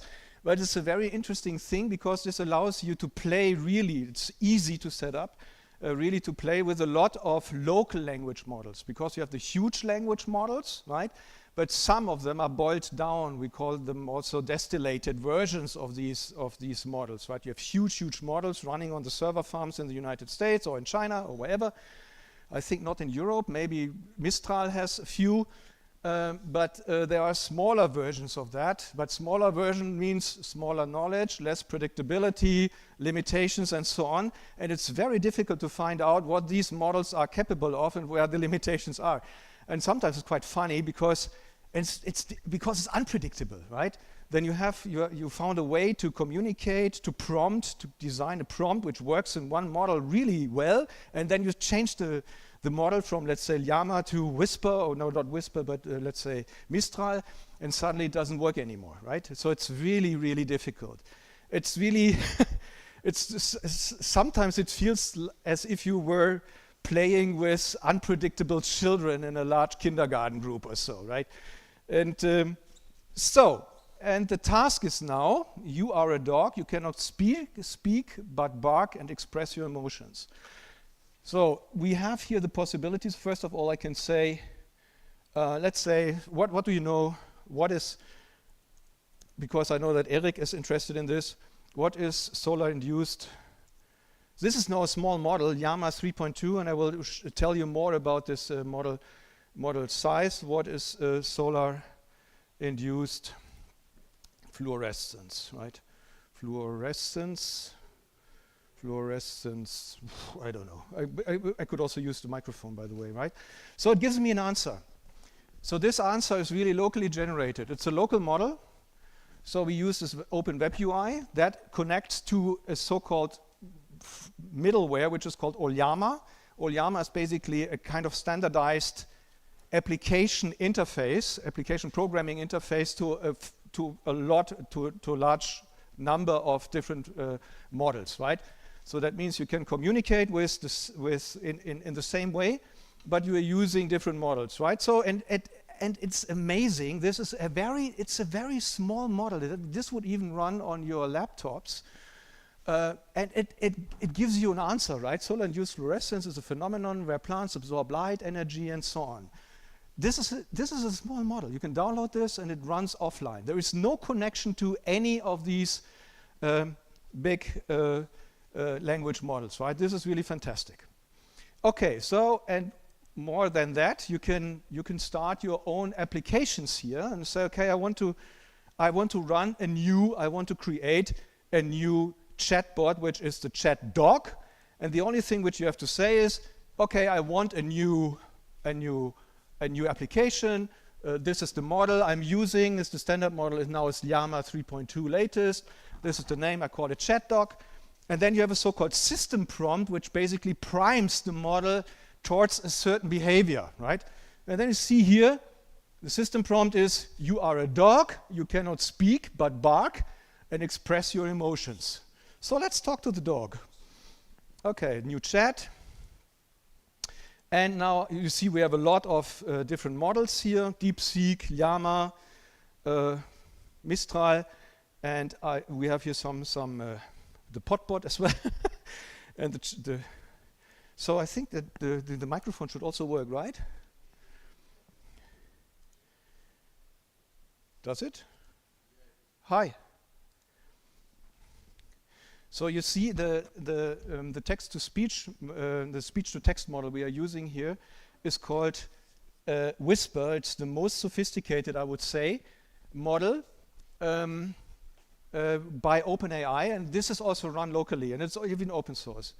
And I think, right? I'm not sure. I think is it open source? I'm not sure, but it's free to use. We can download it, right?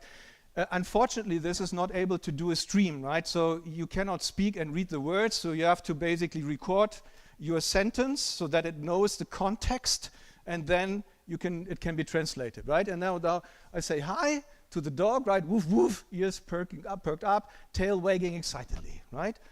And now, do you want food? Oh yeah, I can talk, right? Let's see. Do you like food? Would you like to eat? So good. Would you like? You see, there is for some reason there is a kind of delay here in between. So the response of the whisper model is not optimal. But you see, roof roof runs around in circles, barking loudly and jumping up and down. So it's happy, right? Okay. Here is food. So gobble up, tail wiggling, stern painting happily. Okay, so the dog eats, and now let's take a walk.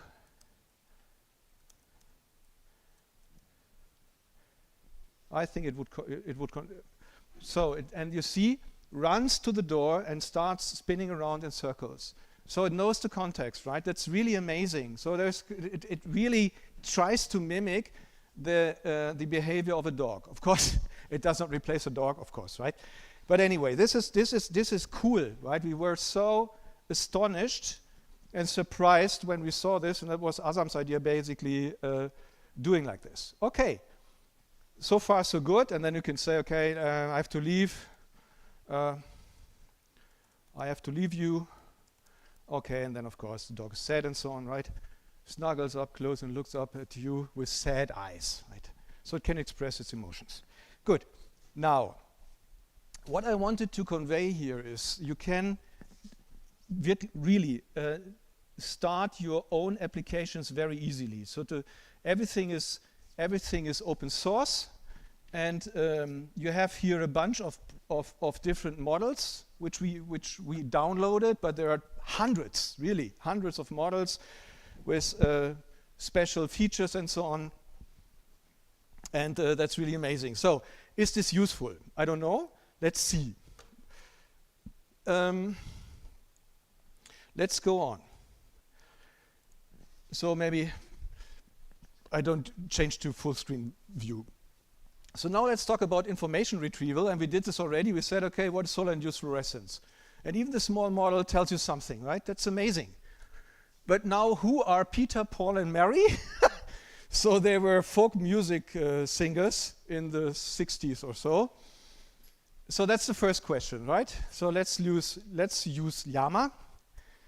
3.2, I think 8 billion parameters, right? So this is DeepSeek, thank you. Llama, so who are Peter, Paul, and Mary? Are you sure?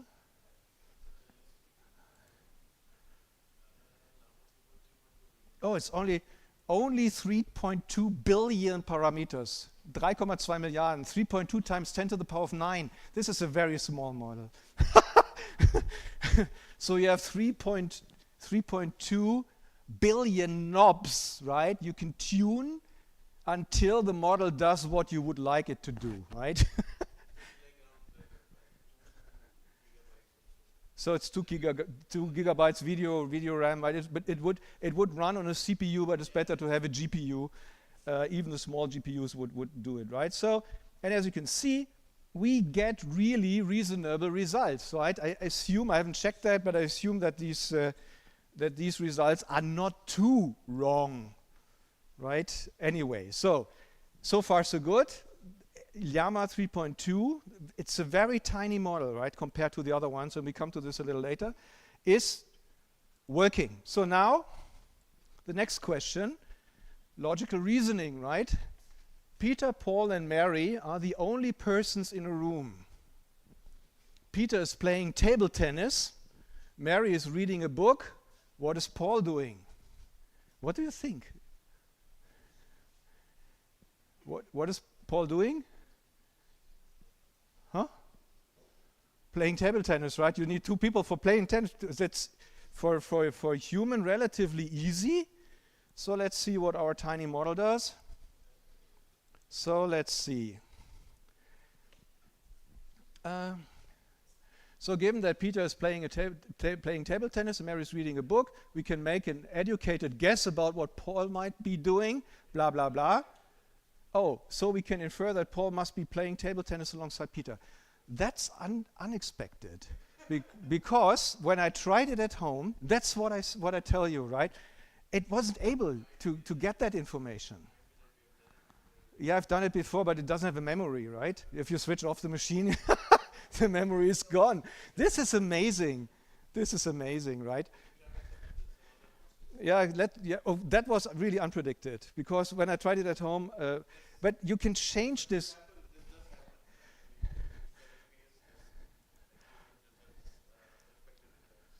So yeah, for example, maybe I changed the prompt. I said these are the only persons in a room. When you for example remove this only persons in a room, it might crash anyway. So then you have this new kid on the block, which is DeepSeek, and maybe this is the small one, right? Where's the bigger one? This is the biggest. Okay, and now this model, new chat, right? And then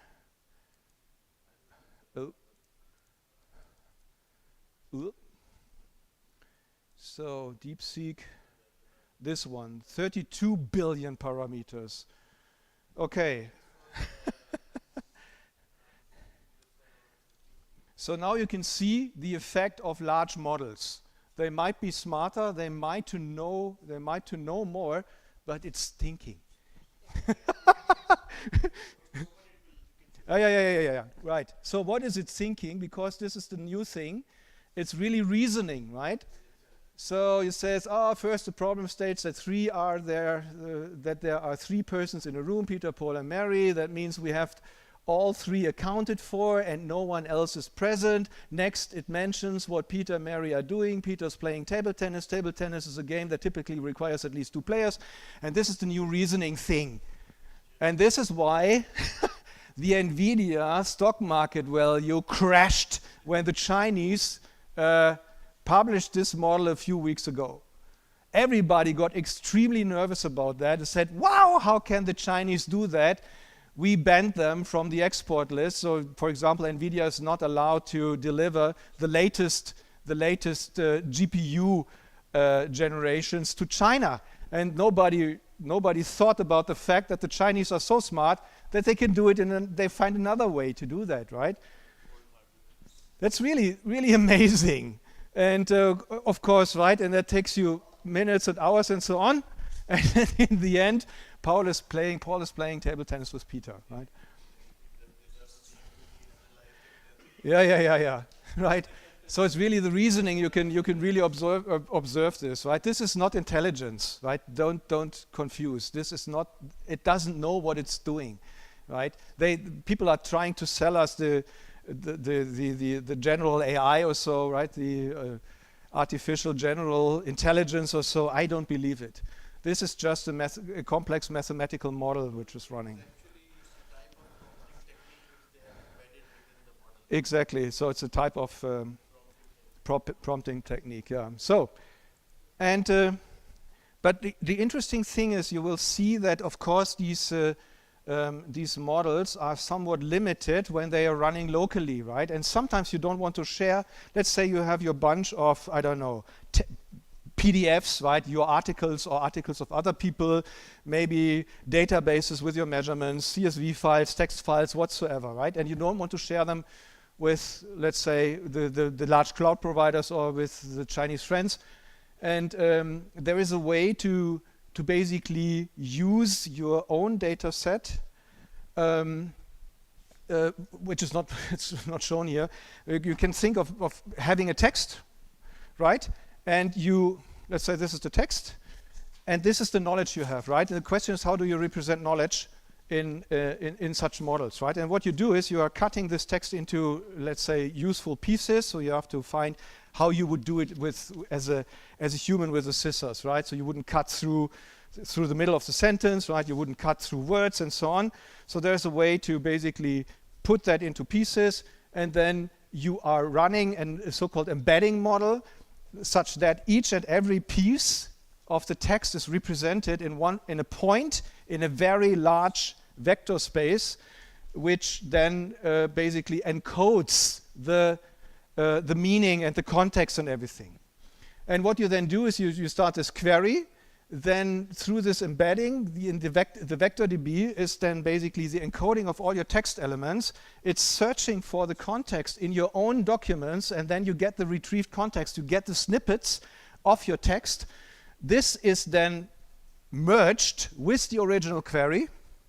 And then this chunk, right, your original query with your local knowledge is then sent to a large language model, and then you get the response.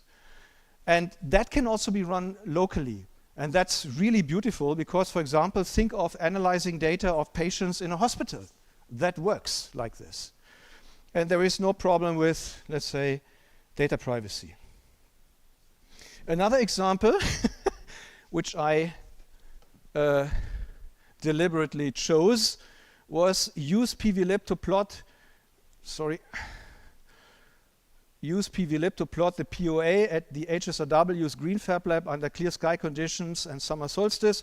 The modules are tilted by 30 degrees and pointing southwest. This is something I would try with Perplexity.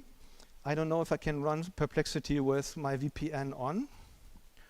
Let's try. It does, okay.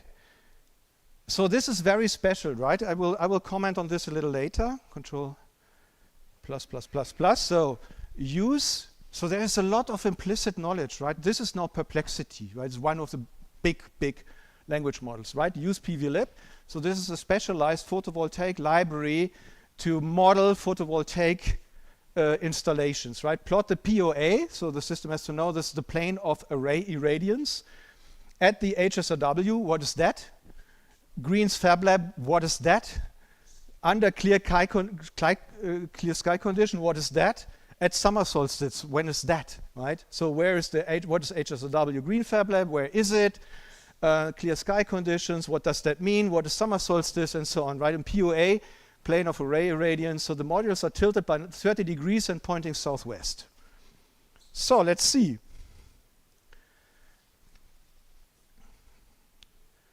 Let's see.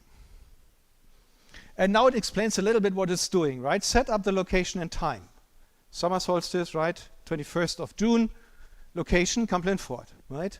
Create a clear sky model, calculate the solar position over the day, because what does it mean? So the plane of array, you can think of photovoltaic modules are usually installed in a kind of virtual plane which is cut into rows, right? So all the modules are pointing usually in the same direction. And this plane, it's called the plane of array, right?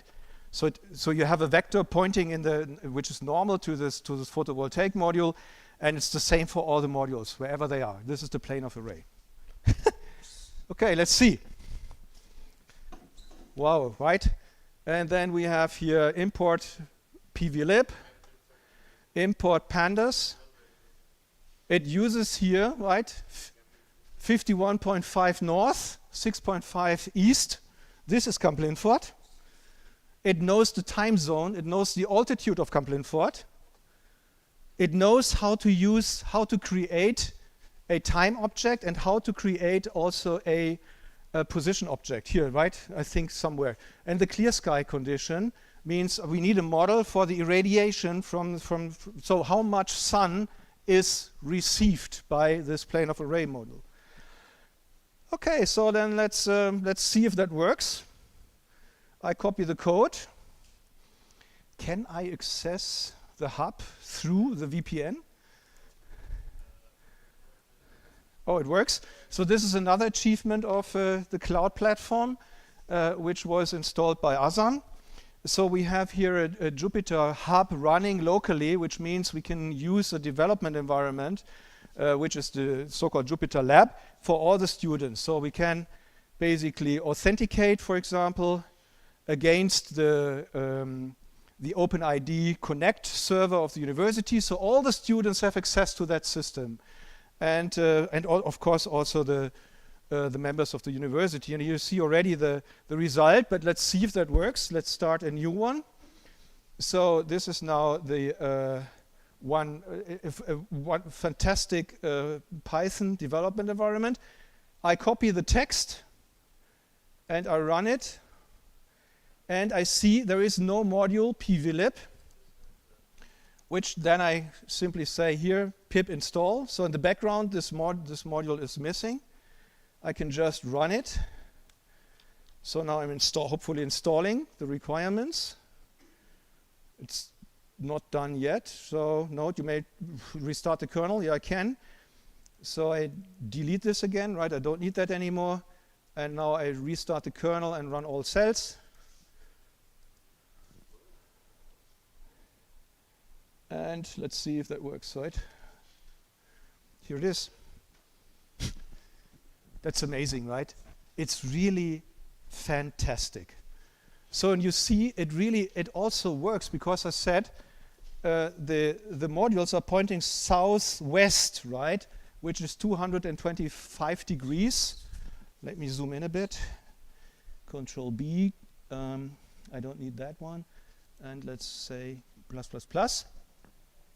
So you see this here, right? The tilt, I said they are tilted by 30 degrees. So the modules are tilted by 30 degrees and they are pointing southwest. South is here, southwest, like this. Which means in the morning time, the sun doesn't come around. So it takes a longer time for the sun to have a direct impact on the module, right? And if you go there, you see this is the asymmetric behavior here of this curve. You see it's a bit tilted and a bit shifted. So at, what is it here? What is it? So 6 o'clock in the morning, right? There is no direct irradiance on the module. So it takes until 8 o'clock. And when it's 8 o'clock, and that is real, right? You can measure it here. And at 8 o'clock, you will see that you have this component here, which is the direct irradiance. And then you have a diffuse irradiance, which is from everywhere, right? And this is independent of the module orientation. And then you see then the sum of both components, so diffuse and direct, is then this blue thing. And that's the global irradiance on the plane of array. This is so cool. And that's, of course, how do you deal with this also in your lectures? I motivate my students to use that, right? But they have to understand the text. They have to understand what's written here, right? And then it's a cool, yeah, like this co-pilot, right? It's your companion and you are talking to this guy. He's your buddy, right? That's cool. Okay, that also works very well. So, let's see. What else to say? Good. Everybody's using chatbots, right? ChatGPT, Microsoft Copilot, Perplexity, DeepSeek, Alexa, Google Assistant, Siri, right? The French one, the Le Chat. And I was interested in what is the model behind. Sometimes not so clear. Often it's not really, but this is generated, distilled by ChatGPT. This is questionable, right? You have to be careful. You will see it in the next slide. So it gathered the wrong information or interpreted it wrongly. But what is remarkable here, right? DeepSeek R1, this Chinese model, that changes everything. Sam Altman got really nervous about that, right? The big tech companies are really looking now at China, right? And they are really rethinking their strategy, whether they should switch to open source again. Because OpenAI started with open, right? But it's not open. Good. So then you have different sizes, right? You have, so there's this chatbot, and in this chatbot there is this underlying model, right? And these models have different sizes, and you can have them in different flavors, right? Small ones, 1 billion parameters, right? It's 1 times 10 to the power of 9. To the Llama model, for example, we are using the 8 one, I think. No, that was the 3 or something, right? I think this list is not correct anyway. So. And you see, for example, the DeepSeek, which is the new star, let's say, which you can really download, even the biggest one. You can run this locally. It says, so the GPU The RAM of the video RAM is 96 GB, which is wrong, right? This was distilled by ChatGPT. Much more. If you look at this, this is DeepSeek now from Olama, right? So you can download the model from Olama, and there you see all the different models, right? The 1.5 billion, 8 billion, 70 billion, 671 billion parameters. And you can see here what the size is for the 671 billion parameter model. You can still run it locally, but it's a nightmare. So you can have the small ones, that this is a certain floating point number representation, 400 GB, not in your RAM, in your video card. That makes it expensive, right? Or up to 700 GB if you go for the full, let's say for a better floating point resolution, which means that this model is also more reliable. So now we are talking about scale, right? What are we talking about? What is AI? This one, this thing here, I want to buy this. Therefore, I'm writing a proposal. Starting from 350,000 euro. 8 times NVIDIA H200 graphics adapters with a power consumption of 10 kilowatts. So you need special cooling, you need special power devices, you need special uninterruptible power supplies and so on. Is this AI? Or is that AI, right? The ones you used in the workshops, right? You can get it for 16 bucks. So this is also AI. You can do here, right? Computer vision on the edge, object detection on the edge. So this is really the question, right? So, and my belief is keep it simple. Small is beautiful, less cost, less CO2. Does your AI application really have to be general, right? So when I'm talking to horticulturists, the model doesn't have to know anything about cuneiform in the Sumerian culture in, I don't know, in Mesopotamia, right? And you're just wasting 99.9999999% of the space with knowledge you don't need for your application. So boil it down, and it's possible. And I tell you, this is the next cool thing. So many problems are specific and can be solved with specialized AI assistants and not the general ones, right? Find the right type and size of models and hardware. Small models can be run locally. The smaller the better, the less resources you need, right? No data privacy issues, of course. It's your data, it's running here. You can cut the cable from the internet, right? No Wi-Fi needed. And the DeepSeek can be run locally too, but this is a nightmare. For this big model, you need something like that. But still, what people are doing is they're using big models and they boil it down, right? And then you need such a machine to generate small, smart models. That's the idea. Yeah, and the new kid on the block is, of course, Jensen Huang, right, from NVIDIA. And this is a new platform which has been announced recently, and it has 128 GB of RAM, video RAM pool of memory, so it's shared between CPU and GPU. And that can run 200 billion parameter language models, and for just $3,000 dollars or euros, same. Okay,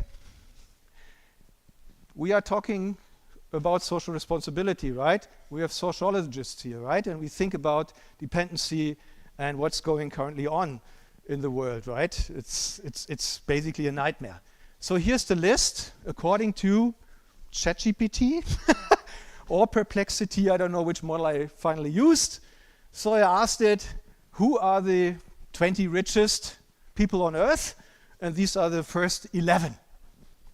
Elon Musk, Jeff Bezos, Mark Zuckerberg, Larry Ellison, Larry Page, Bill Gates, and so on, right? Here you see the value in billions, approximated, and then what is the industry? You see there are only under the 11 richest, there are almost all technology gurus. So you have, for example, here Bernard Arnault. He's French, right? And his brands and the key companies are Louis Vuitton, Christian Dior, and so on, right? That's what you consumer goods, luxury, right? And what else do we have? L'Oréal, right? Cosmetics and luxury goods from Françoise Bettencourt. And then we have one, Warren Buffett, finance and investment. and the rest is technology. And if you look at their nationality, all of them are US Americans. And if you look at, are they running large language models, chatbots, or AI? All of them. And this is really a very critical point, and this is something I would really like to discuss with you. What can we do about this, right? This dependency on these huge tech companies, and what is the meaning of these language models in environmental sciences? And so I don't want to stop with such bad news. Talking to real animals make us happy. No substitute. Thank you.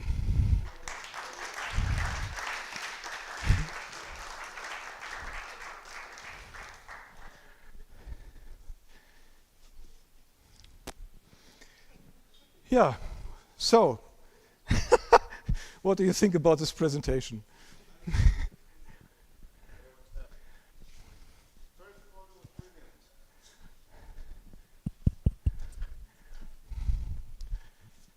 First of all, it was brilliant. Oh, thank you. And I think I didn't pay more attention to other presentations than I did to this one.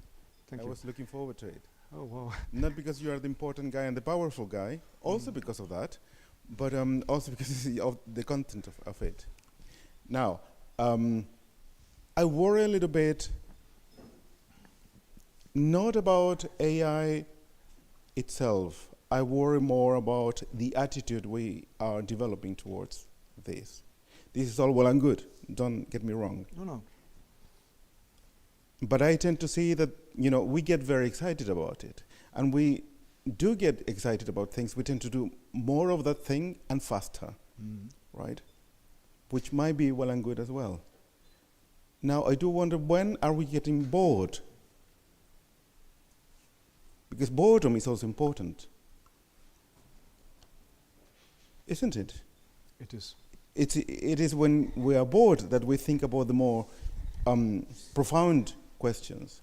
And I think it is still important that we have some space for boredom in our at the workplace or in the job more generally, to think about the direction this is taking and the meaning of what we're doing, especially when we're in the middle of two important industries. The publishing industry, that they want us to do more and faster, and on the other hand, when we work very closely with technology as well. So I think we're in a, I wouldn't say dangerous, but maybe a complicated position in between two powerful industries that are pushing us towards this. And they are also giving us the tools to carry on doing this to a faster pace. So I don't think work should be boring. I hate doing boring things, but we do things that are boring. I hate doing all domestic tasks but cooking, but I still need to do the ironing. And when I do the ironing is when I think about the important thing. And I think doing tables for presentation, doing PowerPoint slides is boring, and it's time consuming as well. But I think it's still important to do it, and not to have a research assistant to do those boring things for us. That's my only concern, our attitude, not the tools that we use. Thank you. Sorry if I ruin your presentation, your party, your excitement. Azam, you had a good point today, right? Yeah, so I would just like to add to the point about our attitude, is that a lot of this is because how the word AI and everything is being used. We have so much content online saying that these jobs are obsolete now, and you will never have to use this because you have this AI tool, this AI will take over jobs and stuff like that. I had a young person I was in contact with, someone I know who was just starting university, and he was asking me about computer science, and he was asking which field should I go into because programming will be obsolete in like 5 years or something. I said, well, who told you that? He said, it's all over online. So this is part of the reason that we are developing this attitude, because most of the people don't even know how the technology, how this underlying thing works. So when we started working on it and started really studying it and going to depth, in the background, how the technology works, how the tokens are generated, how it generates the words and everything, how it actually works, you find out that it's not like a superpower or like something that will take over. It's more like a co-pilot, as Professor mentioned. It's like more like an assistant who can assist you increase your productivity rather than take over your job or something. So that is also part of the reason that we have to sift through all the content and everything that is happening out there. Most of it is mostly not true, that you have to understand the technology. It's something I was discussing with the professor, that maybe we can in the future develop some presentations or workshops, and just to distill it like down and just to explain better how this technology basically works, and what it can do and what it can't do basically, and what are the misconceptions that we are developing based on what we hear and see online. Yep. Sorry if I missed anything. I think so too, but there was another point I remember you said today, where you said there is, I think it was you, right? Or who was it? Who said there is so much information around?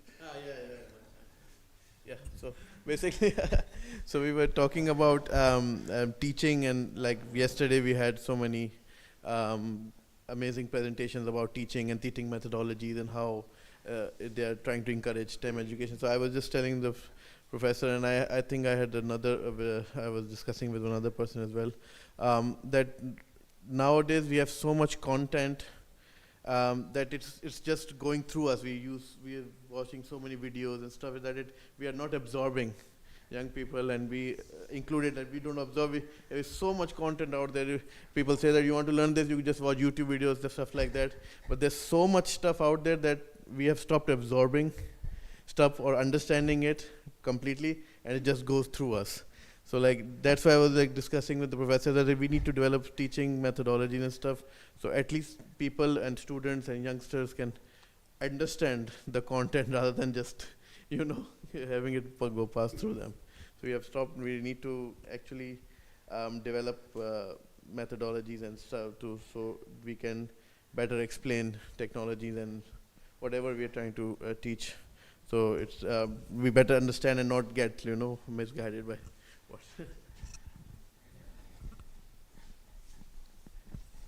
Yeah, maybe another comment. I'm also worried about social injustice getting more severe, and discrimination. We can see that humans can be racist or discriminating several minorities and so on, but I'm very worried if I see the list of people having the power over those language models in the end, and how many people use it in the end. It's quite a powerful position to like we also talked about the shift to the political right in Europe, but also elsewhere. And in the end, I'm worried that humankind is in total maybe not smart enough, not reflected enough, or lack of capacities and so on to really understand it as the individual, and also understand how it influences us in our behavior and our then real world, or how we treat each other and so on. The effects, also all the negative effects, which I think, also you maybe as experts, you can state more on this. We see that they are discriminating, that they are racist, those language models, partly at least, and how are we facing this?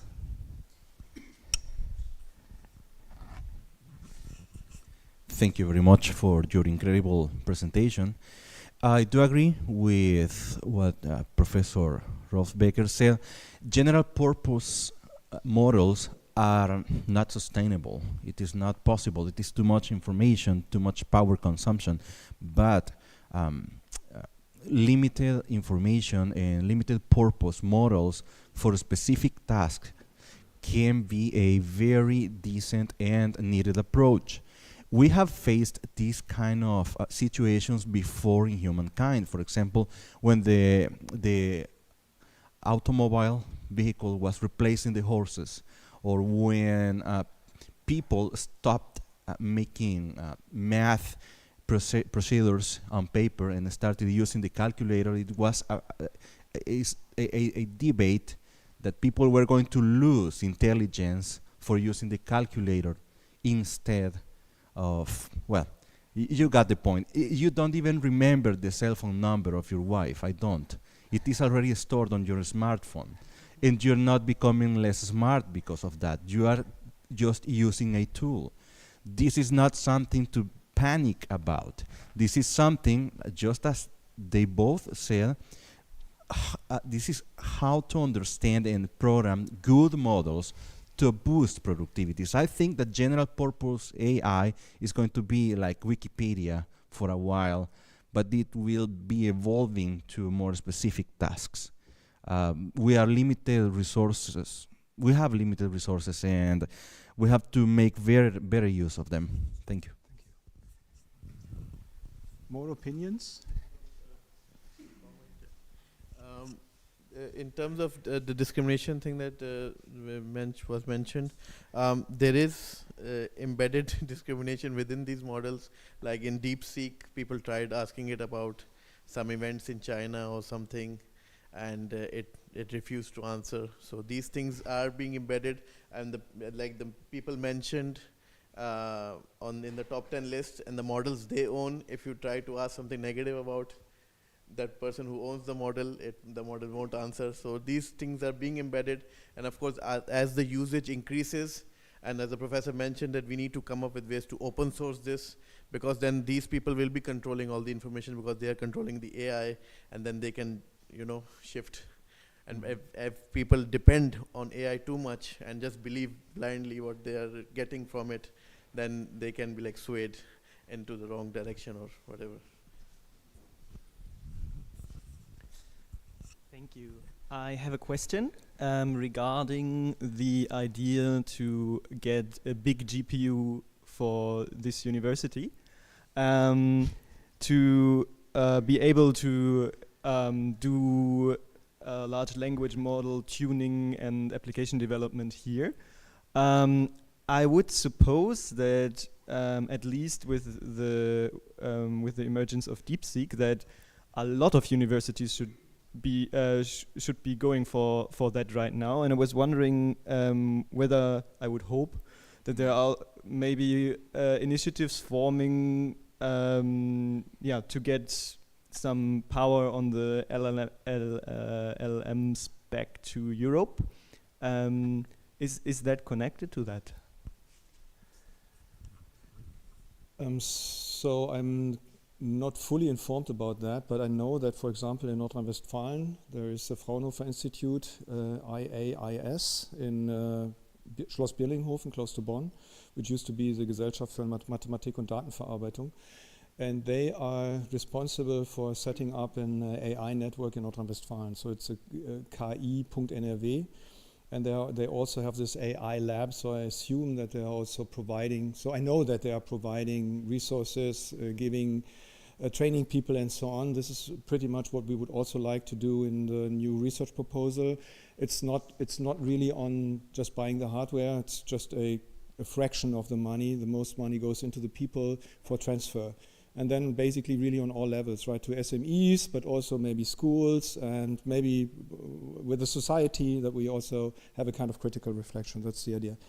Yes, I think, and there was recently this AI summit, what is it, AI Action Summit in Paris, right? And I know that there are some initiatives also now forming.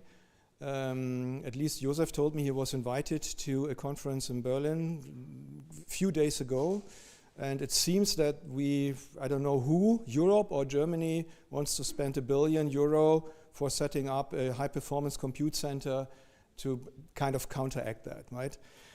I don't know if we really need this huge scale, right? I think we can already do a lot of cool things. And if you, first of all, my interest is also to have such a machine to also train people, right, to set it up. And that is basically what Azam will hopefully be doing, to create material, to train people. How can I set up my own high-performance computing environment, my own cloud? How can I use my language models? How can I use software frameworks to create AI agents or AI assistants and so on, right? there is a lot going on currently. Of course, it sometimes feels a bit like activism or agitation. How do you say? Not activism is the wrong word. But I think it's pointing in the right direction. But I think still that you can earn money with these technologies, but really boiled down to specific applications, right? Supporting the horticulturers, supporting, for example, hospitals in analyzing their patients' data, right? Supporting other businesses. I think it's the small or middle scale, which I think you can earn a lot of money. And the resources are already there. You don't need a ChatGPT run locally to do that, right? And therefore, I'm quite confident that this is pointing in a good direction. And that's also interesting. Yesterday, I came across a new initiative. I forgot the name, on a European level. That's what Anna-Lea said, basically. We have, of course, this let's say, bias because of the training data, right? And you have a lot of training data, let's say, in the English domain, some in the European domain, probably a lot in German, probably as well, right? But then you have some smaller languages and also maybe vanishing languages. And there is a project going on now, basically training language models on small languages, right? Small European languages and even dialects. So it's quite an interesting initiative. But I don't know how evolved this already is. But Philip had a question before, right? No, I mean it's a spark talk, so it really gave me a spark idea or hope that in the future we all have independent LMMs at home. And lately there were some videos online from the Thermomix release, which looks really futuristic. And then I was thinking, oh yeah, when the GPUs are getting smaller or the RAM needs less for the LLMs or something like this, then the Thermomix will have its own language model in its place. So it's a specialized cooking, maybe, I don't know. But I was just thinking of applications, and then it gave me hope of independence from the oligarchs. Thank you. Thank you, Professor. Philip's right. It creates a spark for you to think from, suppose from your experience or whatever area of research that you're working in. I just thought that, suppose 5 students, there was an experiment, no? And there was 5 students asking the same question, like we did, talking to the dog or something like this, and it gives you an output. Just as humans, even this technology, there's a limitation, which means it's also bounded by rationality, maybe to its sense, no? From a computer sense. My question is, so in financial economics, we learned about the envelope theorem in coordinates with the efficient market hypothesis, which means, suppose that everybody in the market is doing the same thing. What happens? What happened was there was a financial market crash which people could not control. And that's my scare. No? So if you have a situation like this, and this is also bounded by rationality, and so am I, and we ask the same questions maybe in 2 different parts of the world, that financial crisis happened in a particular country, and then there's a systemic effect, and that's my scare, that, you know, and then that's something that we can't control, because when we ask questions like this to suppose ChatGPT or something like that, it's something we don't know, and we want an easy answer from. There's no verification on it, and suppose we rely on it, and suppose everybody does it, because every student that suppose we're teaching to, they probably have a tab open with ChatGPT, and you ask them a question, and the first thing they do is go to that, and then gradually we see in their writing from one semester to another that creativity is being lost. That's the scary part, which means not something that we probably could detect in the short run, but in the very long term, when we really start relying on these things, that's the real scare, that, hey, everything could collapse and we don't have control of it. I don't know, Professor, do you agree or not? That's the question. It's not about me, but you cannot be sure, right? You should never trust any of these technologies, never, right? You always, it can help you, right, to speed up a bit your processes, and maybe it gives you some ideas how to formulate some sentences or phrases, or maybe to structure a document or something. But it's you, right? and it's just a kind of virtual person you're talking to. And this is what we have to convey. This is, nothing about this is true. Nothing, right? It's just producing the sequences of tokens which are supposed to become words in a large context. That's all. It's just a huge mathematical model with some nonlinearities and billions of knobs you can tune. That's all. There is no really evidence, there is no truth, there is no sensation, there is no intelligence, right? Forget it, at least from my point of view. I don't. And exactly, that's the point I want to get to, is that suppose when you're talking from your experiences and you're saying, hey, you know, we can't completely trust this, you're street smart because of the experiences you had and the way you've come. But the next generation, no, the ones who are still in school, they're really relying on this thing like it's nobody's business. And that's the scary part. Like, for example, if I don't know something, I look to textbooks and then I ask my professor, because that's the way I've gradually learned. And these kids go straight into these AI models and start asking these questions. So we are the teachers, right? So we have to help the children to open their eyes, right? And I think, for example, if you look at Perplexity is very much focused on giving you resources, right? Really, partly it literally cites parts of, let's say, articles, websites, and then you can go there and click and see and read, right? So that gives you some more evidence and some more belief as well, right? More trust. Yeah. So what is the solution of that, right? So we see we have information running through.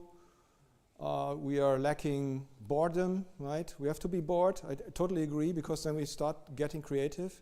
Because it's painful, right? We try to avoid this ugly feeling of being bored, and then you start playing with your spoon, right?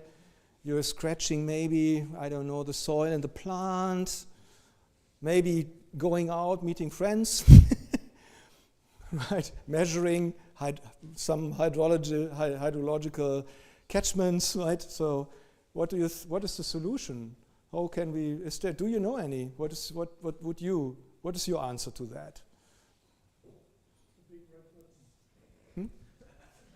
The big red button. Okay, what does this big red button do?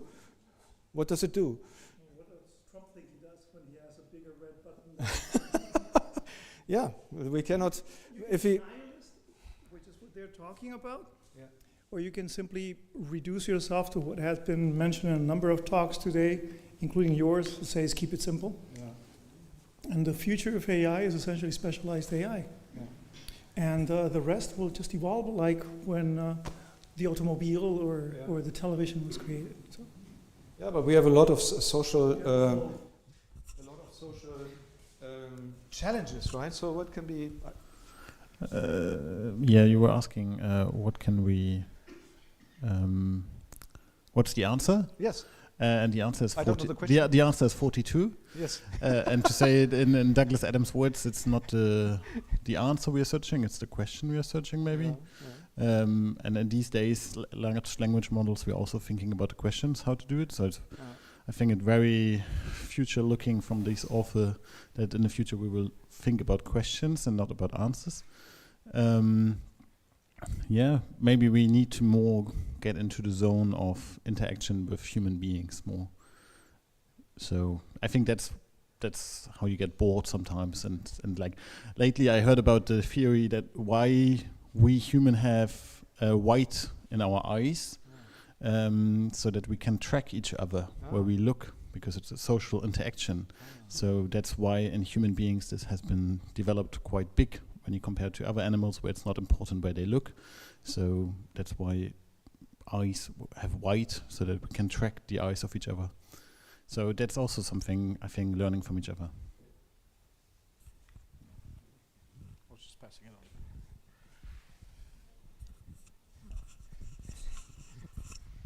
Thank you.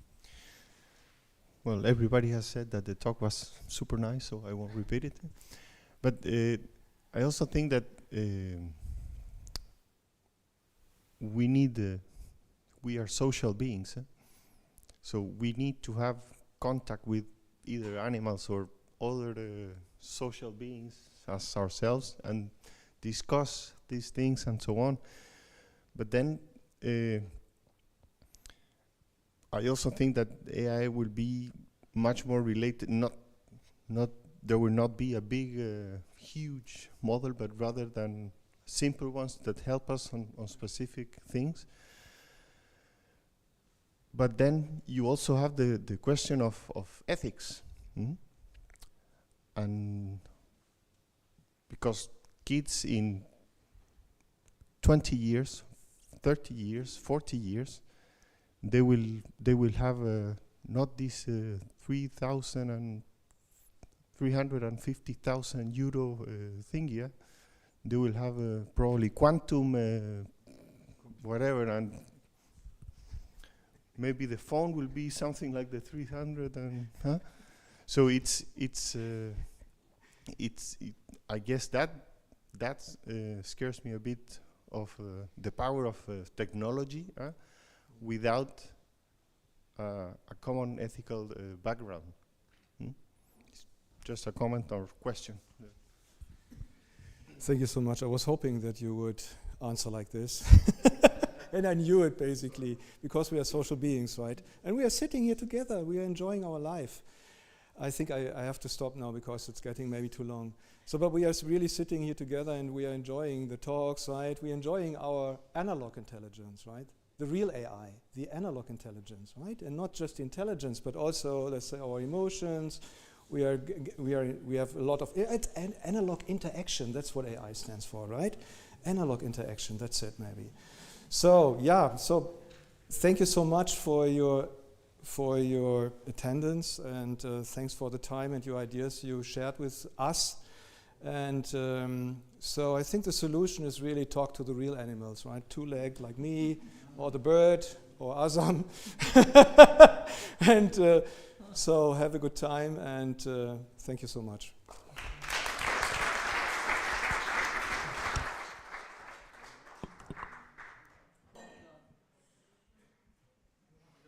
It's an analog interaction. That's it.